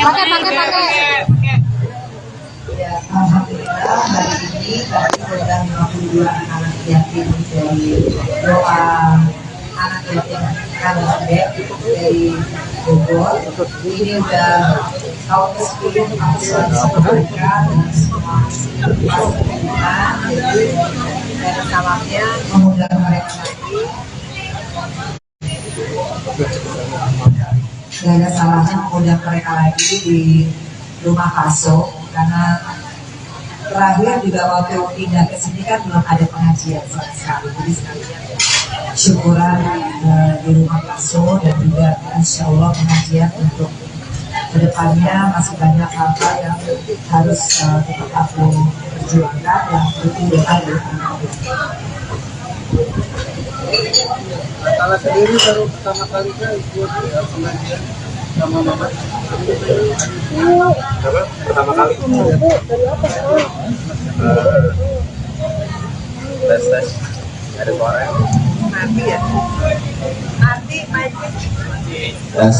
Nah, Enggak udah. tes. Tes. Nah, ini Hilang lagi. oh, nggak usah pakai mic. Indra, dengar ya. Jadi dari dulu emang mama saya ada bisa acara-acara pengajian dari aku masih kecil sama kakak. Jadi emang hal kayak gitu udah rutin. Kebetulan baru tahun ini baru sekali ya di rumah ini. Kurang suaranya kurang.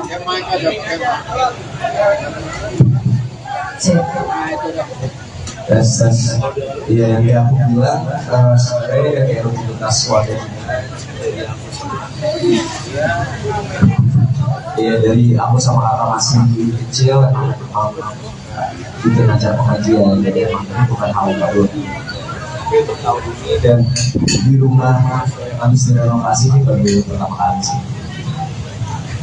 Mbak Vena kan ini adalah bentuk syukur Mbak Vena ketika rumah sudah selesai dibangun, Mbak Vena juga udah sehat. Seperti ini adalah bentuk syukur akhirnya mengajak para anak-anak yatim yang memang dahulu kala yang sering banget mendoakan Mbak Vena.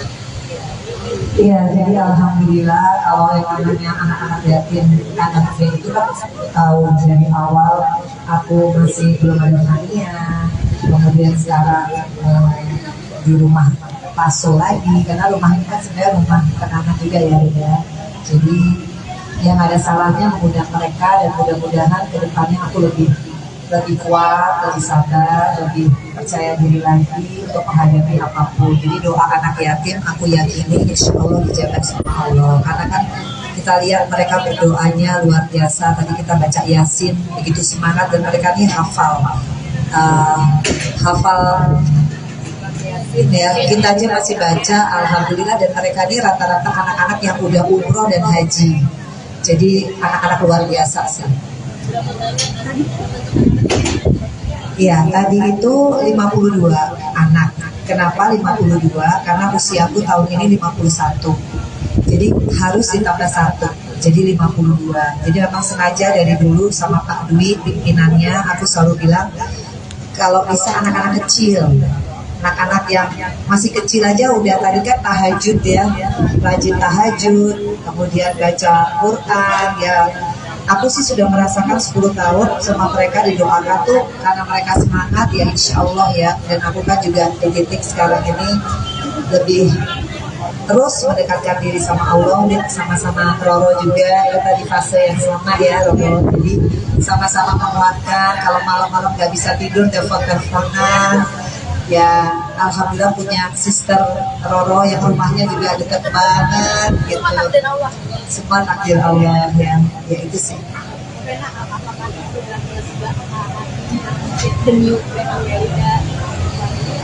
Kalau lega belum. Saya masih di fase kalau waktu itu fasenya masih fase survive ya. Kemudian ada fase shock, ada fase kayak menyalahkan diri sendiri. Kalau sekarang di fase yang menumbuhkan kepercayaan diri lagi bahwa ya ini harus aku lewatin. Jadi besok insya Allah kita terapi ya. Gimana Roro? Ya, alhamdulillah bagus sayang. Jadi kita tetap terus concern untuk kesehatan psikis Mbak Vena Melinda bersama tim psikolognya Ibu Citra, dokter pribadinya Dokter Ricky, dan juga besok ada satu lagi konselor yang expert ya namanya Pak Dispa akan langsung menterapi khususnya di bidang hipnoterapi. Jadi insya Allah nanti Mbak sayang bisa relax, bisa pelan-pelan merilis insya Allah seluruh rasa trauma depresi atas kehadiran. Karena kita ketahui bersama saya dan juga Mbak Vena Melinda itu belum rilis semuanya sepenuhnya. Jadi korban KDRT itu tidak main-main teman-teman media. Jadi sakitnya, traumanya dan setiap malam tuh karena suka kebangun sendiri masih nge-review segala hal tentang sakit hati itu gitu. Jadi tetap terus konsentrasi untuk bisa menterapi Mbak Vena Melinda dan terima kasih atas amanahnya. Saya akan selalu mengemban amanah ini dengan penuh kasih sayang kepada Mbak Vena agar supaya kita bisa menyeruakan say no to KDRT kepada teman-teman semua yang di luar sana yang mungkin kurang bisa berani untuk speak up. Kita akan speak up bersama. hasilnya peningkatan dari akhirnya terapi, psikolog akhirnya apa yang Mbak Fena rasain? Ada perubahan kan yang seperti apa? Iya, alhamdulillah ini terapi yang keberapa ya? Iya, kelima. Dalam 1 bulan. Betul. Jauh, alhamdulillah ya. Pertama aku kan nggak bisa makan, nggak bisa appetite ya, terus nggak bisa tidur yang deep sleep. Tapi sekarang kalau makan udah mulai ada keinginan hari ini mau makan apa. Tapi kalau disuruh ngomong tentang sesuatu hal itu pasti akan cepat nangis ya. Betul. Kalau ada sesuatu yang ya itu jadi trigger jadi pemicu. Jadi kayak tadi ngeliat anak-anak kecil yang selalu mengiringi aku. Waktu itu kan kakak-kakaknya, karena 10 tahun yang lalu itu mereka belum lahir gitu ya. Terus ngeliat mereka lagi aku kayak dejavu, karena waktu itu kan aku tahun 2013 tuh ingat banget Januari tuh masih sendirian, baru pisah, kemudian sendirian, anak-anak sempat jauh waktu itu, suffer banget, dan mereka lah nih aku datang ke Madang B. Sampai ada mereka yang datang kapan, Masya Allah, sampai akhirnya detik ini, tapi dengan peristiwa yang berbeda. Jadi aku, insya Allah aku yakin doa mereka, doa keluarga mereka, doa sahabat yang hadir hari ini, mudah-mudahan ke depan aku mendapatkan kebahagiaan. amin.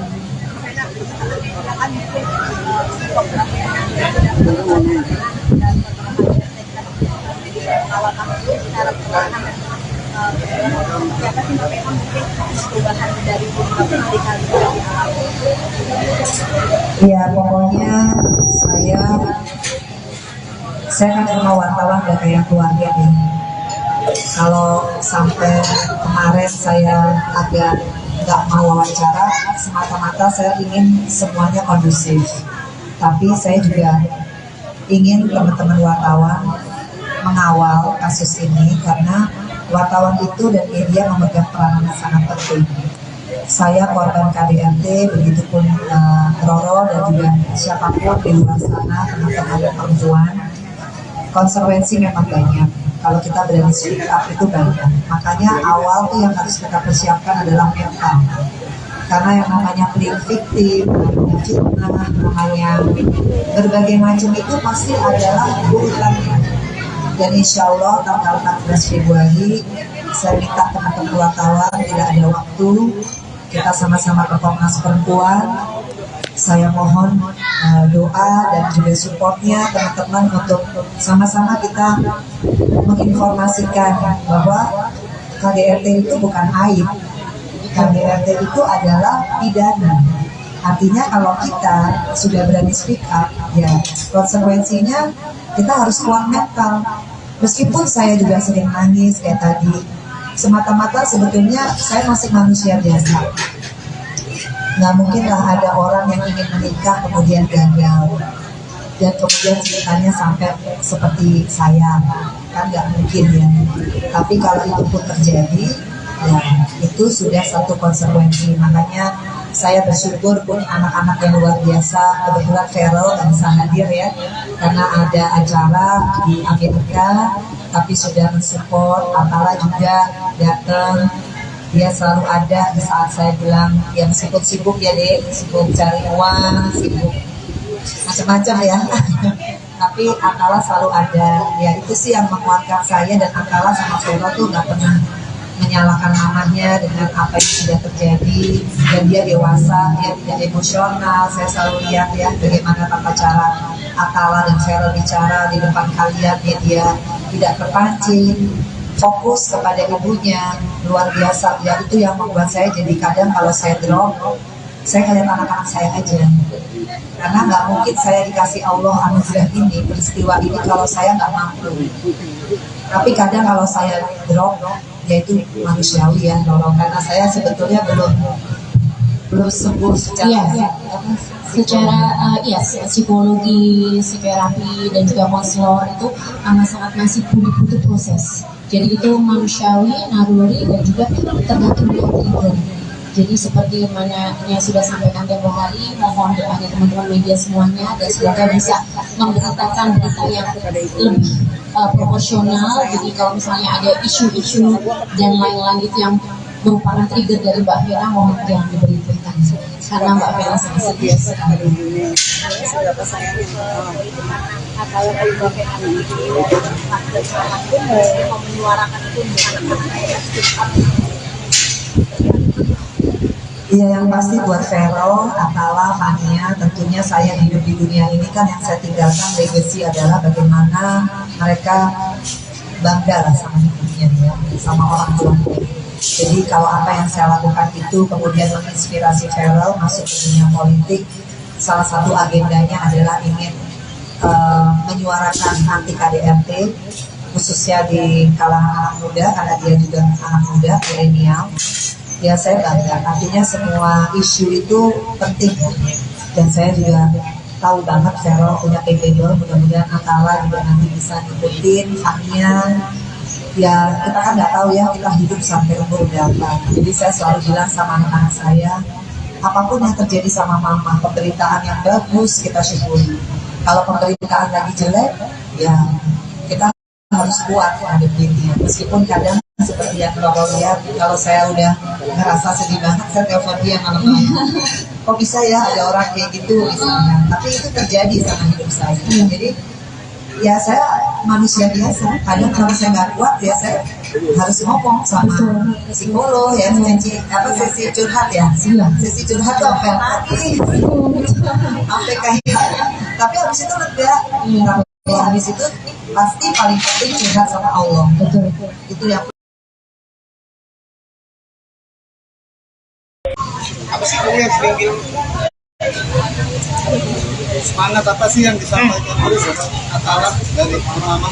Ya, pasti ya kadang mungkin gak ngomongin masalah ini ya, kadang kita bisa discuss hal-hal lain atau nggak bercanda-bercanda aja gitu, yang apa yang bisa buat mama tuh lega dan nggak mikirin masalah. Tapi tetap aku support sama kakak, temenin mama terus, aku temenin dari mama sampai selesai masih lewat. Atala buat mama biar mama tuh nggak perlu nangis, bikin mama ketawa lagi. Atala punya cara apa sih kalau? Ya aku selalu bercandain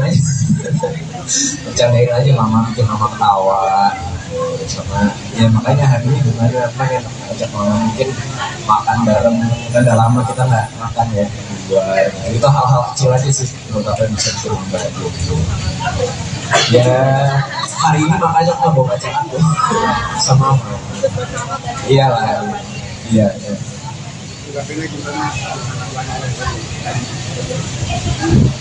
ya pokoknya saya juga terima kasih ya sama teman-teman wartawan, kalian luar biasa lah, meskipun kita nggak keluarga gitu, tapi saya ngerasain banget gitu ya, pemberitaan kalian itu tetap berimbang ya. Apa ya, kalau soal Atala, Vero, Fania itu udah gift gitu, dari Allah. Sekarang tinggal gimana saya supaya nggak terpuruk secara mental, tetap harus kuat buat anak-anakku karena mereka masih butuh aku. Kalau yang gede-gede pasti butuh doa aku, yang kecil Fania pasti butuh aku didik. Jadi ya sekarang gitu, terus memacu diri bersyukur. Jadi healing sendiri ya. Kadang kalau sedih, ngomong sendiri. Karena saya juga kalau lagi sedih, terus lagi semua pada sibuk gitu, udah ngomongnya sendiri, udah bisa, gak ada apa-apa gitu. Dan alhamdulillah healing itu juga boleh ya gitu. Boleh. Kayak ngomong gitu, udah gak ada apa-apa gitu. Paling enggak ada tahap kita untuk bisa mengutarakan apa yang dipendam, karena kalau tidak diutarakan itu dengan diri sendiri, kita bisa lebih drop lagi depresinya.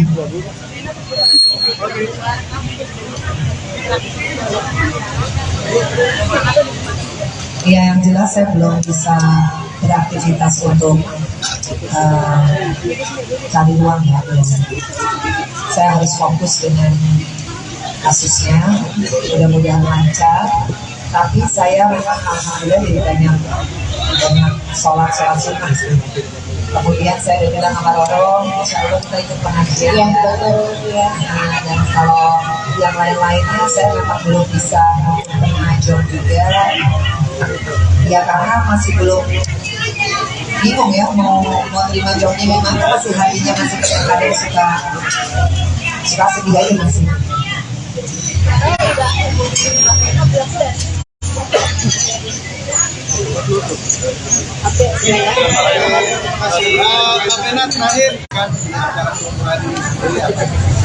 Iya, yang pasti seperti yang aku tadi utarakan.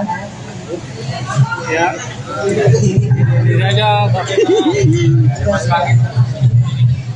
doanya mudah-mudahan semua yang hadir pada hari ini, baik itu keluarga, sahabat, anak, teman-teman wartawan, tetangga. Karena kalau kita berdoa yang baik, insya Allah semuanya kembali baik pada diri kita. Dan yang paling penting saya mohon banget doanya dari semuanya, doa yang tulus tentunya. Khususnya dari teman-teman wartawan, saya rasa kalian punya hati nurani, kalian tahu banget kok.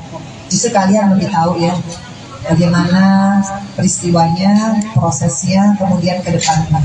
Jadi sekali lagi saya mohon dikawal supaya ini menjadi satu pembelajaran buat kita semua. Perempuan-perempuan Indonesia, kalau yang namanya KDRT sekali lagi bukan aib. KDRT itu adalah hal pidana yang harus kita perjuangkan secara hukum dan kita punya jalurnya.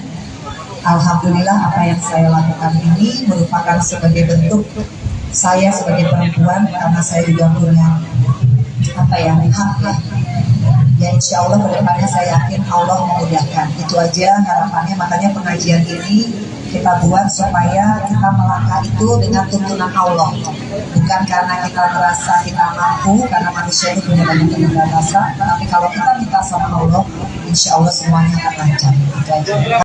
Vena Melinda makan-makan setelah digugat cerai Ferry Irawan. Vena Melinda gelar acara tasyakuran dengan mengundang anak yatim di kediamannya, Sabtu, tanggal 11 Februari tahun 2023. Ibu Verrel Bramasta itu mengundang 52 anak yatim dari yayasan yang berada di Bogor. Vena mengaku di tengah permasalahan yang ia hadapi mulai dari mendapat tindak KDRT hingga digugat suaminya, Ferry Irawan, doa anak yatim dapat meringankan bebannya. Lebih lanjut, Vena menuturkan bahwa kedepannya banyak yang harus ia perjuangkan seperti mengikuti proses sidang tindak KDRT hingga proses perceraian. Dengan itu, ia membutuhkan doa dari anak-anak yatim.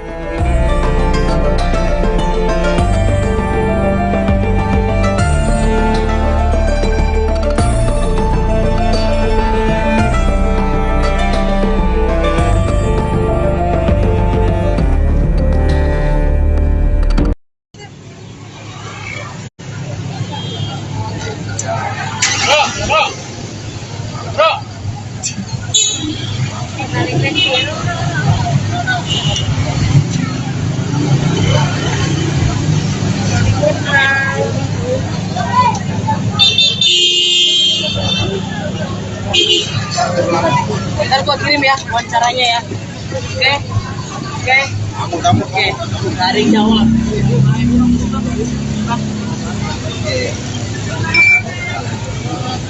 Loh.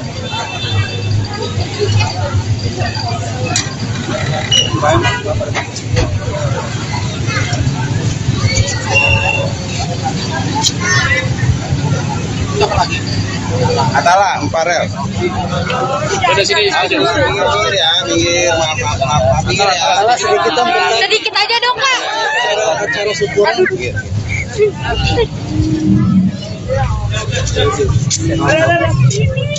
Ada nenek ketinggalan. Ada.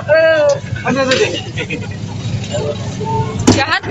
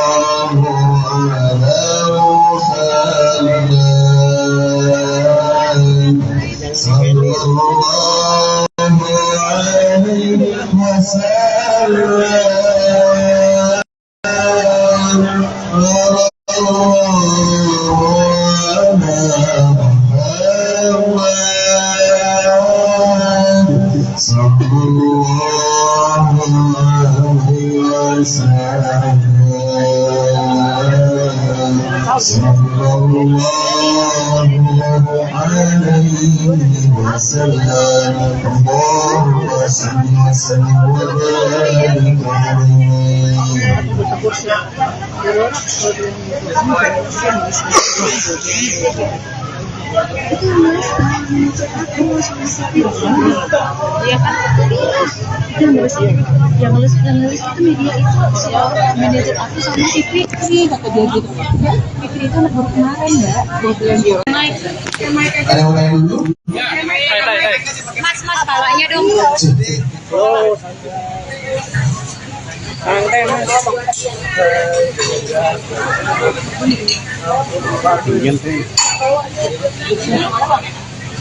Turun di kita ya, apa?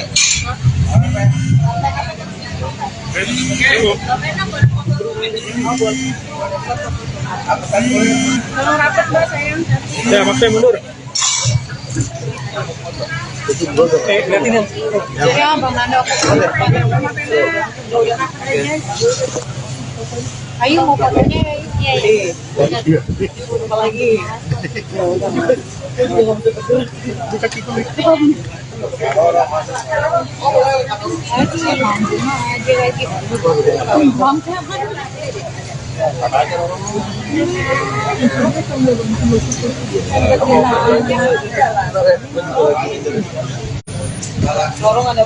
Yuk, ayo mulai yuk.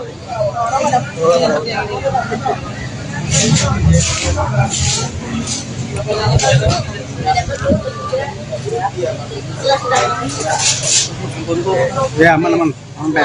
Mbak Vena mungkin hari ini sama anak yatim dalam rangka apa sih? Mau pakai mic? Pakai. Ya, alhamdulillah hari ini kami sudah 52 anak yatim dari doa anak yatim rekan dari Bogor.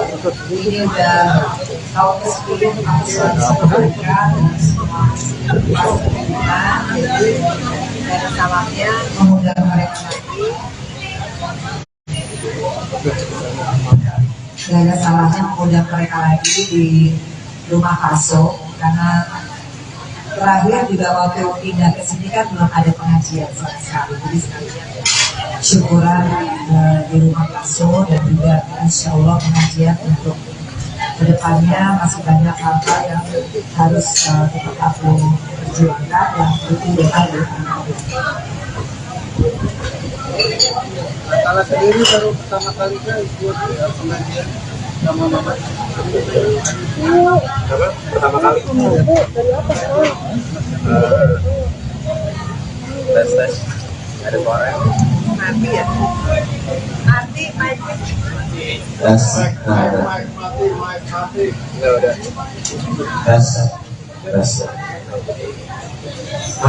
Hilang lagi. Oh, nggak usah pakai mic. Dengar ya. Jadi dari dulu emang mama sering ada isi acara-acara pengajian dari aku masih kecil sama kakak. Jadi emang hal kayak gini tuh udah rutin.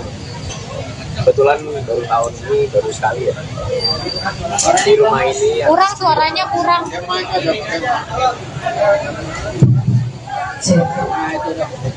Tes. Iya, yang aku bilang sebenarnya kayak rutinitas warga. Iya, dari aku sama kakak masih kecil emang itu acara pengajian, jadi emang ini bukan hal yang baru. Untuk tahun ini Dan di rumah habis direnovasi ini baru pertama kali sih. Mbak Vena kan ini adalah bentuk syukur Mbak Vena ketika rumah sudah selesai dibangun, Mbak Vena juga udah sehat. Seperti ini adalah bentuk syukur akhirnya mengajak para anak-anak yatim yang memang dahulu kala yang sering banget mendoakan Mbak Vena. Iya, jadi alhamdulillah kalau yang namanya anak-anak yatim, anak saya itu kan tahu dari awal aku masih belum ada harinya, kemudian sekarang di rumah Paso lagi, karena rumah ini kan sebenarnya rumah kenangan juga ya. Jadi yang ada salahnya mengundang mereka dan mudah-mudahan kedepannya aku lebih kuat, lebih sabar, lebih percaya diri lagi untuk menghadapi apapun. Jadi doa anak yatim aku yakini insya Allah dijaga sama Allah. Karena kan kita lihat mereka berdoanya luar biasa. Tadi kita baca Yasin begitu semangat dan mereka ini hafal Yasin ya. Kita aja masih baca alhamdulillah dan mereka ini rata-rata anak-anak yang udah umroh dan haji. Jadi anak-anak luar biasa sih. Iya, tadi itu 52 anak. Kenapa 52? Karena usiaku tahun ini 51. Jadi harus ditambah 1. Jadi 52. Jadi memang sengaja dari dulu sama Pak Dwi pimpinannya aku selalu bilang kalau bisa anak-anak kecil, anak-anak yang masih kecil aja udah tadi kan tahajud ya, rajin tahajud, kemudian baca Quran ya. Aku sih sudah merasakan 10 tahun sama mereka didoakan tuh karena mereka semangat ya insya Allah ya. Dan aku kan juga di titik sekarang ini lebih terus mendekatkan diri sama Allah dan sama-sama Roro juga kita di fase yang sama ya Roro. Jadi sama-sama menguatkan kalau malam-malam nggak bisa tidur telepon-teleponan. Ya alhamdulillah punya sister Roro yang rumahnya juga dekat banget gitu. Semua takdir Allah ya itu sih.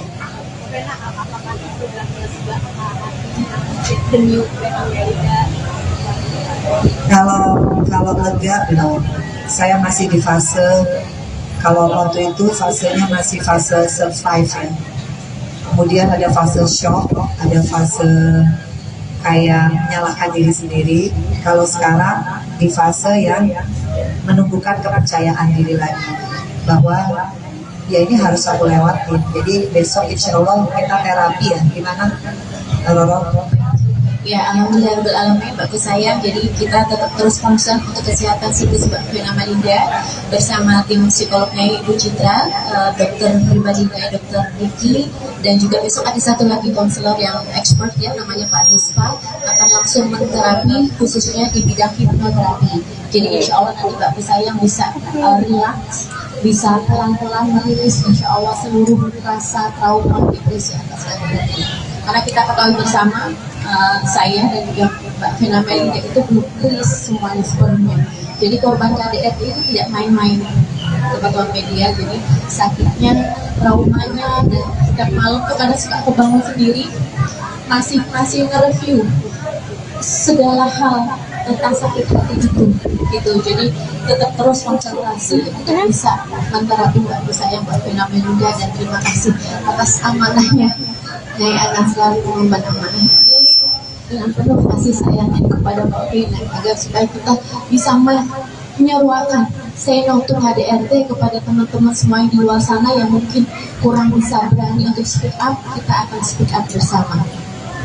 Hasilnya peningkatan dari akhirnya terapi, psikolog lainnya, apa yang Mbak Vena rasain? Ada perubahan kan yang seperti apa? Iya, alhamdulillah ini terapi yang keberapa ya? Kelima. Alhamdulillah dalam 1 bulan. Betul. Jauh. Alhamdulillah ya. Pertama aku kan nggak bisa makan, nggak bisa appetite ya, terus nggak bisa tidur yang deep sleep. Tapi sekarang kalau makan udah mulai ada keinginan hari ini mau makan apa. Tapi kalau disuruh ngomong tentang sesuatu hal itu pasti akan cepat nangis ya. Betul. Kalau ada sesuatu yang ya itu jadi trigger, jadi pemicu. Jadi kayak tadi ngeliat anak-anak kecil yang selalu mengiringi aku.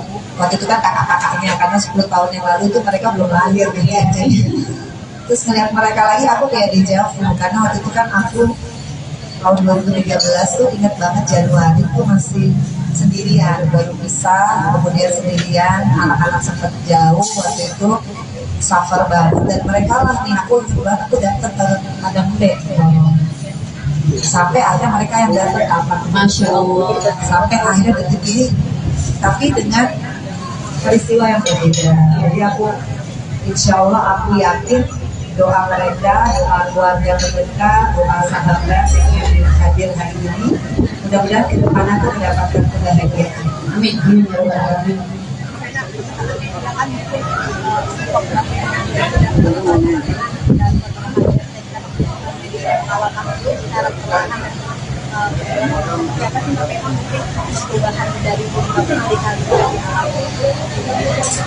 Ya pokoknya saya kan sama wartawan udah kayak keluarga nih. Kalau sampai kemarin saya agak nggak mau wawancara, semata-mata saya ingin semuanya kondusif. Tapi saya juga ingin teman-teman wartawan mengawal kasus ini, karena wartawan itu dan media memegang peranan yang sangat penting. Saya korban KDRT, begitupun Roro dan juga siapapun di luar sana, teman-teman perempuan. Konsekuensi memang banyak. Kalau kita berani speak up itu banyak. Makanya awal tuh yang harus kita persiapkan adalah mental. Karena yang namanya pleading victim, namanya fitnah, namanya berbagai macam itu pasti adalah urutannya. Dan insya Allah tanggal 14 Februari saya minta teman-teman wartawan tidak ada waktu, kita sama-sama ke Komnas Perempuan. Saya mohon doa dan juga supportnya teman-teman untuk sama-sama kita menginformasikan bahwa KDRT itu bukan aib. KDRT itu adalah pidana. Artinya kalau kita sudah berani speak up, ya konsekuensinya kita harus kuat mental. Meskipun saya juga sering nangis kayak tadi, semata-mata sebetulnya saya masih manusia biasa. Nggak mungkinlah ada orang yang ingin menikah kemudian gagal dan kemudian ceritanya sampai seperti saya, kan nggak mungkin ya. Tapi kalau itu pun terjadi, ya itu sudah satu konsekuensi. Makanya saya bersyukur punya anak-anak yang luar biasa. Kebetulan Feral nggak bisa hadir ya, karena ada acara di Amerika, tapi sudah mensupport. Atala juga datang, dia selalu ada di saat saya bilang yang sibuk-sibuk ya deh, sibuk cari uang, sibuk macam-macam ya.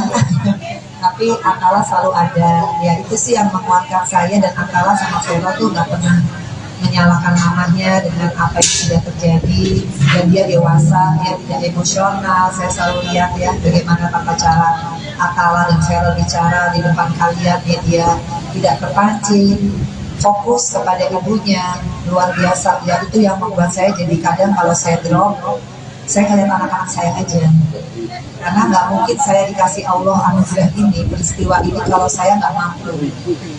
Tapi kadang kalau saya drop, yaitu manusiawi ya, karena saya sebetulnya belum sembuh secara psikologi, psikoterapi dan juga konselor itu sangat masih butuh proses. Jadi itu manusiawi, naluri, dan juga tergantung dengan trigger. Jadi seperti mana yang sudah sampaikan tempo hari, mohon doanya teman-teman media semuanya, dan semoga bisa memberitakan berita yang lebih proporsional. Jadi kalau misalnya ada isu-isu dan lain-lain itu yang merupakan trigger dari Mbak Fena, mohon jangan diberitakan, karena Mbak Fena sangat serius sekali. Seberapa sayangnya kalau Mbak Fena ini mau menyuarakan itu Iya, yang pasti buat Vero, Atala, Fania, tentunya saya hidup di dunia ini kan yang saya tinggalkan legacy adalah bagaimana mereka bangga lah sama hidupnya ya, sama orang tua. Jadi kalau apa yang saya lakukan itu kemudian menginspirasi Vero masuk ke dunia politik, salah satu agendanya adalah ingin menyuarakan anti KDRT, khususnya di kalangan anak muda, karena dia juga anak muda, milenial. Ya saya bangga, artinya semua isu itu penting, dan saya juga tahu banget Vero punya capable, mudah-mudahan Atala juga nanti bisa ngikutin, Fania.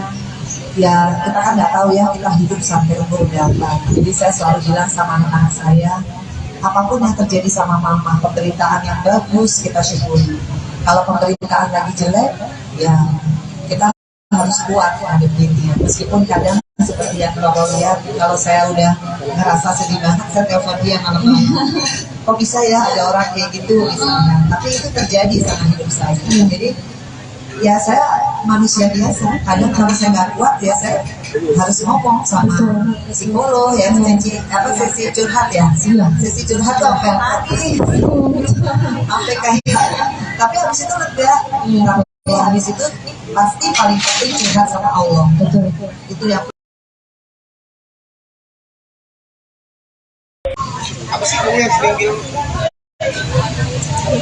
semangat apa sih yang disampaikan oleh Atala dari mama?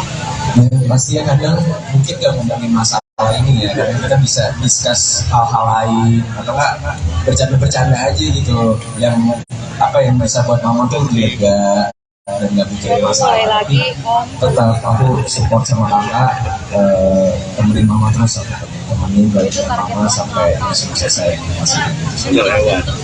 buat mama biar mama tuh nggak nangis, bikin mama ketawa lagi. Kalau punya cara apa sih? Ya aku selalu bercandain aja, bercandain aja mama, bikin mama ketawa.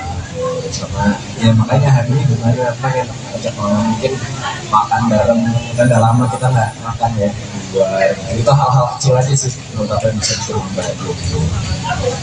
Ya hari ini makanya aku mau baca aku sama mama. Iyalah, iya.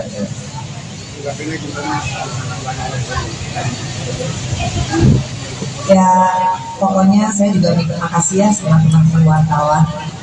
Kalian luar biasa lah, meskipun kita nggak keluarga gitu, tapi saya ngerasain banget gitu ya, pemberitaan kalian itu tetap berimbang. Ya apa ya, kalau soal Atala, Vero, Fania itu udah gift gitu, dari Allah. Sekarang tinggal gimana saya supaya nggak terpuruk secara mental, tetap harus kuat buat anak-anakku. karena mereka masih butuh aku. Kalau yang gede-gede pasti butuh doa aku, yang kecil kan yang masih butuh aku didik. Jadi ya sekarang didik terus memacu diri bersyukur. Jadi healing sendiri ya. Kadang kalau sedih, ngomong sendiri. Karena saya juga kalau lagi sedih terus lagi semua pada sibuk gitu, udah ngomongnya sendiri, udah bisa, nggak ada apa-apa gitu. Dan alhamdulillah healing itu juga boleh ya gitu. Boleh. Kayak ngomong gitu, udah nggak ada apa-apa gitu.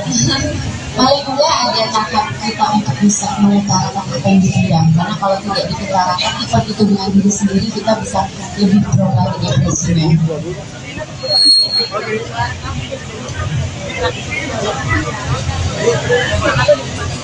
Ya yang jelas saya belum bisa beraktivitas untuk cari uang ya. Saya harus fokus dengan kasusnya, mudah-mudahan lancar. Tapi saya memang alhamdulillah jadi banyak sholat sunnah sih. Kemudian saya udah bilang sama Roro, insya Allah kita ikut pengajian ya. Dan kalau yang lain-lainnya saya memang belum bisa mengajar juga. Ya karena masih belum bingung ya mau terima jobnya memang, masih hatinya masih kadang suka sedih aja masih.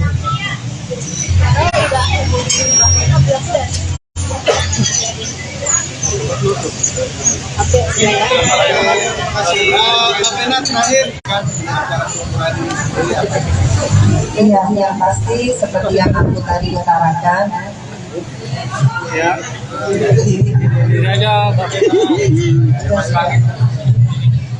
doanya mudah-mudahan semua yang hadir pada hari ini, baik itu keluarga, sahabat, anak, teman-teman wartawan, tetangga.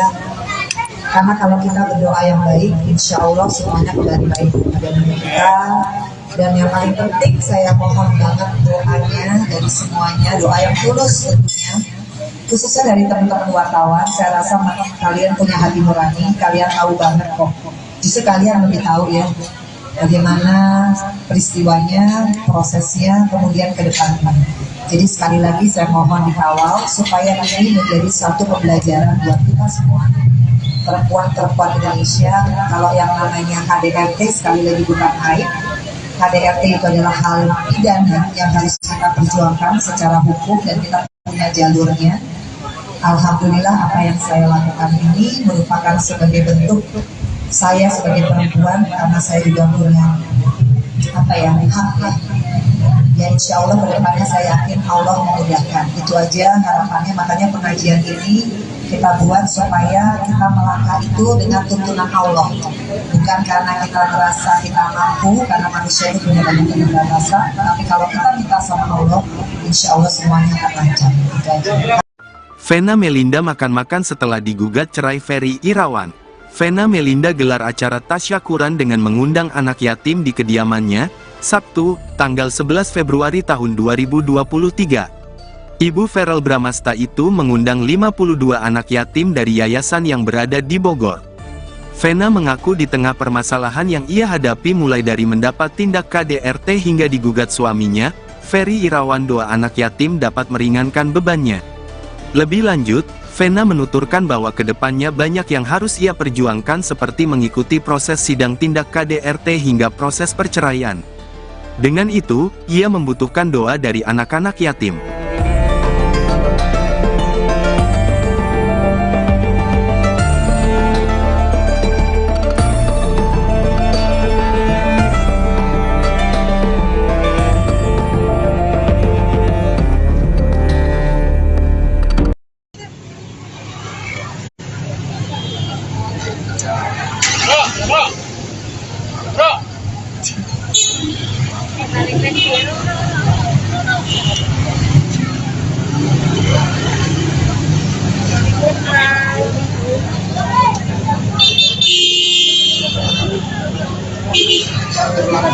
Ntar gua kirim ya wawancaranya ya. Oke. Oke. Dari Jawa.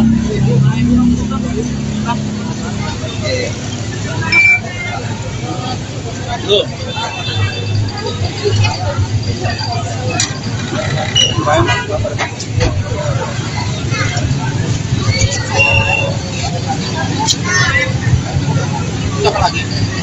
Atala, Emparel. Udah sini aja. Minggir ya, minggir. Maaf. Minggir ya. Atala Sedikit aja dong, Kak. Acara syukuran gitu.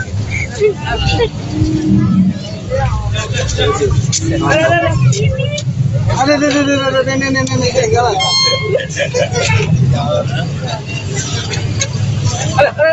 Ada. Jahat.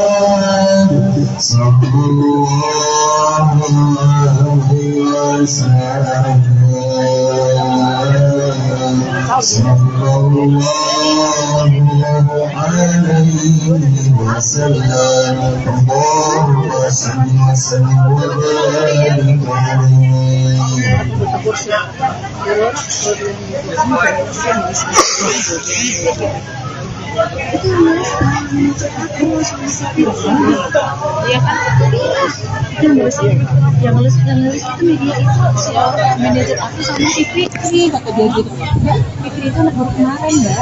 Dia bilang dia naik. Ada yang mau main dulu? Mas palanya dong. Oh, santai mas.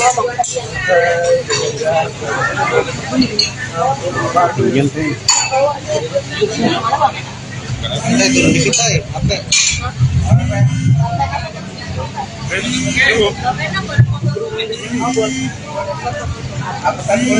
Kalau rapat Mbak sayang. Ya, pakai mundur. Jadi Bang Nando aku ayo mau fotonya ya. Apa lagi?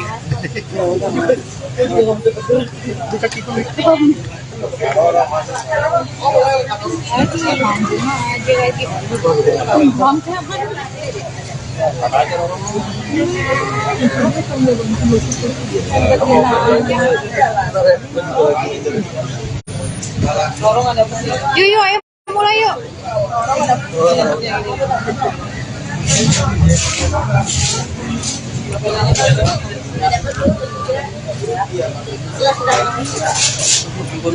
Ya, aman. Sampai. Mbak Vena mungkin hari ini sama anak yatim dalam rangka apa sih kalau mau pakai mic? Pakai. Ya, alhamdulillah hari ini kami program 52 anak yatim dari doa anak yatim kami dari Bogor.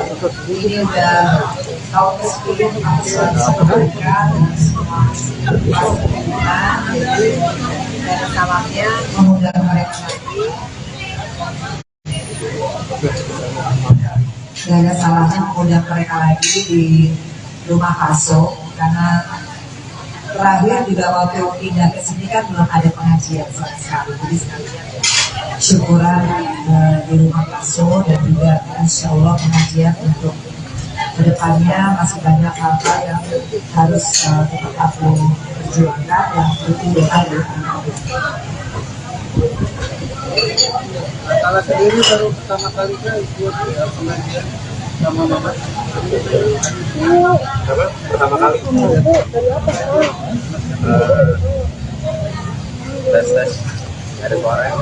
Nanti ya. Nanti mic. Tes. Enggak udah. Tes. Ini Hilang lagi. Pak, nggak usah pakai mic. Dengar ya. Jadi dari dulu mama saya ada Indonesia acara-acara pengajian dari aku masih kecil sama kakak. Jadi emang hal kayak gitu udah rutin. Kebetulan baru tahun ini baru sekali ya di rumah ini ya. Kurang suaranya kurang.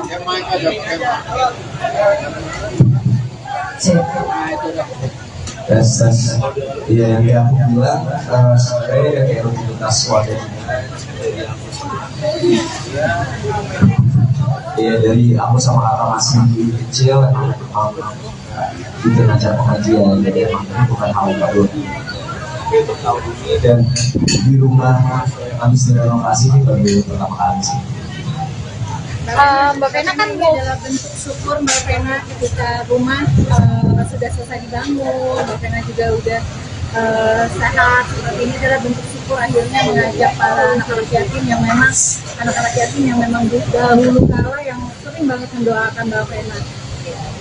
Iya, jadi alhamdulillah kalau yang namanya anak-anak yatim anak itu kan tahu dari awal aku masih belum ada harinya, kemudian sekarang di rumah Paso lagi karena rumah ini kan sebenarnya rumah anak juga ya.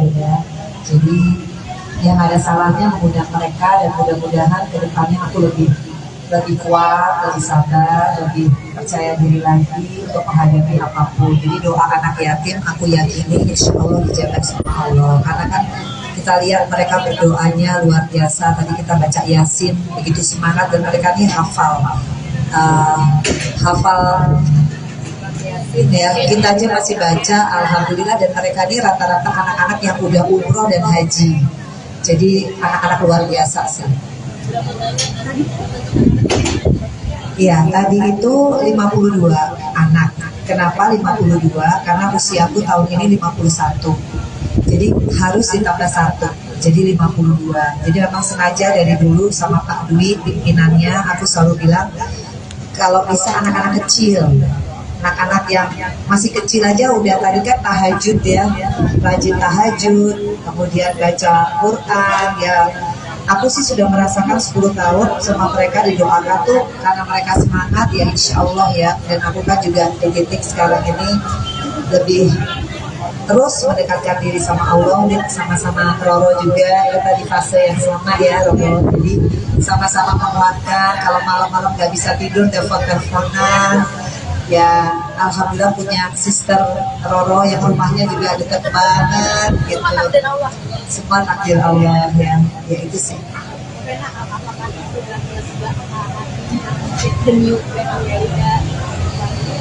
Kalau lega belum. Saya masih di fase, kalau waktu itu fasenya masih fase survive ya.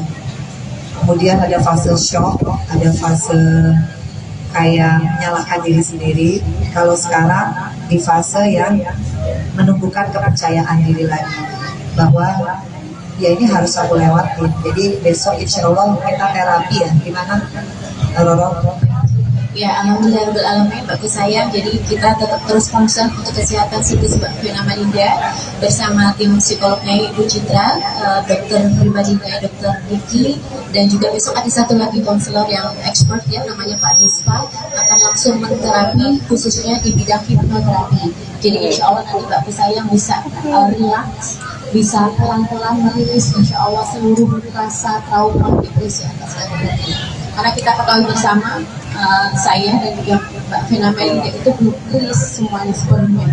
Jadi korban KDRT itu tidak main-main, teman-teman media. Jadi sakitnya, traumanya, dan setiap malam tuh kadang suka kebangun sendiri, masih nge-review segala hal tentang sakit hati itu gitu. Jadi tetap terus konsentrasi untuk bisa menterapi Mbak saya, Mbak Vena Melinda, dan terima kasih atas amanahnya. Saya akan selalu mengemban amanah dengan penuh kasih sayangnya kepada Mbak Vena, agar supaya kita bisa menyeruakan say no to KDRT kepada teman-teman semua yang di luar sana yang mungkin kurang bisa berani untuk speak up. Kita akan speak up bersama. Maksudnya peningkatan dari akhirnya terapi, psikolog aja apa yang Mbak Vena rasain sekarang? Ada perubahan kan yang seperti apa? Iya, alhamdulillah ini terapi yang keberapa ya? 5? Iya, kelima. Alhamdulillah 1 bulan. Betul. Jauh, alhamdulillah ya. Pertama aku kan gak bisa makan, gak bisa appetite ya, terus gak bisa tidur ya, deep sleep. Tapi sekarang kalau makan udah mulai ada keinginan hari ini mau makan apa. Tapi kalau disuruh ngomong tentang sesuatu hal itu pasti akan cepat nangis ya. Betul. Kalau ada sesuatu yang ya itu jadi trigger, jadi pemicu. Jadi kayak tadi melihat anak-anak kecil yang selalu mengiringi aku. Waktu itu kan kakak-kakaknya, karena 10 tahun yang lalu tuh mereka belum lahir gitu ya. Terus ngeliat mereka lagi aku kayak dejavu, karena waktu itu kan aku tahun 2013 tuh ingat banget Januari tuh masih sendirian, baru pisah, kemudian sendirian, anak-anak sempat jauh waktu itu, suffer banget, dan mereka lah nih aku datang ke Ladang Mude. Sampai akhirnya mereka yang datang apa? Masya Allah. Sampai akhirnya detik ini, tapi dengan peristiwa yang berbeda. Jadi aku, insya Allah aku yakin doa mereka, doa keluarga mereka, doa sahabat yang hadir hari ini, mudah-mudahan ke depan aku mendapatkan kebahagiaan. Amin.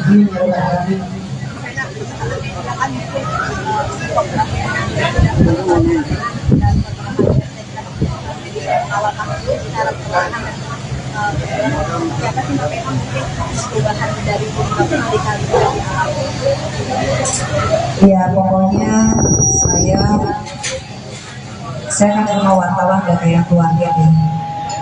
Kalau sampai kemarin saya agak nggak mau wawancara, semata-mata saya ingin semuanya kondusif.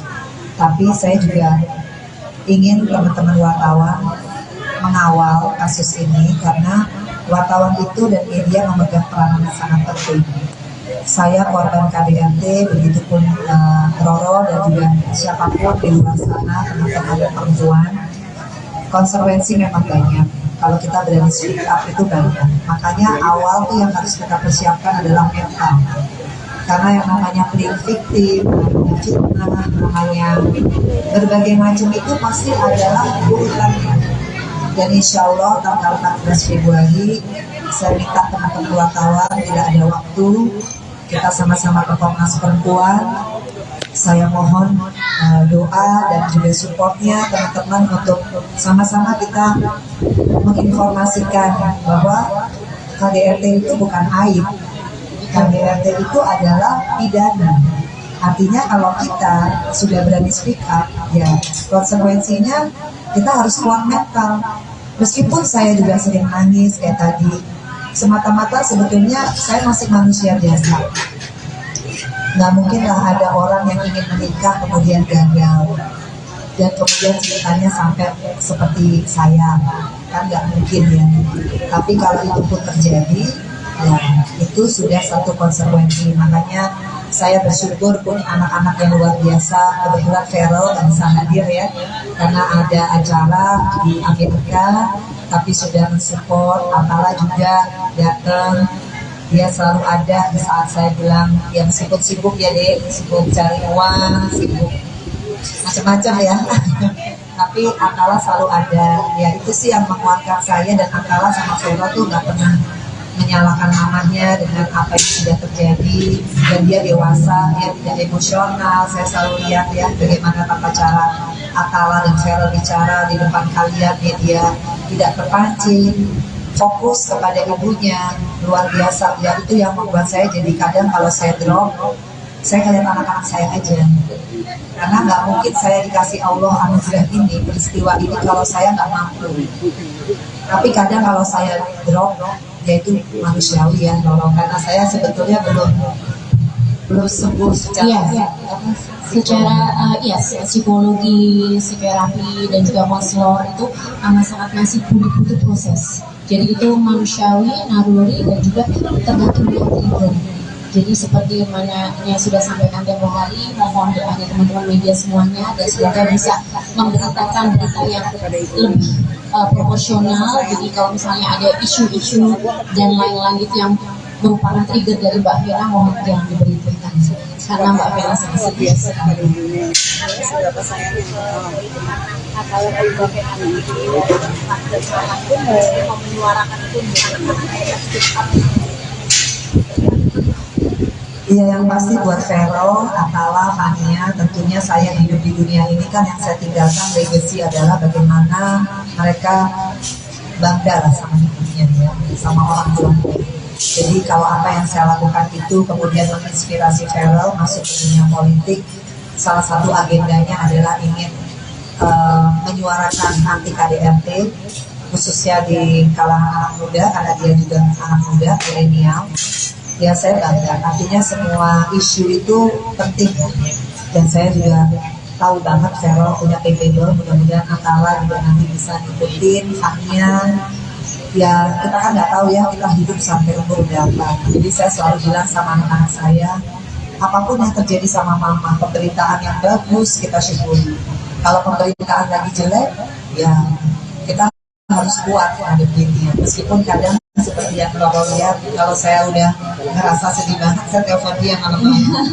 Kok bisa ya ada orang kayak gitu misalnya. Tapi itu terjadi sama hidup saya. Jadi ya saya manusia biasa. Kadang kalau saya nggak kuat ya saya harus ngomong sama psikolog ya, sesi curhat ya. Sesi curhat tuh apa lagi? Sampai kayak. Tapi habis itu lega. Habis itu pasti paling penting curhat sama Allah. Betul. Itu yang apa sih kamu yang sering bilang semangat apa sih yang disampaikan oleh Atala dari mama? Ya, pasti ya kadang mungkin gak ngomongin masalah ini ya, kadang kita bisa discuss hal-hal lain atau enggak bercanda-bercanda aja gitu, yang apa yang bisa buat mama tuh lega dan nggak mikirin masalah. Tapi tetap aku support sama kakak, temenin mama terus, aku temenin balik mama sampai selesai masih buat mama biar mama tuh nggak mau nangis, bikin mama ketawa lagi. Kalau punya cara apa sih? Ya aku selalu bercandain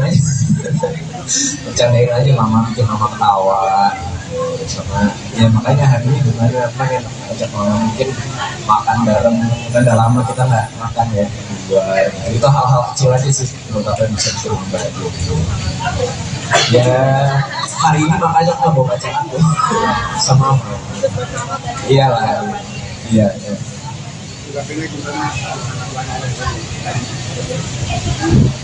Ya pokoknya saya juga berterima kasih ya sama teman-teman wartawan. Kalian luar biasa lah, meskipun kita nggak keluarga gitu. Tapi saya ngerasain banget gitu ya, pemberitaan kalian itu tetap berimbang. Ya apa ya, kalau soal Atala, Hero, Hania itu udah gift gitu, dari Allah. Sekarang tinggal gimana saya supaya nggak kepuruk secara mental, tetap harus kuat buat anak-anakku karena mereka masih butuh aku. Kalau yang gede-gede pasti butuh doa aku, yang kecil Fania pasti butuh aku didik. Jadi ya sekarang ini terus memacu diri bersyukur. Jadi healing sendiri ya. Kadang kalau sedih ngomong sendiri, karena saya juga kalau lagi sedih terus lagi semua pada sibuk gitu, udah ngomongnya sendiri, udah bisa, nggak ada apa-apa gitu. Dan alhamdulillah healing itu juga boleh ya gitu ya. Boleh kayak ngomong gitu, udah nggak ada apa-apa gitu ya. Paling enggak ada tahap kita untuk bisa mengutarakan apa yang dipendam, karena kalau tidak diutarakan effort itu dengan diri sendiri, kita bisa lebih drop lagi depresinya.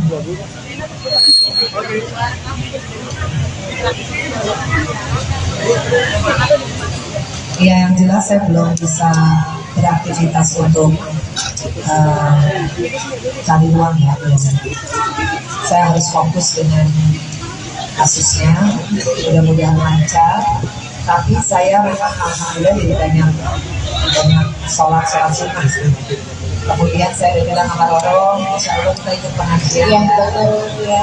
Dan kalau yang lain-lainnya saya memang belum bisa mengajar juga. Ya karena masih belum bingung ya mau terima jawabnya gimana, masih hatinya masih kadang suka sedih aja masih.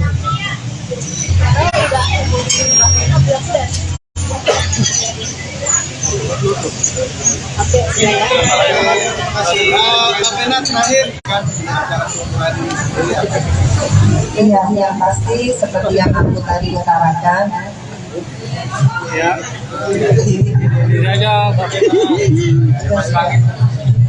Ya doanya mudah-mudahan semua yang hadir pada hari ini, baik itu keluarga, sahabat, anak, teman-teman wartawan, tetangga.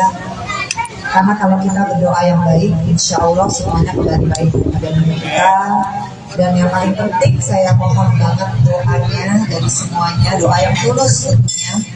Khususnya dari teman-teman wartawan, saya rasa kalian punya hati nurani, kalian tahu banget kok. Justru kalian lebih tahu ya bagaimana peristiwanya, prosesnya, kemudian ke depannya. Jadi sekali lagi saya mohon dikawal supaya ini menjadi satu pembelajaran buat kita semua. Perempuan-perempuan Indonesia, kalau yang namanya KDRT sekali lagi bukan aib. KDRT itu adalah hal pidana yang harus kita perjuangkan secara hukum dan kita punya jalurnya.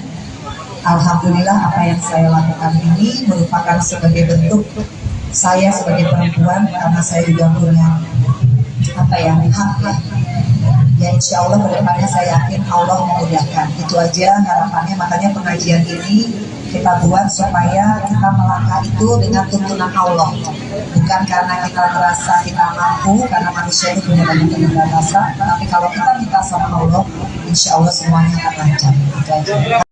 Vena Melinda makan-makan setelah digugat cerai Ferry Irawan.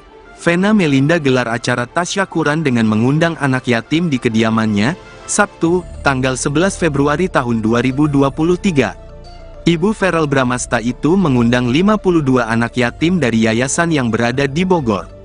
Vena mengaku di tengah permasalahan yang ia hadapi mulai dari mendapat tindak KDRT hingga digugat suaminya, Ferry Irawan, doa anak yatim dapat meringankan bebannya. Lebih lanjut, Vena menuturkan bahwa kedepannya banyak yang harus ia perjuangkan seperti mengikuti proses sidang tindak KDRT hingga proses perceraian. Dengan itu, ia membutuhkan doa dari anak-anak yatim.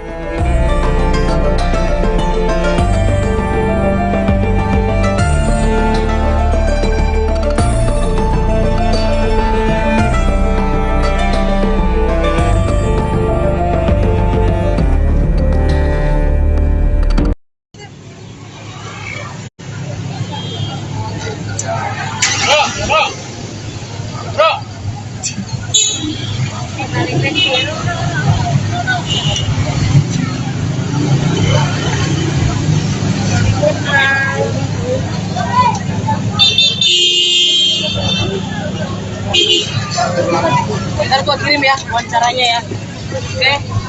Oke. Oke. Garing jawab.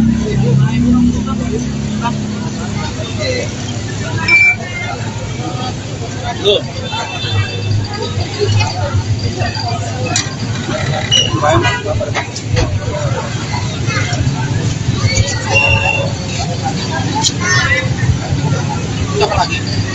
Atala, Emparel. Udah sini aja. Minggir ya, minggir. Maaf. Minggir ya. Sedikit aja dong, Kak. Cara syukuran.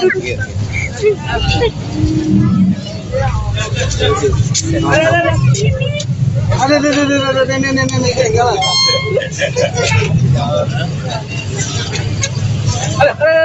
Ada. Jahat.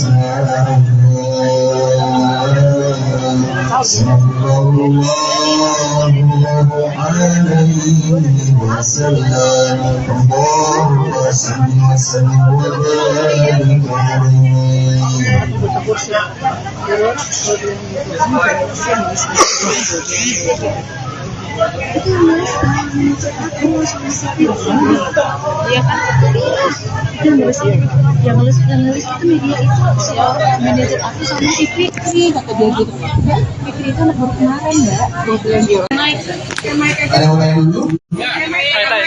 Mas palanya dong. Oh, santai mas.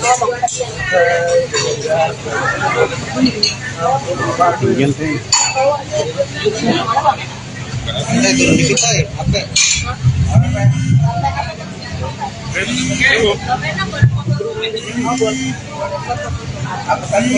Tolong rapat mbak sayang. Ya, maksudnya mundur. Lihatin yang. Ya bang Nando. Ayo mau fotonya ya. Apa lagi?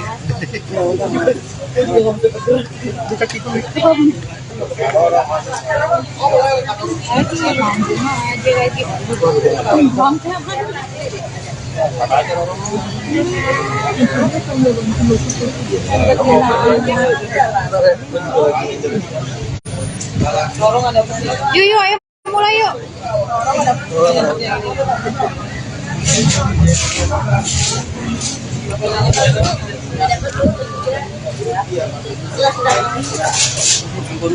Ya, aman. Sampai. Mbak Vena mungkin hari ini sama anak yatim belum nikah ke atas sih kalau mau pakai mic? Pakai.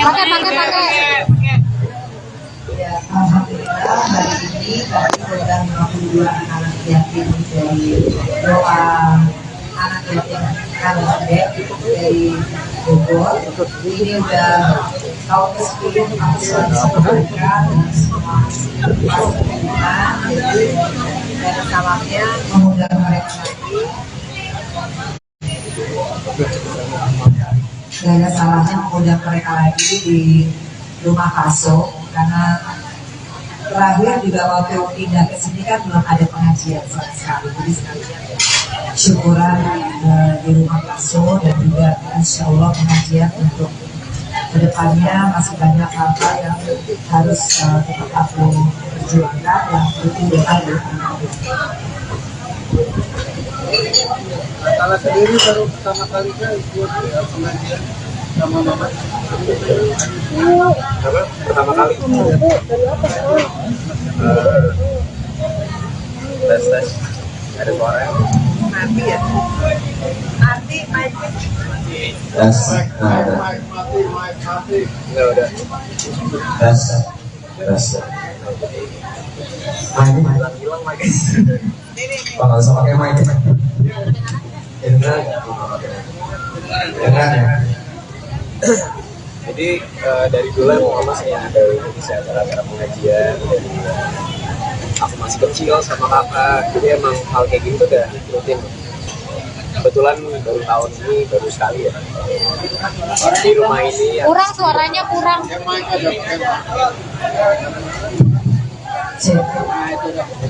Tes. Iya, yang aku bilang sebenarnya kayak rutinitas keluarga kita. Iya, dari aku sama kakak masih kecil emang bikin acara pengajian, jadi emang ini bukan hal yang baru. Untuk tahun ini Dan di rumah habis direnovasi ini baru pertama kali sih. Mbak Vena kan adalah bentuk syukur Mbak Vena ketika rumah sudah selesai dibangun. Mbak Vena juga udah sehat. Ini adalah bentuk syukur akhirnya mengajak para anak-anak yatim yang memang dahulu kala yang sering banget mendoakan Mbak Vena. Iya, jadi alhamdulillah kalau yang namanya anak-anak yatim itu kan tahu dari awal aku masih belum ada harinya, kemudian sekarang di rumah Paso lagi, karena rumah ini kan sebenarnya rumah kenangan juga ya. Jadi yang ada salahnya mengundang mereka dan mudah-mudahan kedepannya aku lebih kuat, lebih sabar, lebih percaya diri lagi untuk menghadapi apapun. Jadi doa anak yatim aku yakini insya Allah dijaga sama Allah. Karena kan kita lihat mereka berdoanya luar biasa. Tadi kita baca Yasin begitu semangat dan mereka ini hafal ya, kita aja masih baca, alhamdulillah, dan mereka ini rata-rata anak-anak yang udah umroh dan haji. Jadi anak-anak luar biasa sih. Iya, tadi itu 52 anak. Kenapa 52? Karena usiaku tahun ini 51. Jadi harus ditambah 1. Jadi 52.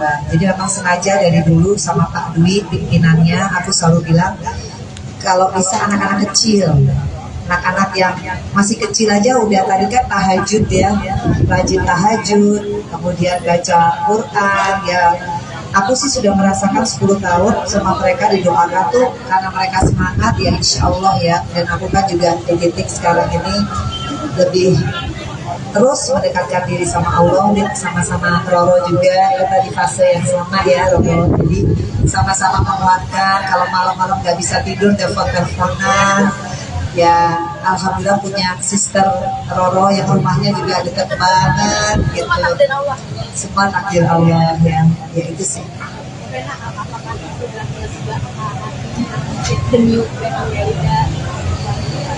Kalau lega belum. Saya masih di fase, kalau waktu itu fasenya masih fase survive ya. Kemudian ada fase shock, ada fase kayak menyalahkan diri sendiri. Kalau sekarang di fase yang menumbuhkan kepercayaan diri lagi, bahwa ya ini harus aku lewatin. Jadi besok insya Allah kita terapi ya. Gimana Roro? Ya, alhamdulillah alamin bagus sayang. Jadi kita tetap terus concern untuk kesehatan psikis Mbak Vena Melinda bersama tim psikolognya Ibu Citra, dokter pribadinya Dokter Ricky, dan juga besok ada satu lagi konselor yang expert ya, namanya Pak Dispa, akan langsung menterapi khususnya di bidang hipnoterapi. Jadi insya Allah nanti Mbak sayang bisa relax, bisa pelan-pelan merilis insya Allah seluruh rasa trauma depresi atas kehadiran. Karena kita ketahui bersama, saya dan juga Mbak Vena Melinda itu belum tulis semuanya sepenuhnya. Jadi korban KDRT itu tidak main-main, teman-teman media. Jadi sakitnya, traumanya, dan setiap malam tuh karena suka kebangun sendiri, masih nge-review segala hal tentang sakit hati itu gitu. Jadi tetap terus konsentrasi untuk bisa menterapi Mbak Vena Melinda, dan terima kasih atas amanahnya. Nyai akan selalu mengemban amanah ini dengan penuh kasih sayang kepada Mbak Vena, agar supaya kita bisa menyeruakan say no to KDRT kepada teman-teman semua yang di luar sana yang mungkin kurang bisa berani untuk speak up. Kita akan speak up bersama. Maksudnya peningkatan dari akhirnya terapi, psikolog aja, apa yang Mbak Vena rasain? Ada perubahan kan yang seperti apa? Iya, alhamdulillah ini terapi yang keberapa ya? 5? Iya, kelima. Alhamdulillah dalam 1 bulan. Betul. Jauh. Alhamdulillah ya. Pertama aku kan nggak bisa makan, nggak bisa appetite ya, terus nggak bisa tidur ya, deep sleep. Tapi sekarang kalau makan udah mulai ada keinginan hari ini mau makan apa. Tapi kalau disuruh ngomong tentang sesuatu hal itu pasti akan cepat nangis ya. Betul. Kalau ada sesuatu yang ya itu jadi trigger, jadi pemicu. Jadi kayak tadi melihat anak-anak kecil yang selalu mengiringi aku. Waktu itu kan kakak-kakaknya, karena 10 tahun yang lalu itu mereka belum lahir gitu ya. Terus ngeliat mereka lagi aku kayak deja vu, karena waktu itu kan aku tahun 2013 tuh ingat banget Januari tuh masih sendirian, baru pisah, kemudian sendirian, anak-anak sempat jauh waktu itu, suffer banget, dan mereka lah nih aku datang ke Madam Bek sampai akhirnya mereka yang datang apa, Masya Allah, sampai akhirnya detik ini, tapi dengan peristiwa yang berbeda. Jadi aku insya Allah aku yakin doa mereka, doa keluarga terdekat, doa sahabat yang hadir hari ini, mudah-mudahan ke depan aku mendapatkan kebahagiaan. Amin.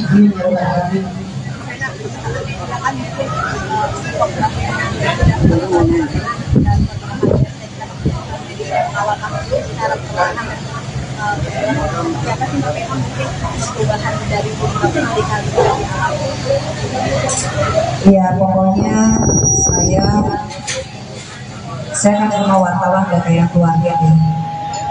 Kalau sampai kemarin saya agak nggak mau wawancara, semata-mata saya ingin semuanya kondusif.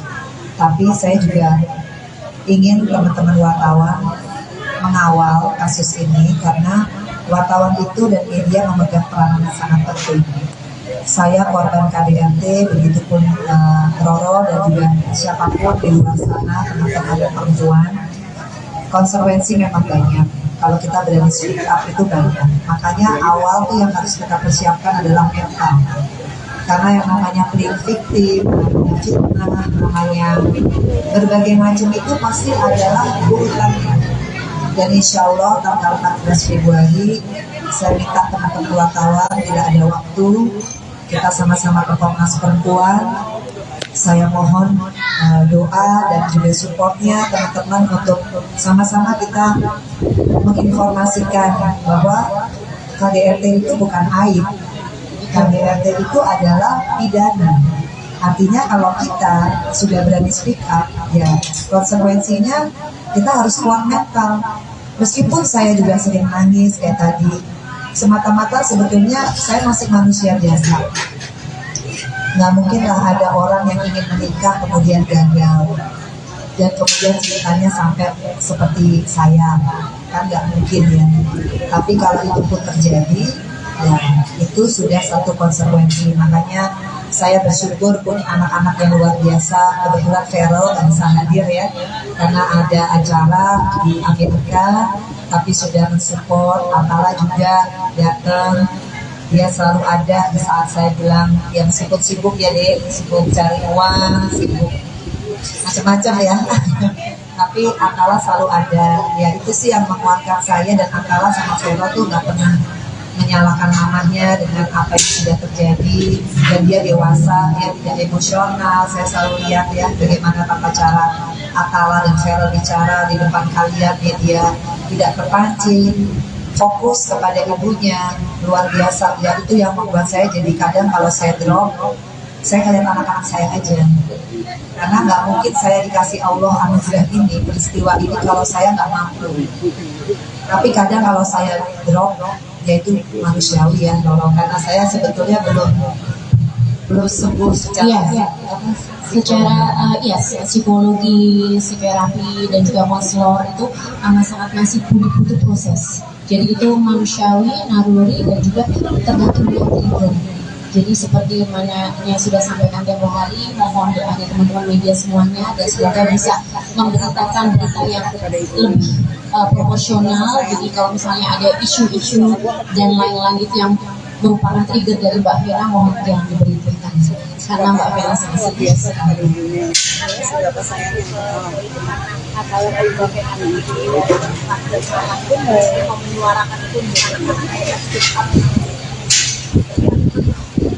Iya, yang pasti buat Vero, Atala, Fania, tentunya saya hidup di dunia ini kan yang saya tinggalkan legacy adalah bagaimana mereka bangga lah sama hidupnya ya, sama orang tuanya. Jadi kalau apa yang saya lakukan itu kemudian menginspirasi Vero masuk ke dunia politik, salah satu agendanya adalah ingin menyuarakan anti KDRT, khususnya di kalangan anak muda, karena dia juga anak muda, milenial. Ya saya bangga, artinya semua isu itu penting, dan saya juga tahu banget Vero punya capable, mudah-mudahan Atala juga nanti bisa ngikutin Fania. Ya kita kan nggak tahu ya kita hidup sampai umur berapa, jadi saya selalu bilang sama anak-anak saya, apapun yang terjadi sama mama, pemberitaan yang bagus kita syukuri, kalau pemberitaan lagi jelek ya kita harus kuat menghadapinya. Meskipun kadang seperti yang Roro lihat, kalau saya udah ngerasa sedih banget, saya telepon dia malam-malam. Kok bisa ya ada orang kayak gitu misalnya. Tapi itu terjadi sama hidup saya. Jadi ya saya manusia biasa. Kadang kalau saya nggak kuat ya saya harus ngomong sama psikolog ya, sesi curhat ya. Sesi curhat tuh sampai nangis, sampai kayak. Tapi habis itu lega. Habis itu pasti paling penting curhat sama Allah. Itu yang apa sih kamu yang sering semangat apa sih yang disampaikan terus Atala dari mama? Ya, pasti ya kadang mungkin gak ngomongin masalah ini ya, karena kita bisa discuss hal-hal lain atau enggak bercanda-bercanda aja gitu, yang yang bisa buat mama tuh lega dan nggak mikirin masalah. Tapi tetap aku support sama kakak, temenin mama terus, aku temenin balik mama sampai selesai masih atau buat mama biar mama tuh nggak mau nangis, bikin mama kesal lagi. Kalau punya cara apa sih? Ya aku selalu bercandain aja mama, bikin mama ketawa sama. Ya makanya hari ini gimana pengen ajak mama mungkin makan bareng, kan udah lama kita nggak makan ya berdua. Itu hal-hal kecil aja sih menurut aku yang bisa bikin mama bahagia gitu. Ya hari ini makanya aku bawa baca aku sama mama. Iyalah, iya.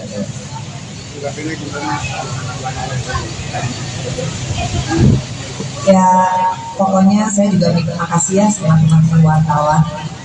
Kalian luar biasa lah, meskipun kita nggak keluarga gitu, tapi saya ngerasain banget gitu ya, pemberitaan kalian itu tetap berimbang. Ya apa ya, kalau soal Atala, Vero, Hania itu udah gift gitu, dari Allah. Sekarang tinggal gimana saya supaya nggak terpuruk secara mental, tetap harus kuat buat anak-anakku, karena mereka masih butuh aku. Kalau yang gede-gede pasti butuh doa aku, yang kecil kan ya pasti butuh aku didik. Jadi ya sekarang gitu terus memacu diri, bersyukur. Jadi healing sendiri ya.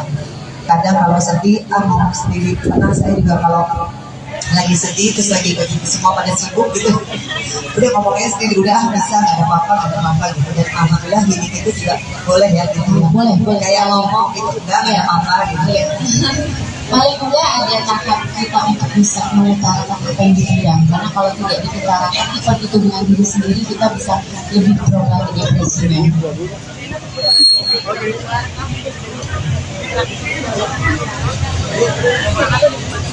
Ya yang jelas saya belum bisa beraktivitas untuk cari uang ya, belum. Saya harus fokus dengan kasusnya, mudah-mudahan lancar. Tapi saya memang alhamdulillah jadi banyak sholat sunnah sih. Kemudian saya udah bilang sama Roro, insya Allah kita ikut pengajian. Iya betul ya. Dan kalau yang lain-lainnya saya memang belum bisa mengajar juga. Ya karena masih belum bingung ya mau terima jobnya gimana, masih hatinya masih kadang-kadang suka sedih aja masih.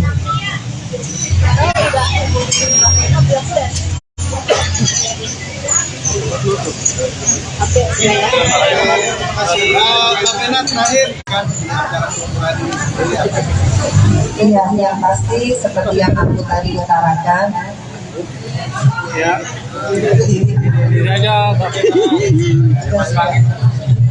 Ya doanya mudah-mudahan semua yang hadir pada hari ini, baik itu keluarga, sahabat, anak, teman-teman wartawan, tetangga.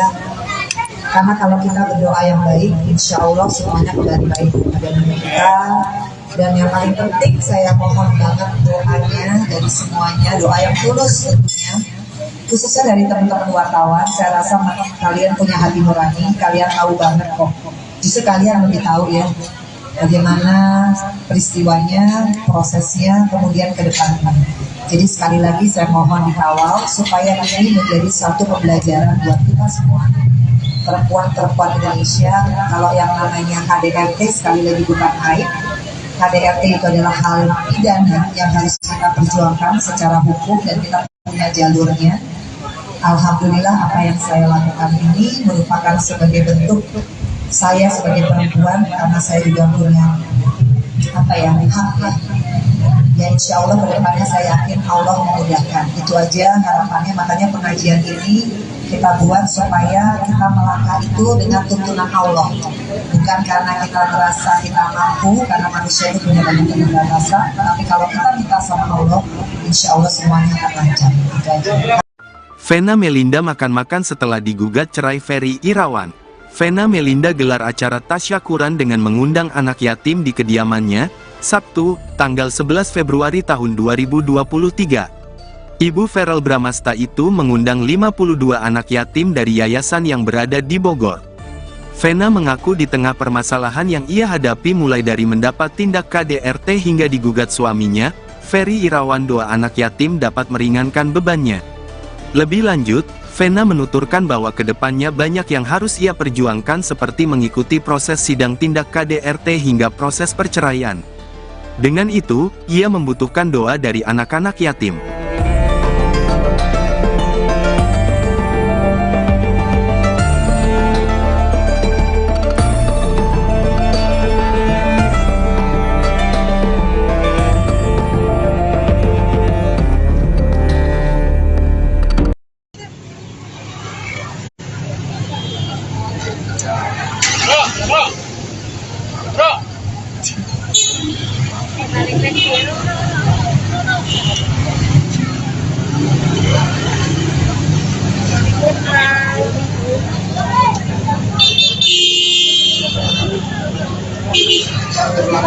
Ntar gua kirim ya wawancaranya ya.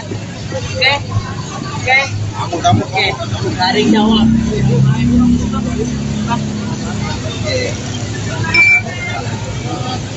Loh.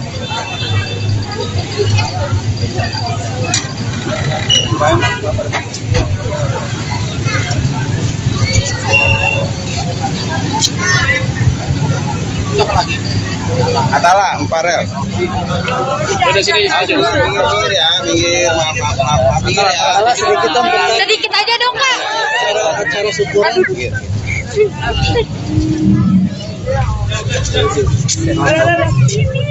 Ada nenek jalan.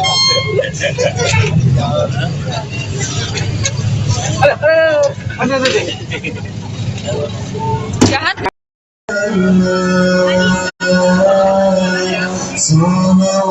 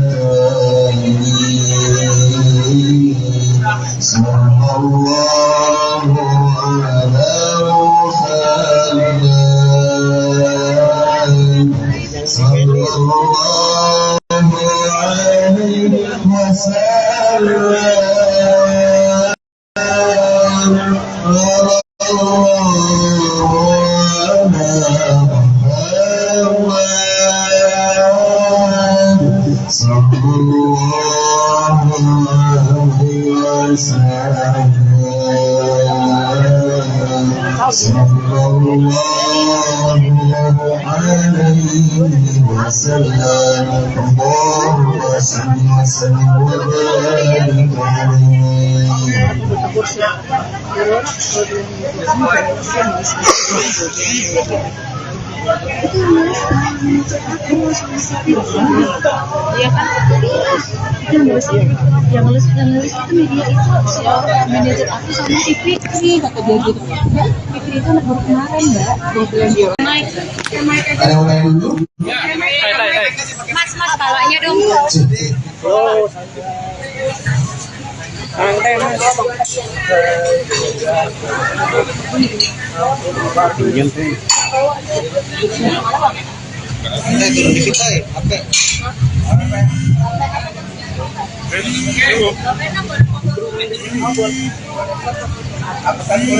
Kalau rapat mbak sayang. Ya, makanya mundur. Lihatin ya. Ya, Bang Nando. Ayo mau fotonya.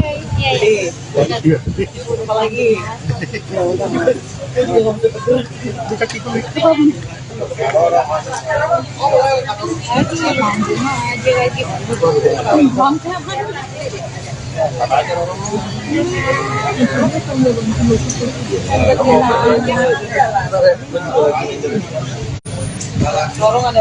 Yuk, ayo mulai yuk.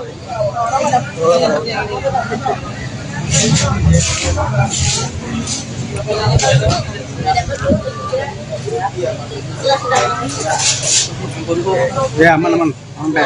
Mbak Vena mungkin hari ini sama anak yatim belum hutang ke atas sih kalau mau pakai mic? Pakai. Ya, alhamdulillah hari ini kami program 52 anak yatim dari doa anak yatim Kalibek dari Bogor. Ini udah tahun ke-10 kami selalu mereka dan semua pasangan. Jadi dan salamnya mengundang mereka lagi.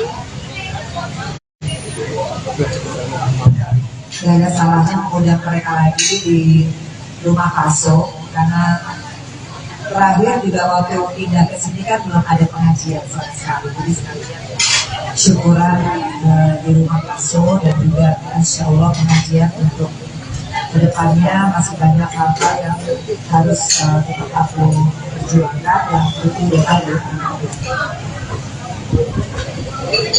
Kalau sendiri baru pertama kali ikut pengajian sama mama. Apa? Pertama kali. Tes. Ada suara. Mati ya? Mati. Tes. Enggak udah. Tes. Hilang lagi. Pak, nggak usah pakai mic. Dengar ya. Jadi dari dulu emang mama sering ada isi acara-acara pengajian dari aku masih kecil sama kakak. Jadi emang hal kayak gini tuh udah rutin. Kebetulan baru tahun ini baru sekali ya di rumah ini ya. Kurang suaranya kurang.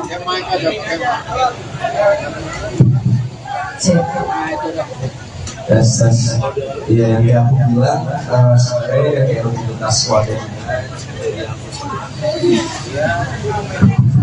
Iya, dari aku sama kakak masih kecil emang bikin acara pengajian, jadi emang ini bukan hal yang baru.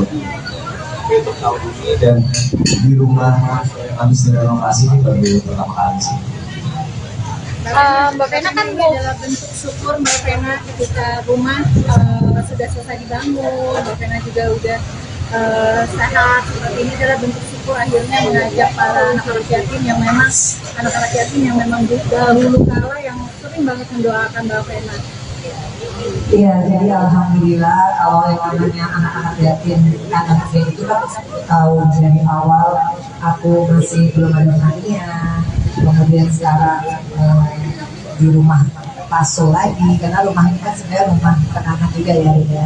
Jadi yang ada salahnya mengundang mereka dan mudah-mudahan kedepannya aku lebih kuat, lebih sabar, lebih percaya diri lagi untuk menghadapi apapun. Jadi doa anak yatim aku yakini insya Allah dijaga sama Allah. Karena kan kita lihat mereka berdoanya luar biasa. Tadi kita baca Yasin begitu semangat dan mereka ini hafal Yasin ya. Kita aja masih baca alhamdulillah dan mereka ini rata-rata anak-anak yang udah umroh dan haji. Jadi anak-anak luar biasa sih. Iya, tadi itu 52 anak. Kenapa 52? Karena usiaku tahun ini 51. Jadi harus ditambah 1. Jadi 52. Jadi memang sengaja dari dulu sama Pak Dwi pimpinannya aku selalu bilang kalau bisa anak-anak kecil. Anak-anak yang masih kecil aja udah tadi kan tahajud ya, rajin tahajud, kemudian baca Quran ya. Aku sih sudah merasakan 10 tahun sama mereka didoakan tuh karena mereka semangat ya insya Allah ya. Dan aku kan juga di titik sekarang ini lebih terus mendekatkan diri sama Allah dan sama-sama Roro juga kita di fase yang sama ya Roro. Jadi sama-sama menguatkan kalau malam-malam gak bisa tidur telepon-teleponan. Ya alhamdulillah punya sister Roro yang rumahnya juga dekat banget gitu. Semua takdir Allah ya itu sih.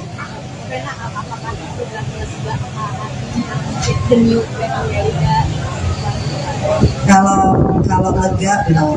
Saya masih di fase kalau waktu itu fasenya masih fase survive ya. Kemudian ada fase shock, ada fase kayak menyalahkan diri sendiri. Kalau sekarang di fase yang menumbuhkan kepercayaan diri lagi bahwa ya ini harus aku lewatin. Jadi besok insya Allah kita terapi ya. Gimana Roro? Ya alhamdulillah bagus sayang. Jadi kita tetap terus concern untuk kesehatan psikis Mbak Vena Malinda bersama tim psikolognya Ibu Citra, dokter pribadinya Dokter Riki, dan juga besok ada satu lagi konselor yang expert ya namanya Pak Dispa akan langsung menterapi khususnya di bidang hipnoterapi. Jadi insya Allah nanti Mbak sayang bisa relax, bisa pelan-pelan merilis insya Allah seluruh rasa trauma depresi atas kejadian. Karena kita ketahui bersama saya dan juga Mbak Vena Malinda itu belum rilis semuanya sepenuhnya.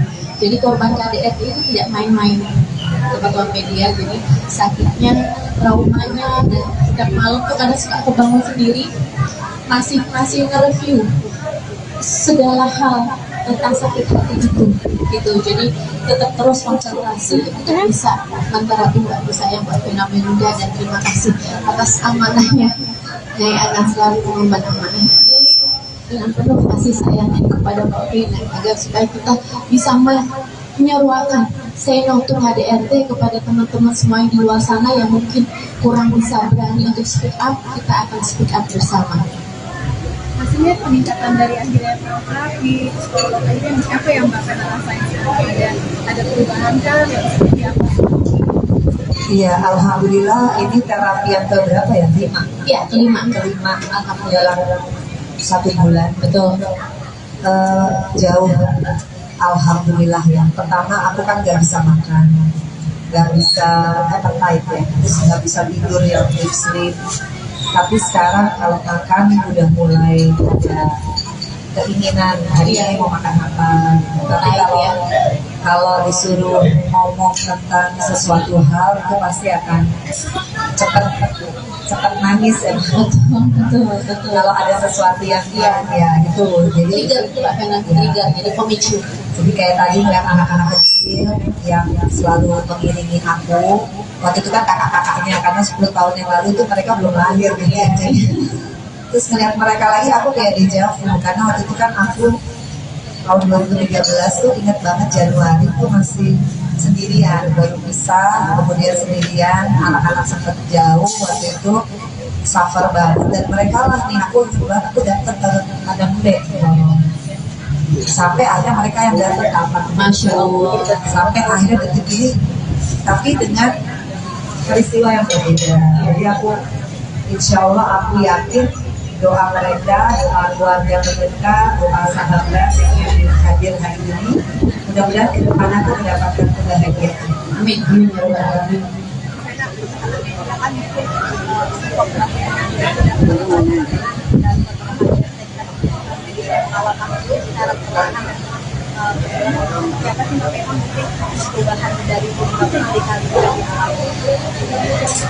Ya pokoknya saya kan sama wartawan udah kayak keluarga nih.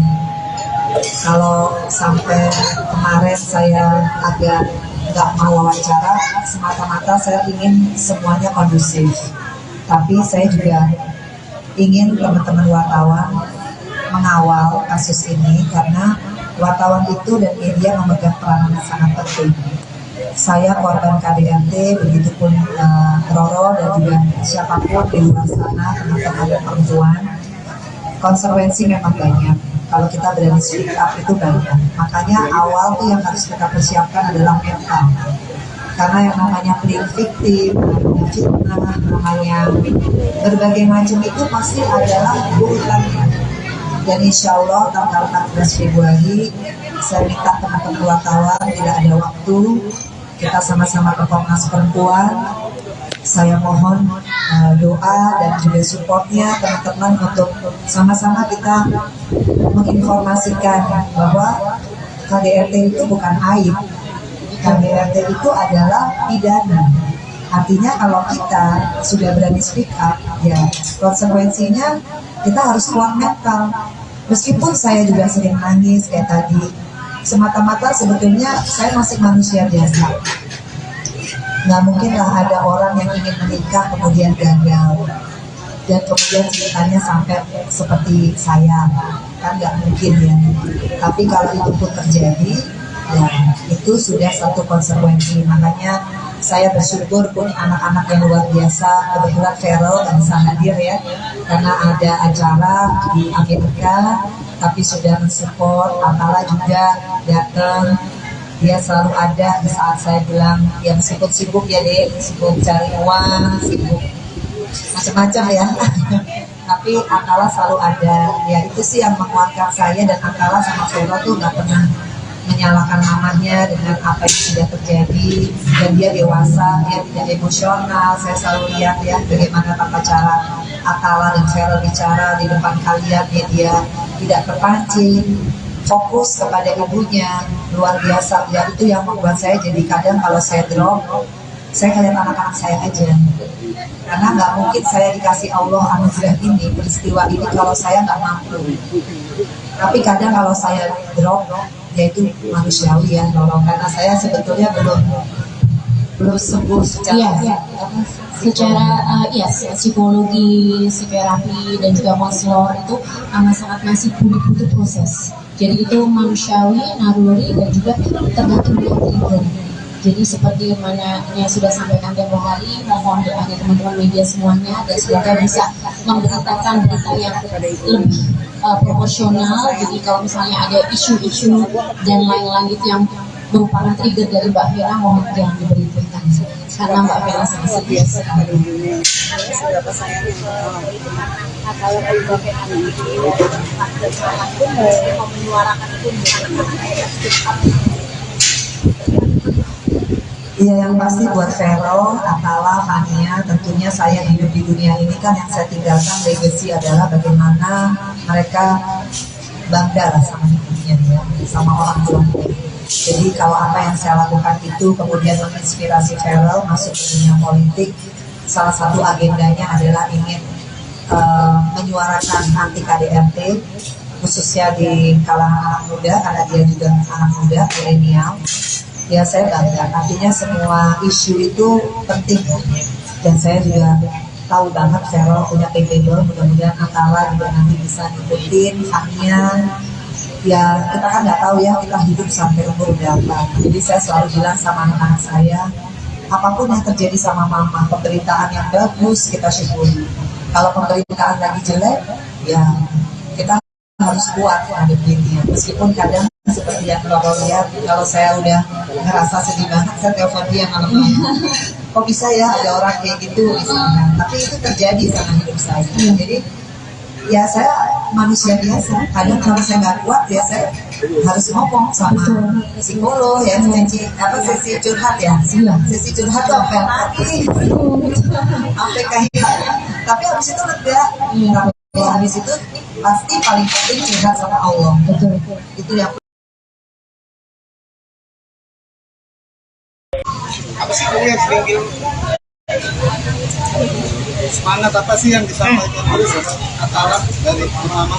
Ya, pasti ya kadang mungkin gak ngomongin masalah ini ya, kadang kita bisa discuss hal-hal lain atau enggak bercanda-bercanda aja gitu, yang apa yang bisa buat mama tuh lega dan gak mikirin masalah. Tapi tetap aku support sama kakak, temenin mama terus, aku temenin balik mama sampai sukses saya masih buat mama biar mama tuh nggak mau nangis, bikin mama ketawa lagi. Kalau punya cara apa sih?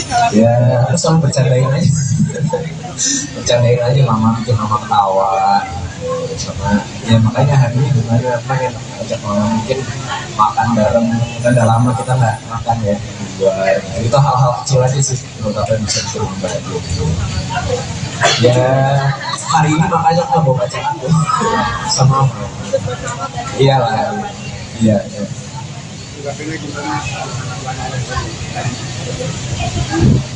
ya pokoknya saya juga berterima kasih ya sama teman-teman wartawan. Kalian luar biasa lah, meskipun kita nggak keluarga gitu. Tapi saya ngerasain banget gitu ya, pemberitaan kalian itu tetap berimbang. Ya apa ya, kalau soal akala, hero, hania itu udah gift gitu, dari Allah. Sekarang tinggal gimana saya supaya nggak terpuruk secara mental, tetap harus kuat buat anak-anakku, karena mereka masih butuh aku. Kalau yang gede-gede pasti butuh doa aku, yang kecil kan ya pasti butuh aku didik.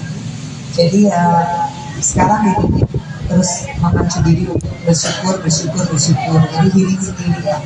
Kadang kalau sedih ngomong sendiri, karena saya juga kalau lagi sedih terus lagi semua pada sibuk gitu, udah ngomongnya sendiri, udah bisa, nggak ada apa-apa gitu. Dan alhamdulillah healing itu juga boleh ya gitu. Boleh kayak ngomong gitu, udah nggak ada apa-apa gitu ya.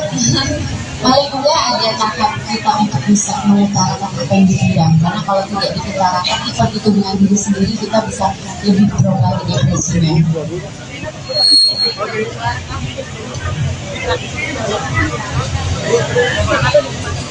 Ya yang jelas saya belum bisa beraktivitas untuk cari uang ya, belum. Saya harus fokus dengan kasusnya, mudah-mudahan lancar. Tapi saya memang alhamdulillah jadi banyak sholat sunnah sih. Kemudian saya bilang sama Roro, insya Allah kita ikut pengajian. Ya. Dan kalau yang lain-lainnya saya memang belum bisa mengajar juga. Ya karena masih belum bingung ya mau terima jawabnya gimana, masih hatinya masih kadang suka sedih aja masih.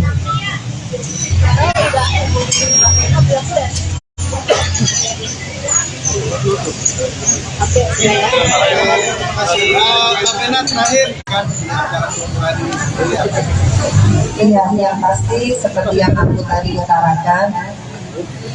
Ya.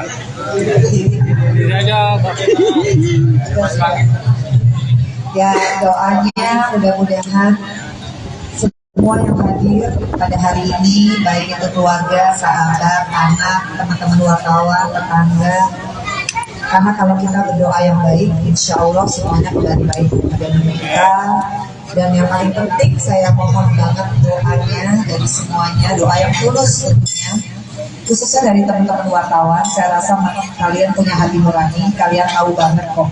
Justru kalian lebih tahu ya bagaimana peristiwanya, prosesnya, kemudian ke depannya.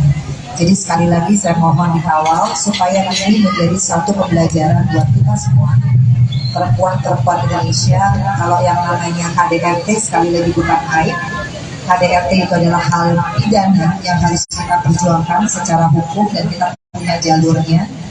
Alhamdulillah apa yang saya lakukan ini merupakan sebagai bentuk saya sebagai perempuan, karena saya juga punya hak ya, insya Allah kedepannya saya yakin Allah memudahkan. Itu aja harapannya, makanya pengajian ini kita buat supaya kita melangkah itu dengan tuntunan Allah, bukan karena kita merasa kita mampu, karena manusia itu punya banyak keterbatasan, tapi kalau kita minta sama Allah, insya Allah semuanya akan lancar. Itu aja. Vena Melinda makan-makan setelah digugat cerai Ferry Irawan. Vena Melinda gelar acara tasyakuran dengan mengundang anak yatim di kediamannya, Sabtu, tanggal 11 Februari tahun 2023. Ibu Verrel Bramasta itu mengundang 52 anak yatim dari yayasan yang berada di Bogor. Vena mengaku di tengah permasalahan yang ia hadapi mulai dari mendapat tindak KDRT hingga digugat suaminya, Ferry Irawan, doa anak yatim dapat meringankan bebannya. Lebih lanjut, Vena menuturkan bahwa kedepannya banyak yang harus ia perjuangkan seperti mengikuti proses sidang tindak KDRT hingga proses perceraian. Dengan itu, ia membutuhkan doa dari anak-anak yatim.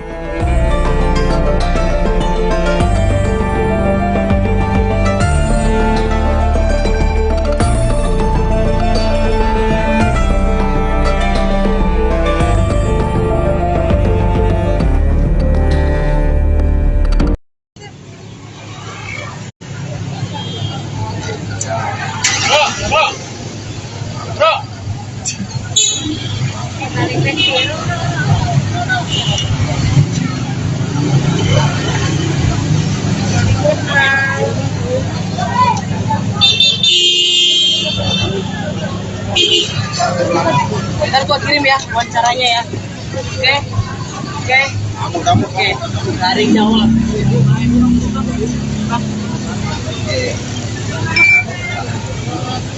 Lu.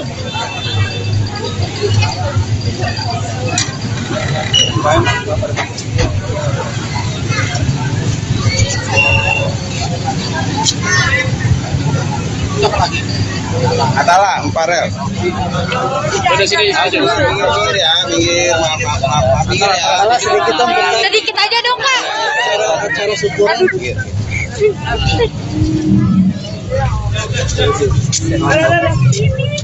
Ada nenek ketinggalan.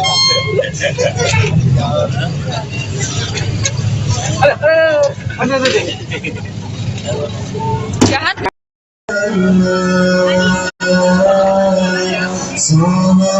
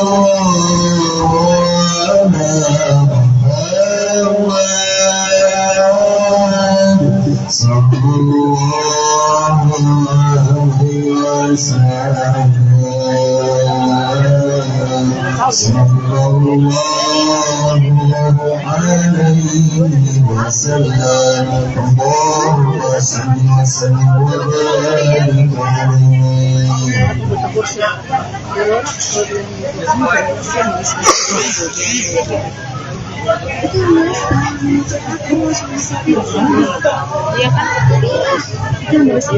Yang nulis itu media itu si manajer aku sama si Fikri kata dia gitu. Mbak, Fikri itu anak baru kemarin mbak. Dia naik. Ada yang main dulu? Mas palanya dong.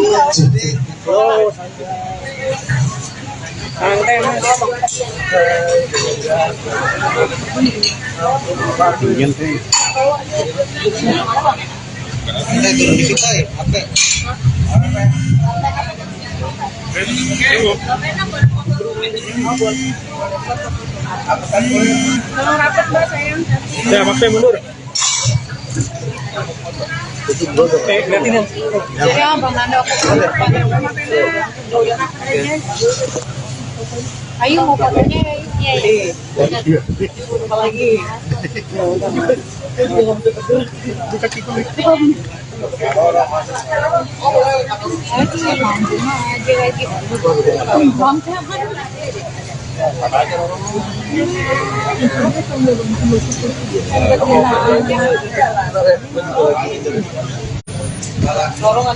Yuk, ayo mulai yuk.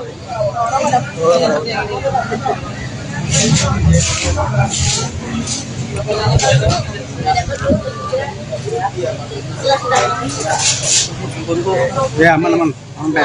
Mbak Vena mungkin hari ini sama anak yatim dalam rangka apa sih kalau mau pakai mic? Pakai. Ya, alhamdulillah hari ini kami program 52 anak yatim dari doa anak yatim kami dari Bogor. Ini udah tahun ke-10 kami selalu mereka dan semua pasukan. Jadi dari salamnya mengundang mereka lagi.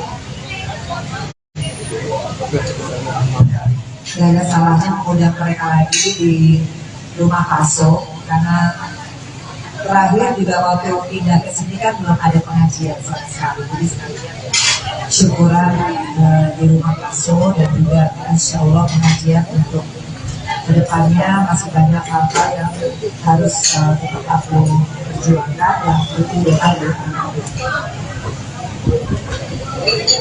Kalau sendiri baru pertama kali ikut pengajian sama mama. Apa? Pertama kali. Tes. Ada suara. Mati ya? Mati, mic. Tes. Enggak udah. Tes. Hilang lagi. Oh, nggak usah pakai mic. Jangan ya. Jadi dari dulu emang mama sering ada bisa acara-acara pengajian dari aku masih kecil sama kakak. Jadi emang hal kayak gitu udah rutin. Kebetulan baru tahun ini baru sekali ya di rumah ini. Kurang suaranya kurang.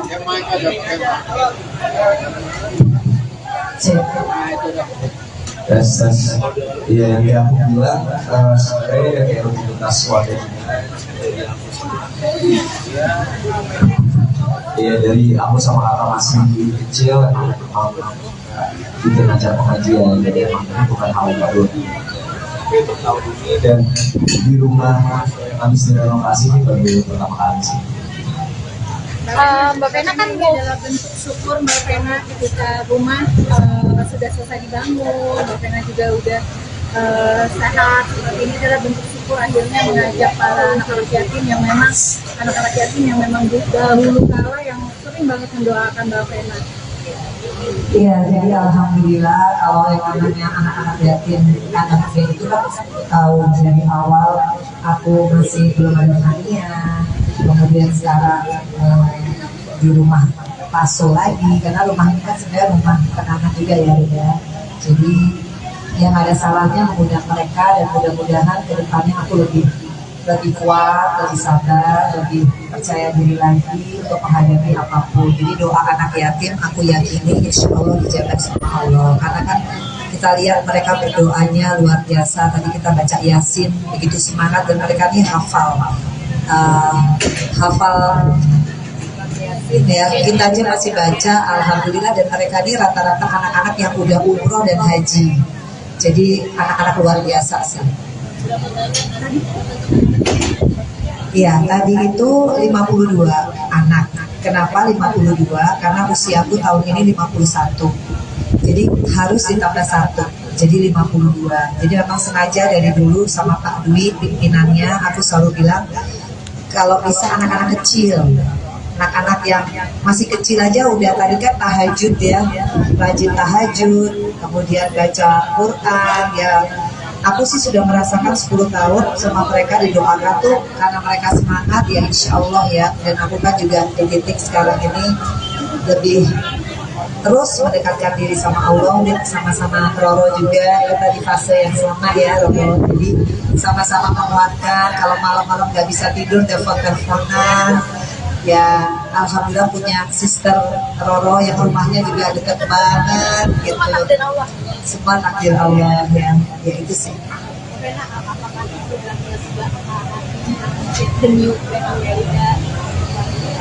Kalau lega belum. Saya masih di fase kalau waktu itu fasenya masih fase survive ya. Kemudian ada fase shock, ada fase kayak menyalahkan diri sendiri. Kalau sekarang di fase yang menumbuhkan kepercayaan diri lagi bahwa ya ini harus aku lewatin. Jadi besok insya Allah kita terapi ya. Gimana Roro? Ya, alhamdulillah Bapak sayang. Jadi kita tetap terus concern untuk kesehatan psikis Mbak Vena Malinda bersama tim psikolognya Ibu Citra, dokter pribadinya Dokter Riki, dan juga besok ada satu lagi konselor yang expert ya namanya Pak Dispa akan langsung menterapi khususnya di bidang hipnoterapi. Jadi insya Allah nanti Bapak sayang bisa relax, bisa pelan-pelan merilis insya Allah seluruh rasa trauma depresi atas kehadiran. Karena kita ketahui bersama saya dan juga Mbak Vena Malinda itu belum rilis semuanya sepenuhnya. Jadi korban KDRT itu tidak main-main teman-teman media. Jadi sakitnya, traumanya dan setiap malam tuh karena suka kebangun sendiri masih nge-review segala hal tentang sakit hati itu gitu. Jadi tetap terus konsentrasi untuk bisa menterapi Mbak saya Mbak Vena Malinda dan terima kasih atas amanahnya.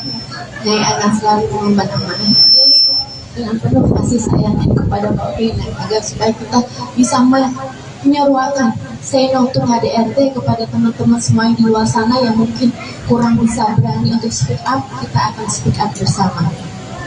Maksudnya peningkatan dari akhirnya terapi, psikolog aja apa yang Mbak Vena rasain? Ada perubahan kan yang seperti apa? Iya, alhamdulillah ini terapi yang keberapa ya? 5? Iya, kelima. Alhamdulillah dalam 1 bulan. Betul. Jauh. Alhamdulillah ya. Pertama aku kan nggak bisa makan, nggak bisa appetite ya, terus nggak bisa tidur yang deep sleep. Tapi sekarang kalau makan udah mulai ada keinginan hari ini mau makan apa. Tapi kalau disuruh ngomong tentang sesuatu hal itu pasti akan cepat nangis ya. Betul. Kalau ada sesuatu yang ya itu jadi trigger jadi pemicu.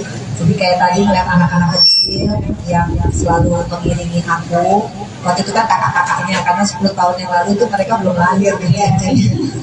Terus melihat mereka lagi aku kayak dejavu karena waktu itu kan aku tahun 2013 tuh ingat banget Januari tuh masih sendirian, baru pisah, kemudian sendirian, anak-anak sempat jauh waktu itu suffer banget dan mereka lah nih aku datang ke Padang B sampai akhirnya mereka yang datang apa Masya Allah sampai akhirnya detik ini tapi dengan peristiwa yang berbeda.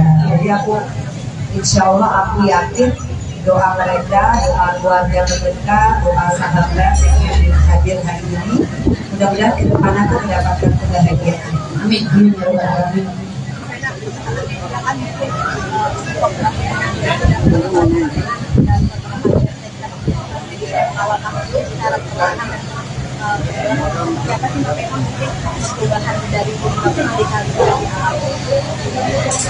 Ya pokoknya saya kan semua wartawan dan kayak keluarga nih. Kalau sampai kemarin saya agak nggak mau wawancara, semata-mata saya ingin semuanya kondusif. Tapi saya juga ingin teman-teman wartawan mengawal kasus ini karena wartawan itu dan media memegang peran yang sangat penting.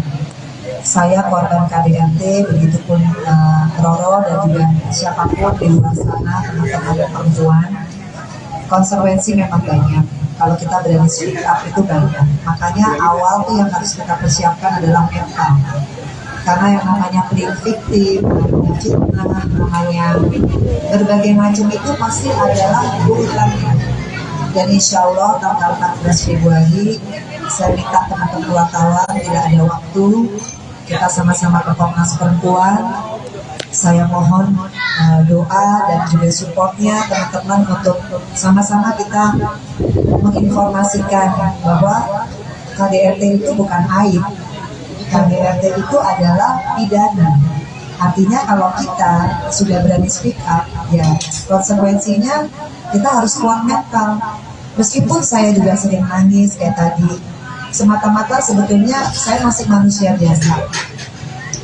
Nggak mungkin lah ada orang yang ingin menikah kemudian gagal dan kemudian ceritanya sampai seperti saya, kan nggak mungkin ya.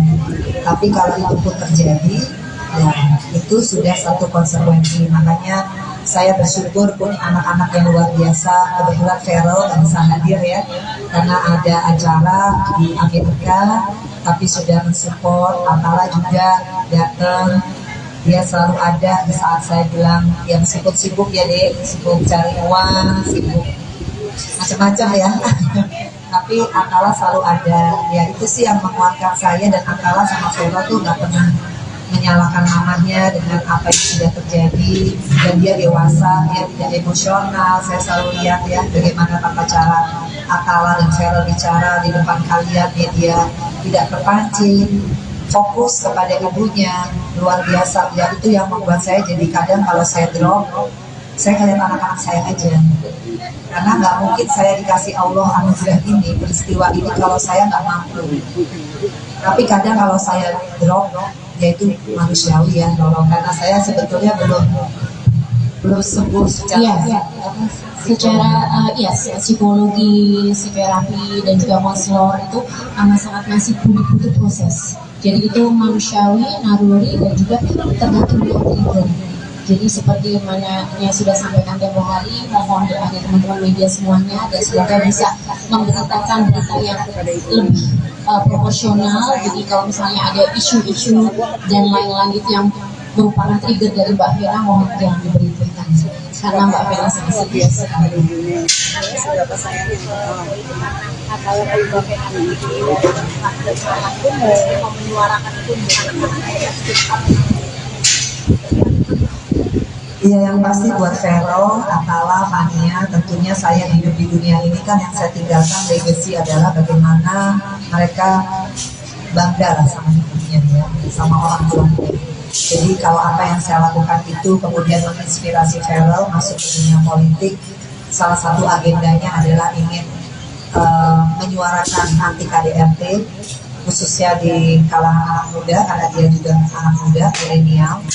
Ya saya bangga, artinya semua isu itu penting, dan saya juga tahu banget Feral punya capable, mudah-mudahan Atala juga nanti bisa ngikutin haknya.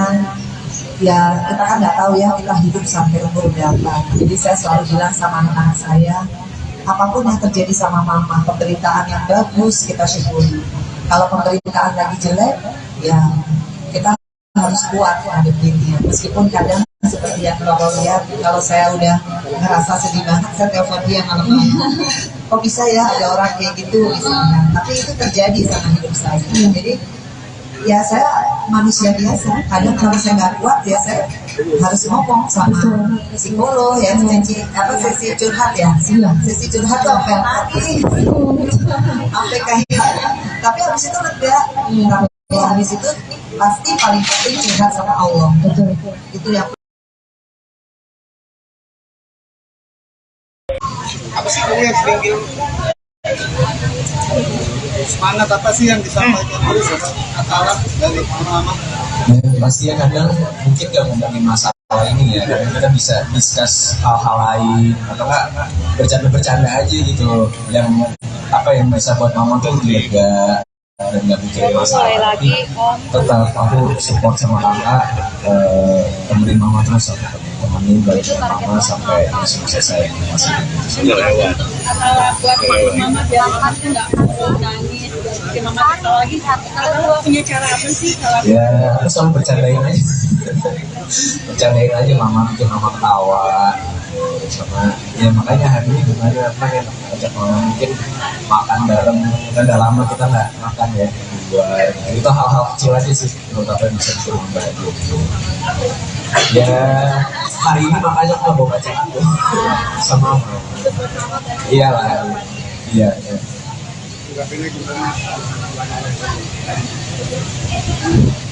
ya pokoknya saya juga terima kasih ya sama teman-teman wartawan. Kalian luar biasa lah, meskipun kita nggak keluarga gitu. Tapi saya ngerasain banget gitu ya, pemberitaan kalian itu tetap berimbang. Ya, apa ya, kalau soal Atala, Hero, Hania itu udah gift gitu, dari Allah. Sekarang tinggal gimana saya supaya nggak terpuruk secara mental, tetap harus kuat buat anak-anakku. Karena mereka masih butuh aku. Kalau yang gede-gede pasti butuh doa aku, yang kecil kan ya pasti butuh aku didik. Jadi ya sekarang ini terus memacu diri, bersyukur. Jadi healing sendiri ya. Kadang kalau sedih, ngomong sendiri. Karena saya juga kalau lagi sedih terus lagi semua pada sibuk gitu, udah ngomongnya sendiri, udah bisa, nggak ada apa-apa gitu. Dan alhamdulillah healing itu juga boleh ya gitu. Boleh. Kayak ngomong gitu, udah nggak ada apa-apa gitu ya.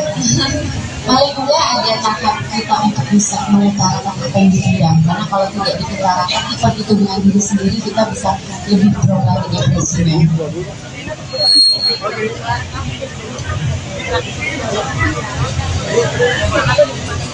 Ya yang jelas saya belum bisa beraktivitas untuk cari uang ya. Saya harus fokus dengan kasusnya, mudah-mudahan lancar. Tapi saya memang alhamdulillah jadi banyak sholat sunnah sih. Kemudian saya udah bilang sama Roro, insya Allah kita ikut pengajian ya. Dan kalau yang lain-lainnya saya memang belum bisa mengajar juga. Ya karena masih belum bingung ya mau terima jobnya gimana, masih hatinya masih kadang-kadang suka sedih aja masih.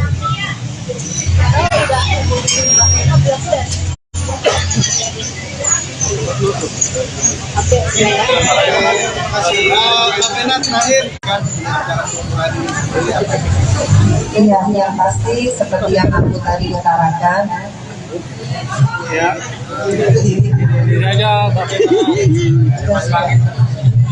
Ya doanya mudah-mudahan semua yang hadir pada hari ini, baik itu keluarga, sahabat, anak, teman-teman wartawan, tetangga. Karena kalau kita berdoa yang baik, insya Allah semuanya kembali baik pada diri kita.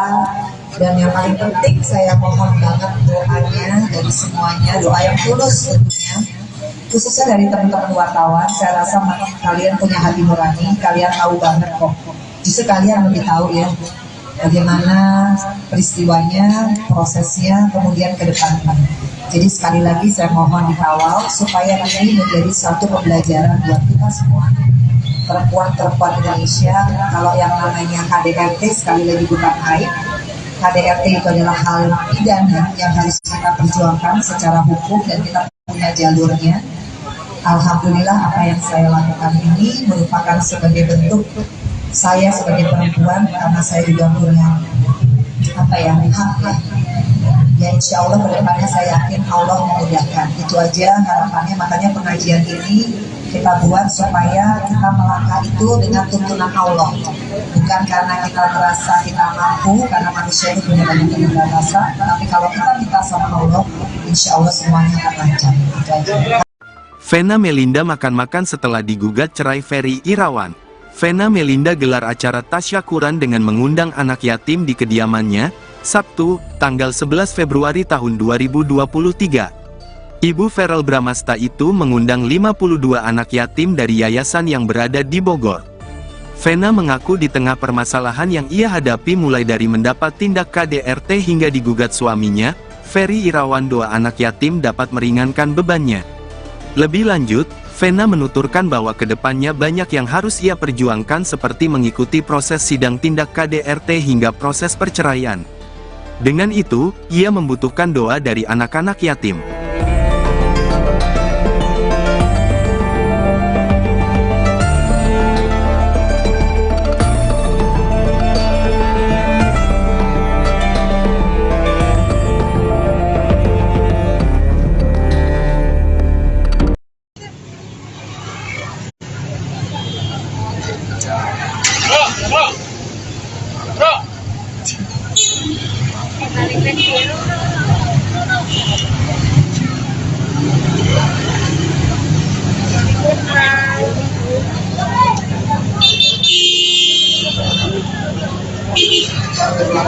Ntar gua kirim ya wawancaranya ya.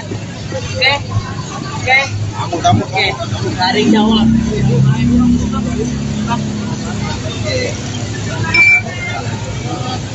Tuh.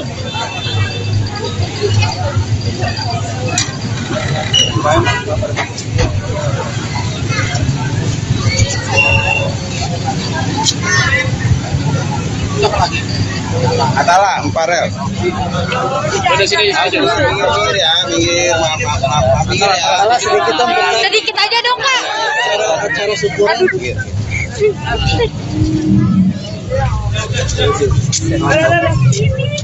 Ada nenek galah.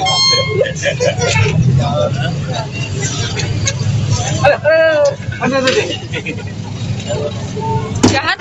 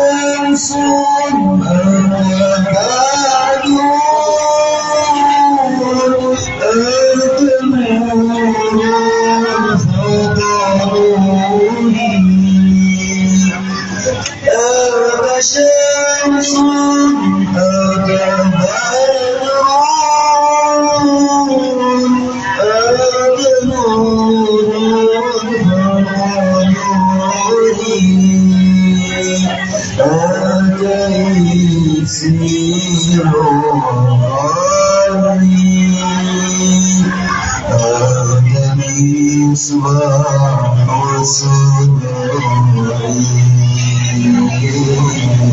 صلى الله على محمد صلى الله عليه وسلم صلى الله على محمد صلى الله عليه وسلم يا حبيبي يا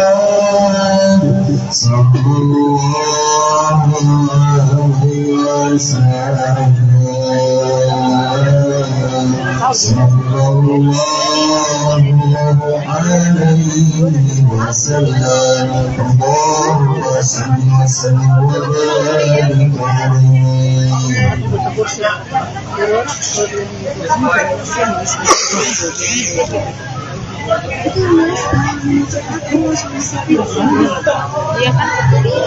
Itu nulis yang nulis itu media itu manajer aku sama si Fikri kata dia gitu. Mbak, Fikri itu anak baru kemarin mbak. Dia bilang gitu. Ada yang mau tanya dulu? Mas balanya dong. Oh, santai mas. Ingin sih. Ini turun dikit aja, apa?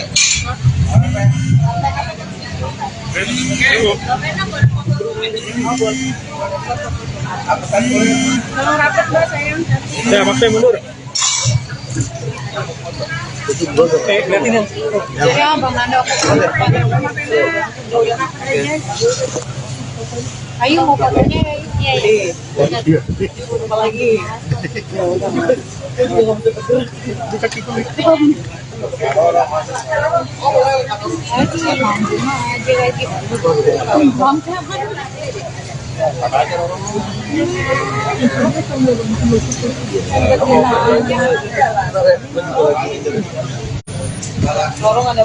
Yuk, ayo mulai yuk.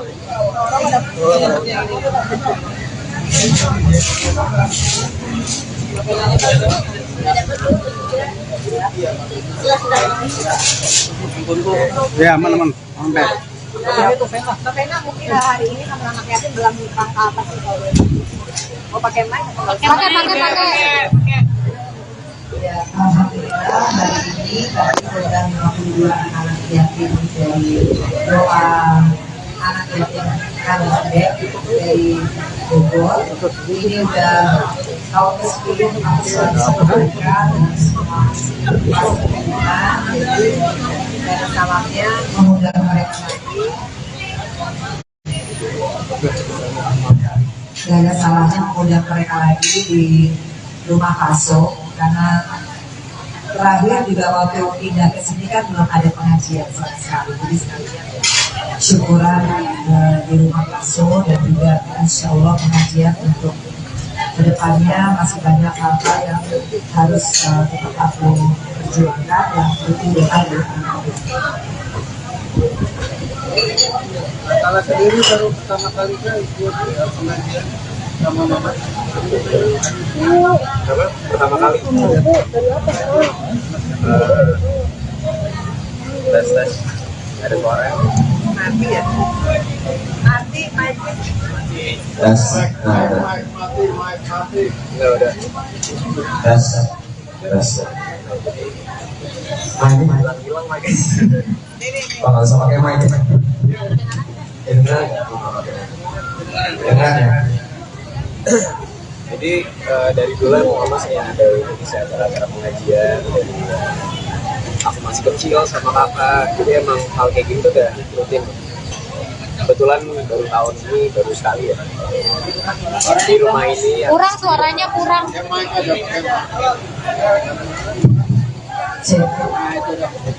Tes. Iya, yang aku bilang sebenarnya kayak rutinitas warga. Iya, dari aku sama kakak masih kecil emang bikin acara pengajian, jadi emang ini bukan hal baru. Untuk tahun ini Dan di rumah habis direnovasi ini baru pertama kali sih. Mbak Vena kan ini adalah bentuk syukur Mbak Vena ketika rumah sudah selesai dibangun, Mbak Vena juga udah sehat. Seperti ini adalah bentuk syukur akhirnya mengajak para anak-anak yatim yang memang dahulu kala yang sering banget mendoakan Mbak Vena. Iya, jadi alhamdulillah kalau yang namanya anak-anak yatim, anak saya itu kan tahu dari awal aku masih belum ada harinya, kemudian sekarang di rumah Paso lagi, karena rumah ini kan sebenarnya rumah anak-anak juga ya.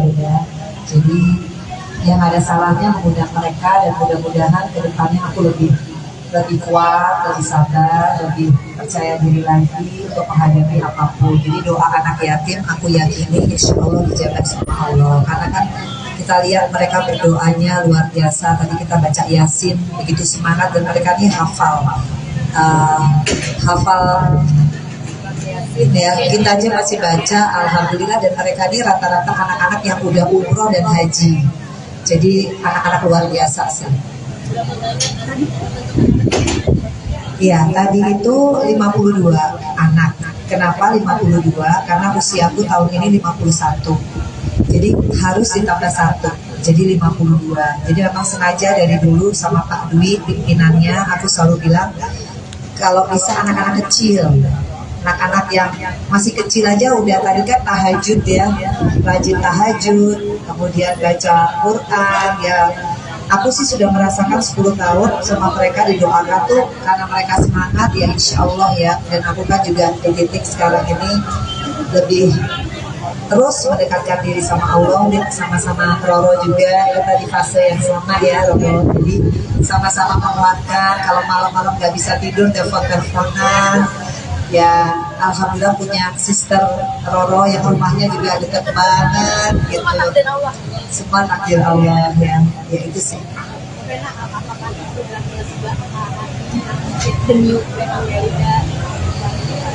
Kalau lega belum.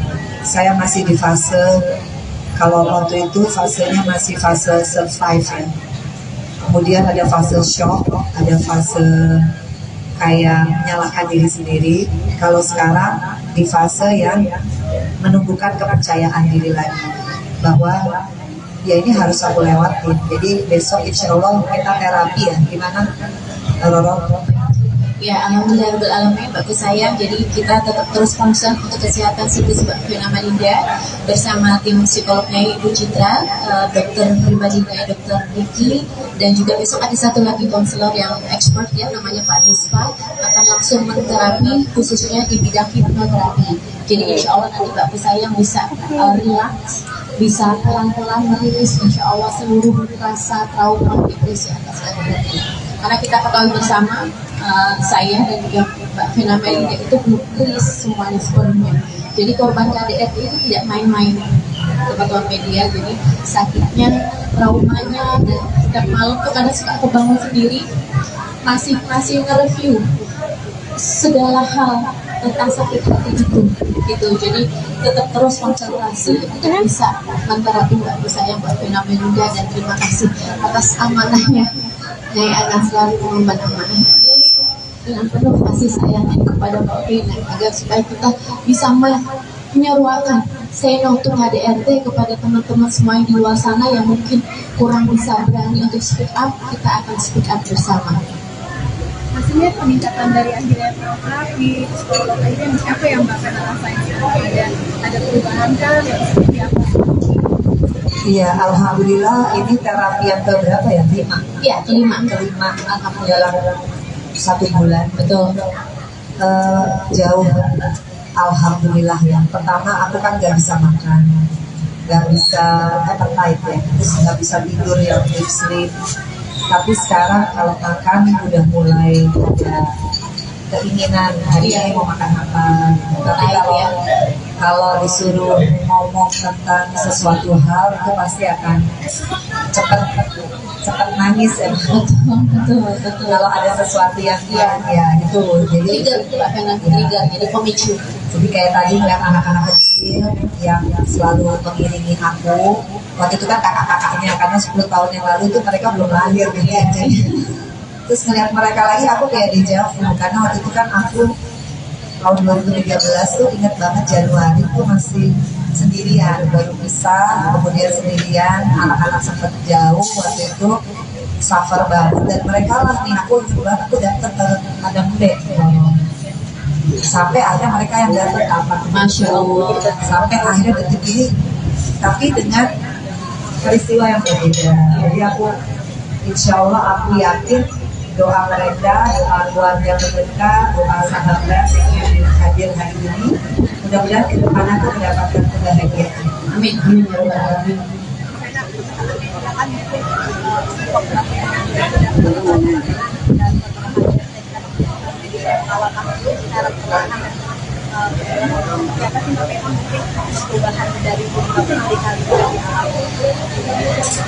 Ya pokoknya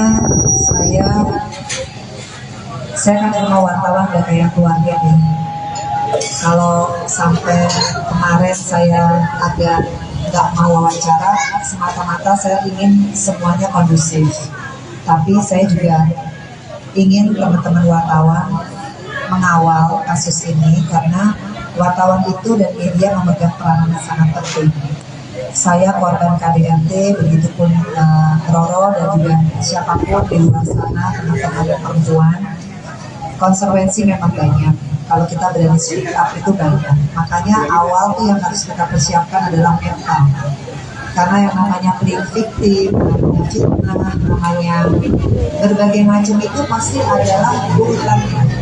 Dan insya Allah tanggal 14 Februari saya minta teman-teman wartawan tidak ada waktu, kita sama-sama ke Komnas Perempuan. Saya mohon doa dan juga supportnya teman-teman untuk sama-sama kita menginformasikan bahwa KDRT itu bukan aib. KDRT itu adalah pidana. Artinya kalau kita sudah berani speak up, ya konsekuensinya kita harus kuat mental. Meskipun saya juga sering nangis kayak tadi, semata-mata sebetulnya saya masih manusia biasa. Nggak mungkinlah ada orang yang ingin menikah kemudian gagal dan kemudian ceritanya sampai seperti saya, kan nggak mungkin ya. Tapi kalau itu pun terjadi, ya itu sudah satu konsekuensi. Makanya saya bersyukur punya anak-anak yang luar biasa. Kebetulan Feral nggak bisa hadir ya, karena ada acara di Amerika, tapi sudah mensupport. Atala juga datang. Dia selalu ada di saat saya bilang yang sibuk-sibuk ya deh, sibuk cari uang, sibuk macam-macam ya. Tapi Atala selalu ada. Ya itu sih yang menguatkan saya, dan Atala sama Vero tuh nggak pernah menyalahkan mamanya dengan apa yang sudah terjadi. Dan dia dewasa, dia tidak emosional. Saya selalu lihat ya bagaimana tata cara Atala dan Vero bicara di depan kalian, dia tidak terpancing, fokus kepada ibunya, luar biasa. Ya itu yang membuat saya jadi kadang kalau saya drop, saya ngeliat anak-anak saya aja.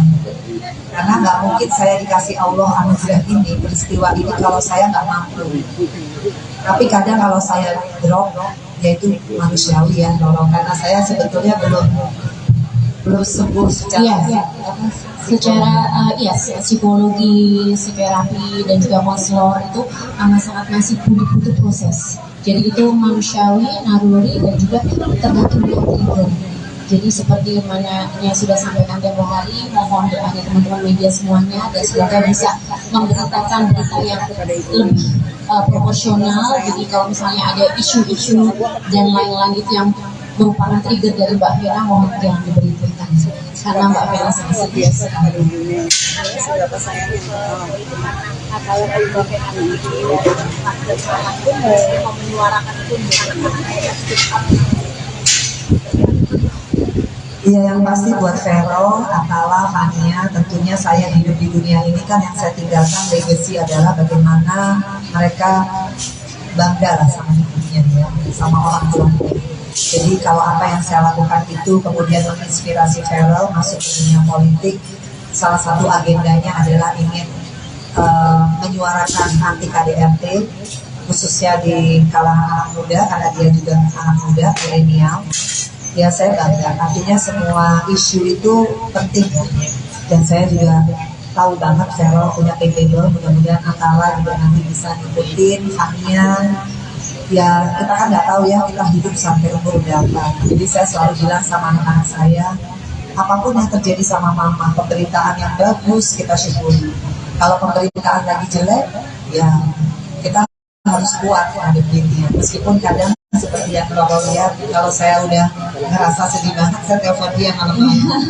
Kok bisa ya ada orang kayak gitu misalnya, tapi itu terjadi sama hidup saya. Jadi ya saya manusia biasa, kadang kalau saya nggak kuat ya saya harus ngomong sama psikolog ya, sesi curhat ya, sesi curhat tuh sampai lagi sampai kayak, tapi habis itu lega. Habis itu pasti paling penting curhat sama Allah. Betul.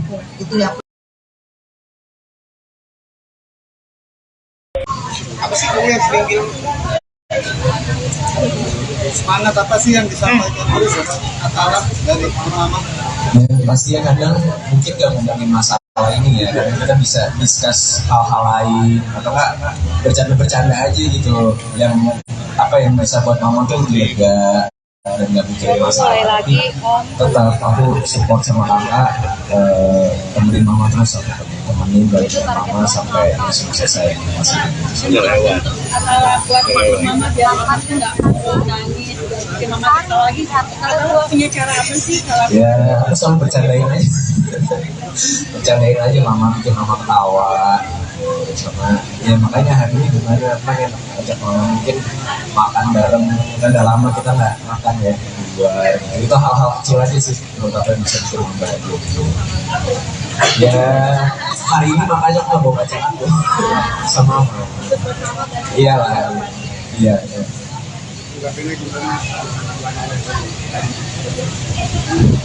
ya pokoknya saya juga terima kasih ya sama teman-teman wartawan. Kalian luar biasa lah, meskipun kita nggak keluarga gitu, tapi saya ngerasain banget gitu ya, pemberitaan kalian itu tetap berimbang. Ya apa ya, kalau soal Atala, Vero, Fania itu udah gift gitu, dari Allah. Sekarang tinggal gimana saya supaya nggak terpuruk secara mental, tetap harus kuat buat anak-anakku. Karena mereka masih butuh aku, kalau yang gede-gede pasti butuh doa aku, yang kecil Fania pasti butuh aku didik. Jadi ya sekarang ini terus memacu diri bersyukur. Jadi healing sendiri ya. Kadang kalau sedih, ngomong sendiri. Karena saya juga kalau lagi sedih terus lagi semua pada sibuk gitu, udah ngomongnya sendiri, udah bisa, nggak ada apa-apa gitu. Dan alhamdulillah healing itu juga boleh ya gitu ya. Boleh kayak ngomong gitu, udah nggak ada apa-apa gitu. Paling enggak ada tahap kita untuk bisa mengutarakan apa yang dipendam, karena kalau tidak diutarakan itu dengan diri sendiri, kita bisa lebih drop lagi depresinya.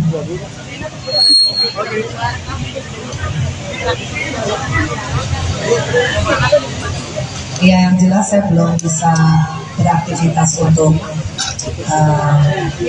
cari uang ya, belum. Saya harus fokus dengan kasusnya, mudah-mudahan lancar. Tapi saya memang alhamdulillah jadi banyak sholat sunnah sih. Kemudian saya udah bilang sama Roro, insya Allah kita ikut pengajian ya. Dan kalau yang lain-lainnya saya memang belum bisa mengaji job juga. Ya karena masih belum bingung ya mau terima jobnya gimana, masih hatinya masih kadang suka sedih aja masih.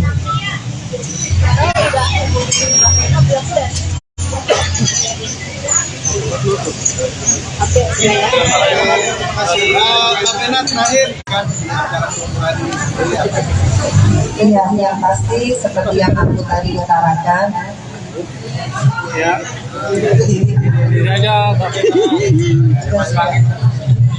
Ya, doanya mudah-mudahan semua yang hadir pada hari ini, baik itu keluarga, sahabat, anak, teman-teman wartawan, tetangga. Karena kalau kita berdoa yang baik, insya Allah semuanya kembali baik pada diri kita. Dan yang paling penting saya mohon banget doanya dari semuanya, doa yang tulus tentunya. Khususnya dari teman-teman wartawan, saya rasa kalian punya hati nurani, kalian tahu banget kok. Justru kalian lebih tahu ya bagaimana peristiwanya, prosesnya, kemudian ke depannya. Jadi sekali lagi saya mohon dikawal supaya ini menjadi satu pembelajaran buat kita semua. Perempuan-perempuan Indonesia, kalau yang namanya KDRT sekali lagi bukan aib. KDRT itu adalah hal pidana yang harus kita perjuangkan secara hukum dan kita punya jalurnya. Alhamdulillah apa yang saya lakukan ini merupakan sebagai bentuk saya sebagai perempuan, karena saya juga punya hak ya. Ya insya Allah kedepannya saya yakin Allah memudahkan. Itu aja harapannya, makanya pengajian ini kita buat supaya kita melangkah itu dengan tuntunan Allah, bukan karena kita merasa kita mampu, karena manusia itu punya banyak keterbatasan, tapi kalau kita minta sama Allah, insya Allah semuanya akan lancar. Itu aja. Vena Melinda makan-makan setelah digugat cerai Ferry Irawan.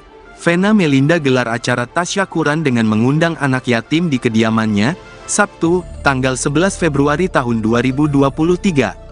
Ibu Verrel Bramasta itu mengundang 52 anak yatim dari yayasan yang berada di Bogor. Vena mengaku di tengah permasalahan yang ia hadapi mulai dari mendapat tindak KDRT hingga digugat suaminya, Ferry Irawan, doa anak yatim dapat meringankan bebannya. Lebih lanjut, Vena menuturkan bahwa kedepannya banyak yang harus ia perjuangkan seperti mengikuti proses sidang tindak KDRT hingga proses perceraian. Dengan itu, ia membutuhkan doa dari anak-anak yatim.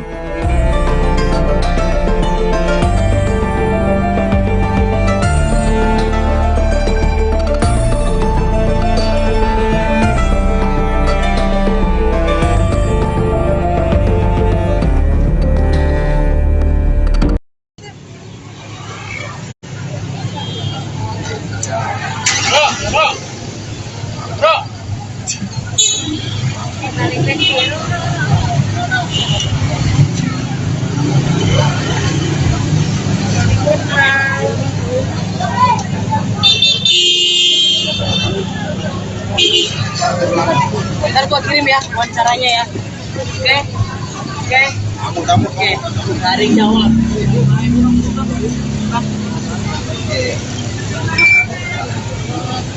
Loh.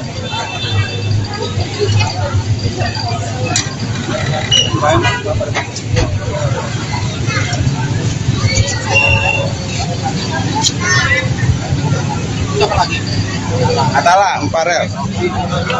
Udah sini aja. Minggir ya, minggir. Maaf. Minggir ya. Atala Sedikit aja dong, Kak. Acara syukuran minggir.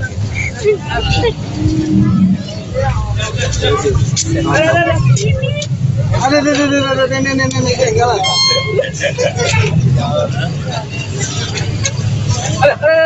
Ada. Jahat.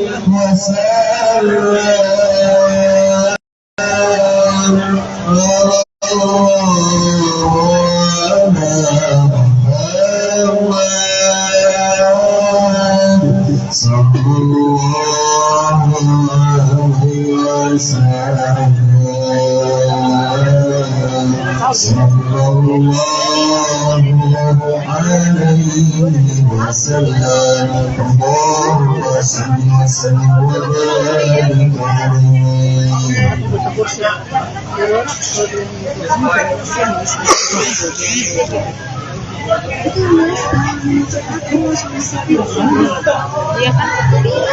Itu nulis yang nulis itu media itu si manajer aku sama si Fikri kata dia gitu. Mbak, Fikri itu anak baru kemarin mbak, bulan dia naik. Ada yang main dulu? Mas palanya dong. Oh, santai mas. Ingin sih. Turun dikit aja, pakai.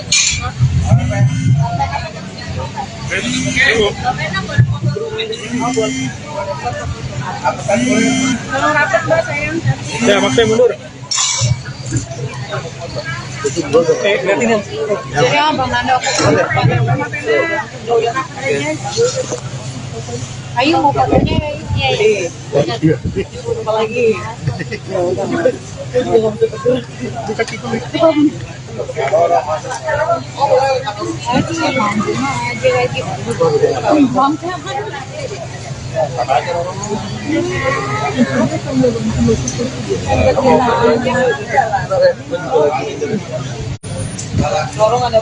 Yuk, ayo mulai yuk.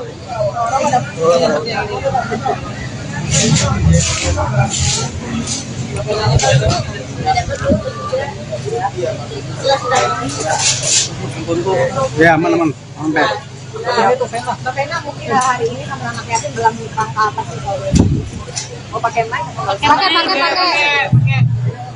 Ya, alhamdulillah hari ini kami program 52 anak yatim dari doa anak yatim Kalibek dari Bogor. Ini udah tahun ke-10 kami selalu mereka dan semua pasukan. Jadi dari salamnya mengundang mereka nanti Gak ada salahnya mengundang mereka lagi di rumah Kaso, karena terakhir juga waktu pindah ke sini kan belum ada pengajian sama sekali. Jadi sekalian syukuran di rumah Kaso, dan juga insya Allah pengajian untuk kedepannya masih banyak hal-hal yang harus tetap aku perjuangkan dan itu doa. Kalau sendiri baru pertama kali ikut pengajian sama mama. Apa? Pertama kali. Tes. Ada suara. Mati ya? Mati. Tes. Enggak udah. Tes. Hilang lagi. Pak, nggak usah pakai mic. Dengar ya. Jadi dari dulu emang mama sering ada isi acara-acara pengajian dari aku masih kecil sama kakak. Jadi emang hal kayak gitu udah rutin. Kebetulan baru tahun ini baru sekali ya di rumah ini ya. Kurang suaranya kurang.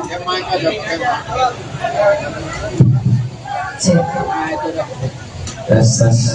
Iya, yang dia aku bilang sebenarnya kayak rutinitas warga. Iya, dari aku sama kakak masih kecil emang bikin acara pengajian, jadi emang ini bukan hal baru. Untuk tahun ini Dan di rumah habis direnovasi ini baru pertama kali sih.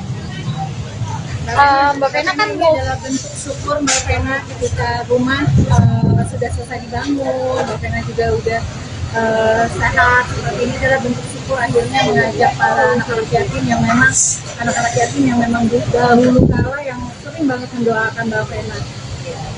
Iya, jadi alhamdulillah kalau yang namanya anak-anak yatim, anak itu kan tahu dari awal aku masih belum ada hadiah, kemudian sekarang di rumah Paso lagi, karena rumah ini kan sebenarnya rumah anak juga ya. Jadi yang ada salahnya mengundang mereka, dan mudah-mudahan kedepannya aku lebih kuat, lebih sabar, lebih percaya diri lagi untuk menghadapi apapun. Jadi doa anak yatim aku yakini insya Allah dijaga sama Allah, karena kan kita lihat mereka berdoanya luar biasa. Tadi kita baca Yasin begitu semangat, dan mereka ini hafal Yasin ya. Kita aja masih baca alhamdulillah, dan mereka ini rata-rata anak-anak yang udah umroh dan haji. Jadi anak-anak luar biasa sih. Iya, tadi itu 52 anak. Kenapa 52? Karena usiaku tahun ini 51. Jadi harus ditambah 1. Jadi 52. Jadi memang sengaja dari dulu sama Pak Dwi pimpinannya aku selalu bilang kalau bisa anak-anak kecil, anak-anak yang masih kecil aja udah tadi kan tahajud ya, rajin tahajud, kemudian baca Quran ya. Aku sih sudah merasakan 10 tahun sama mereka didoakan tuh karena mereka semangat ya insya Allah ya. Dan aku kan juga di titik sekarang ini lebih terus mendekatkan diri sama Allah, dan sama-sama Roro juga kita di fase yang sama ya Roro. Jadi sama-sama menguatkan, kalau malam-malam nggak bisa tidur telepon-teleponan. Ya alhamdulillah punya sister Roro yang rumahnya juga dekat banget gitu. Semua takdir Allah ya itu sih.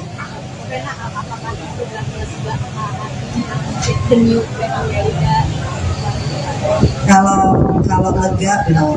Saya masih di fase, kalau waktu itu fasenya masih fase survive ya. Kemudian ada fase shock, ada fase kayak menyalahkan diri sendiri. Kalau sekarang di fase yang menumbuhkan kepercayaan diri lagi, bahwa ya ini harus aku lewatin. Jadi besok insya Allah kita terapi ya. Gimana Roro? Ya, alhamdulillah Mbak sayang. Jadi kita tetap terus concern untuk kesehatan psikis Mbak Vena Malinda bersama tim psikolognya Ibu Citra, dokter pribadinya Dokter Diki, dan juga besok ada satu lagi konselor yang expert ya, namanya Pak Dispa, akan langsung menterapi khususnya di bidang hipnoterapi. Jadi insya Allah nanti Mbak sayang bisa relax, bisa pelan-pelan merilis insya Allah seluruh rasa trauma depresi atas kehadiran. Karena kita ketahui bersama saya dan juga Mbak Vena Melinda itu belum rilis semuanya sebelumnya.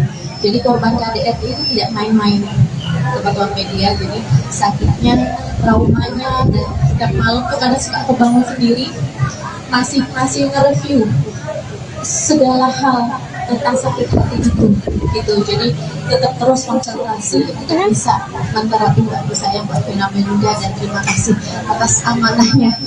Nyai akan selalu mengemban amanah ini dengan penuh kasih sayangnya kepada Mbak Vena, agar supaya kita bisa menyeruakan say no to KDRT kepada teman-teman semua di luar sana yang mungkin kurang bisa berani untuk speak up. Kita akan speak up bersama. Maksudnya peningkatan dari akhirnya terapi, psikolog akhirnya apa yang Mbak Vena rasain sekarang? Ada perubahan kan yang seperti apa? Iya, alhamdulillah ini terapi yang keberapa ya? 5? Iya, kelima. Alhamdulillah 1 bulan. Betul. Jauh. Alhamdulillah ya. Pertama aku kan gak bisa makan, gak bisa appetite ya, terus gak bisa tidur ya, deep sleep. Tapi sekarang kalau makan udah mulai ada keinginan hari ini mau makan apa. Tapi kalau disuruh ngomong tentang sesuatu hal itu pasti akan cepat nangis ya. Betul. Kalau ada sesuatu yang ya itu jadi trigger, jadi pemicu. Jadi kayak tadi ngeliat anak-anak kecil yang selalu mengiringi aku. Waktu itu kan kakak-kakaknya, karena 10 tahun yang lalu tuh mereka belum lahir gitu ya. Terus ngeliat mereka lagi aku kayak dejavu, karena waktu itu kan aku tahun 2013 tuh inget banget Januari tuh masih sendirian, baru pisah, kemudian sendirian, anak-anak sempat jauh waktu itu, suffer banget, dan mereka lah nih aku datang ke Madang Dek. Sampai akhirnya mereka yang datang kapan, Masya Allah, sampai akhirnya detik ini, tapi dengan peristiwa yang berbeda. Jadi aku, insya Allah aku yakin doa mereka, doa keluarga mereka, doa sahabat yang hadir hari ini, mudah-mudahan ke depan aku mendapatkan kebahagiaan. Amin.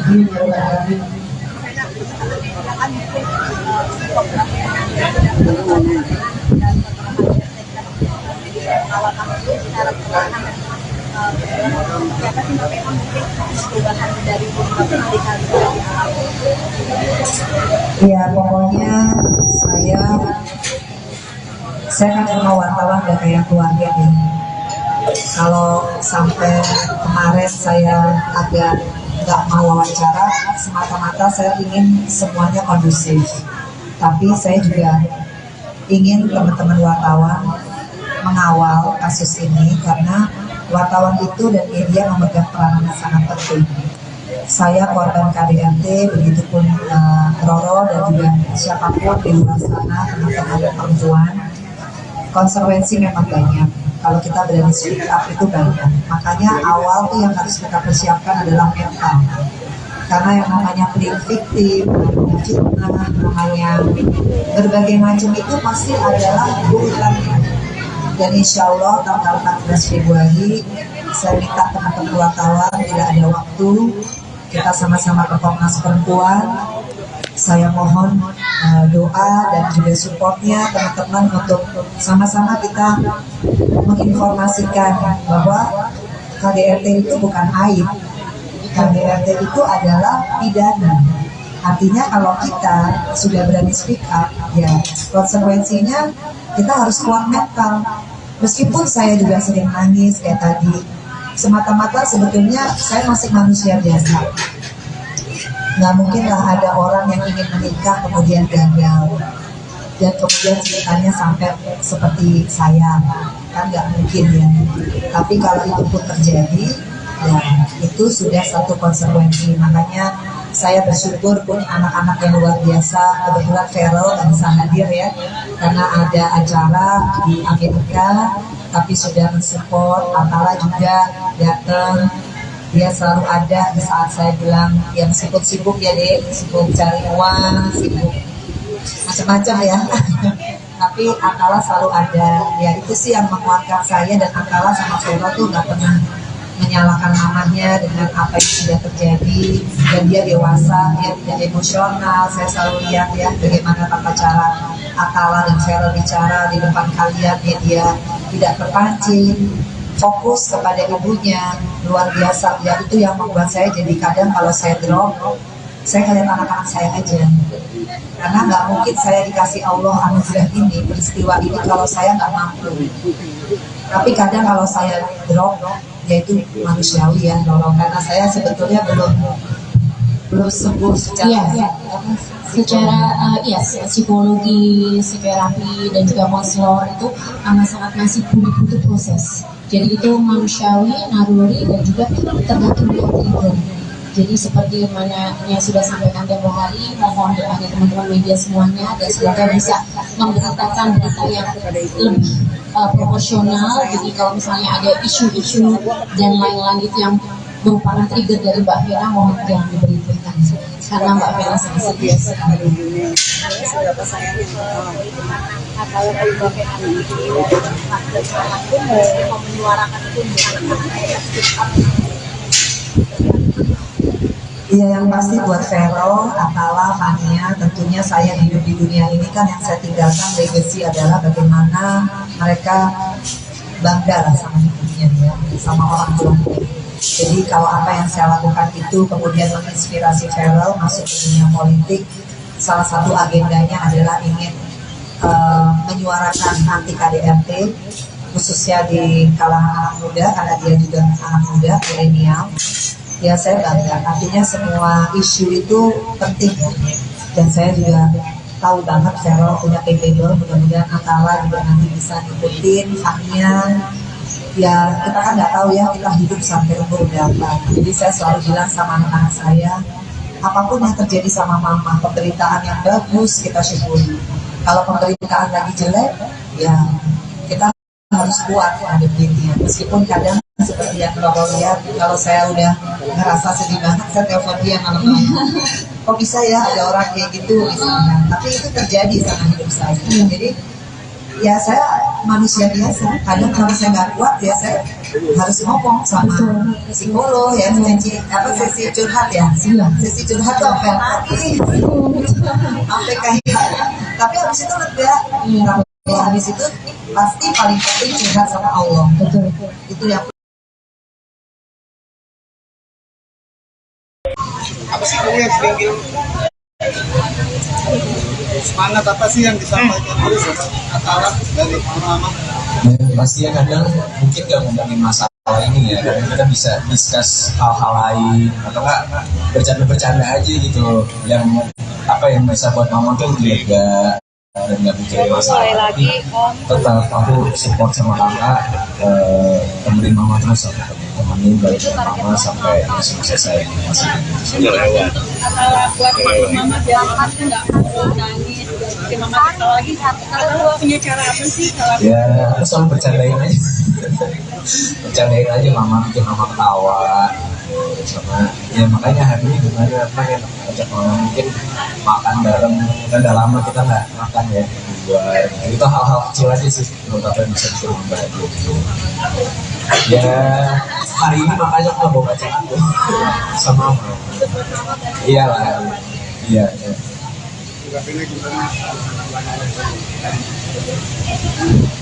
ya pokoknya saya juga terima kasih ya sama teman-teman wartawan, kalian luar biasa lah, meskipun kita nggak keluarga gitu, tapi saya ngerasain banget gitu ya, pemberitaan kalian itu tetap berimbang ya. Apa ya, kalau soal Atala, Vero, Fania itu udah gift gitu, dari Allah. Sekarang tinggal gimana saya supaya nggak terpuruk secara mental, tetap harus kuat buat anak-anakku karena mereka masih butuh aku. Kalau yang gede-gede pasti butuh doa aku, yang kecil Fania pasti butuh aku didik. Jadi ya sekarang didik terus memacu diri bersyukur. Jadi healing sendiri ya. Kadang kalau sedih ngomong sendiri, karena saya juga kalau lagi sedih terus lagi semua pada sibuk gitu, udah ngomongnya sendiri udah bisa nggak ada apa-apa gitu. Dan alhamdulillah gini itu juga boleh ya gitu ya. Boleh Kayak ngomong gitu enggak ada apa-apa gitu. Paling enggak ada tahap kita untuk bisa mengutarakan apa yang dipendam, karena kalau tidak diutarakan effort itu dengan diri sendiri, kita bisa lebih pro lagi depresinya.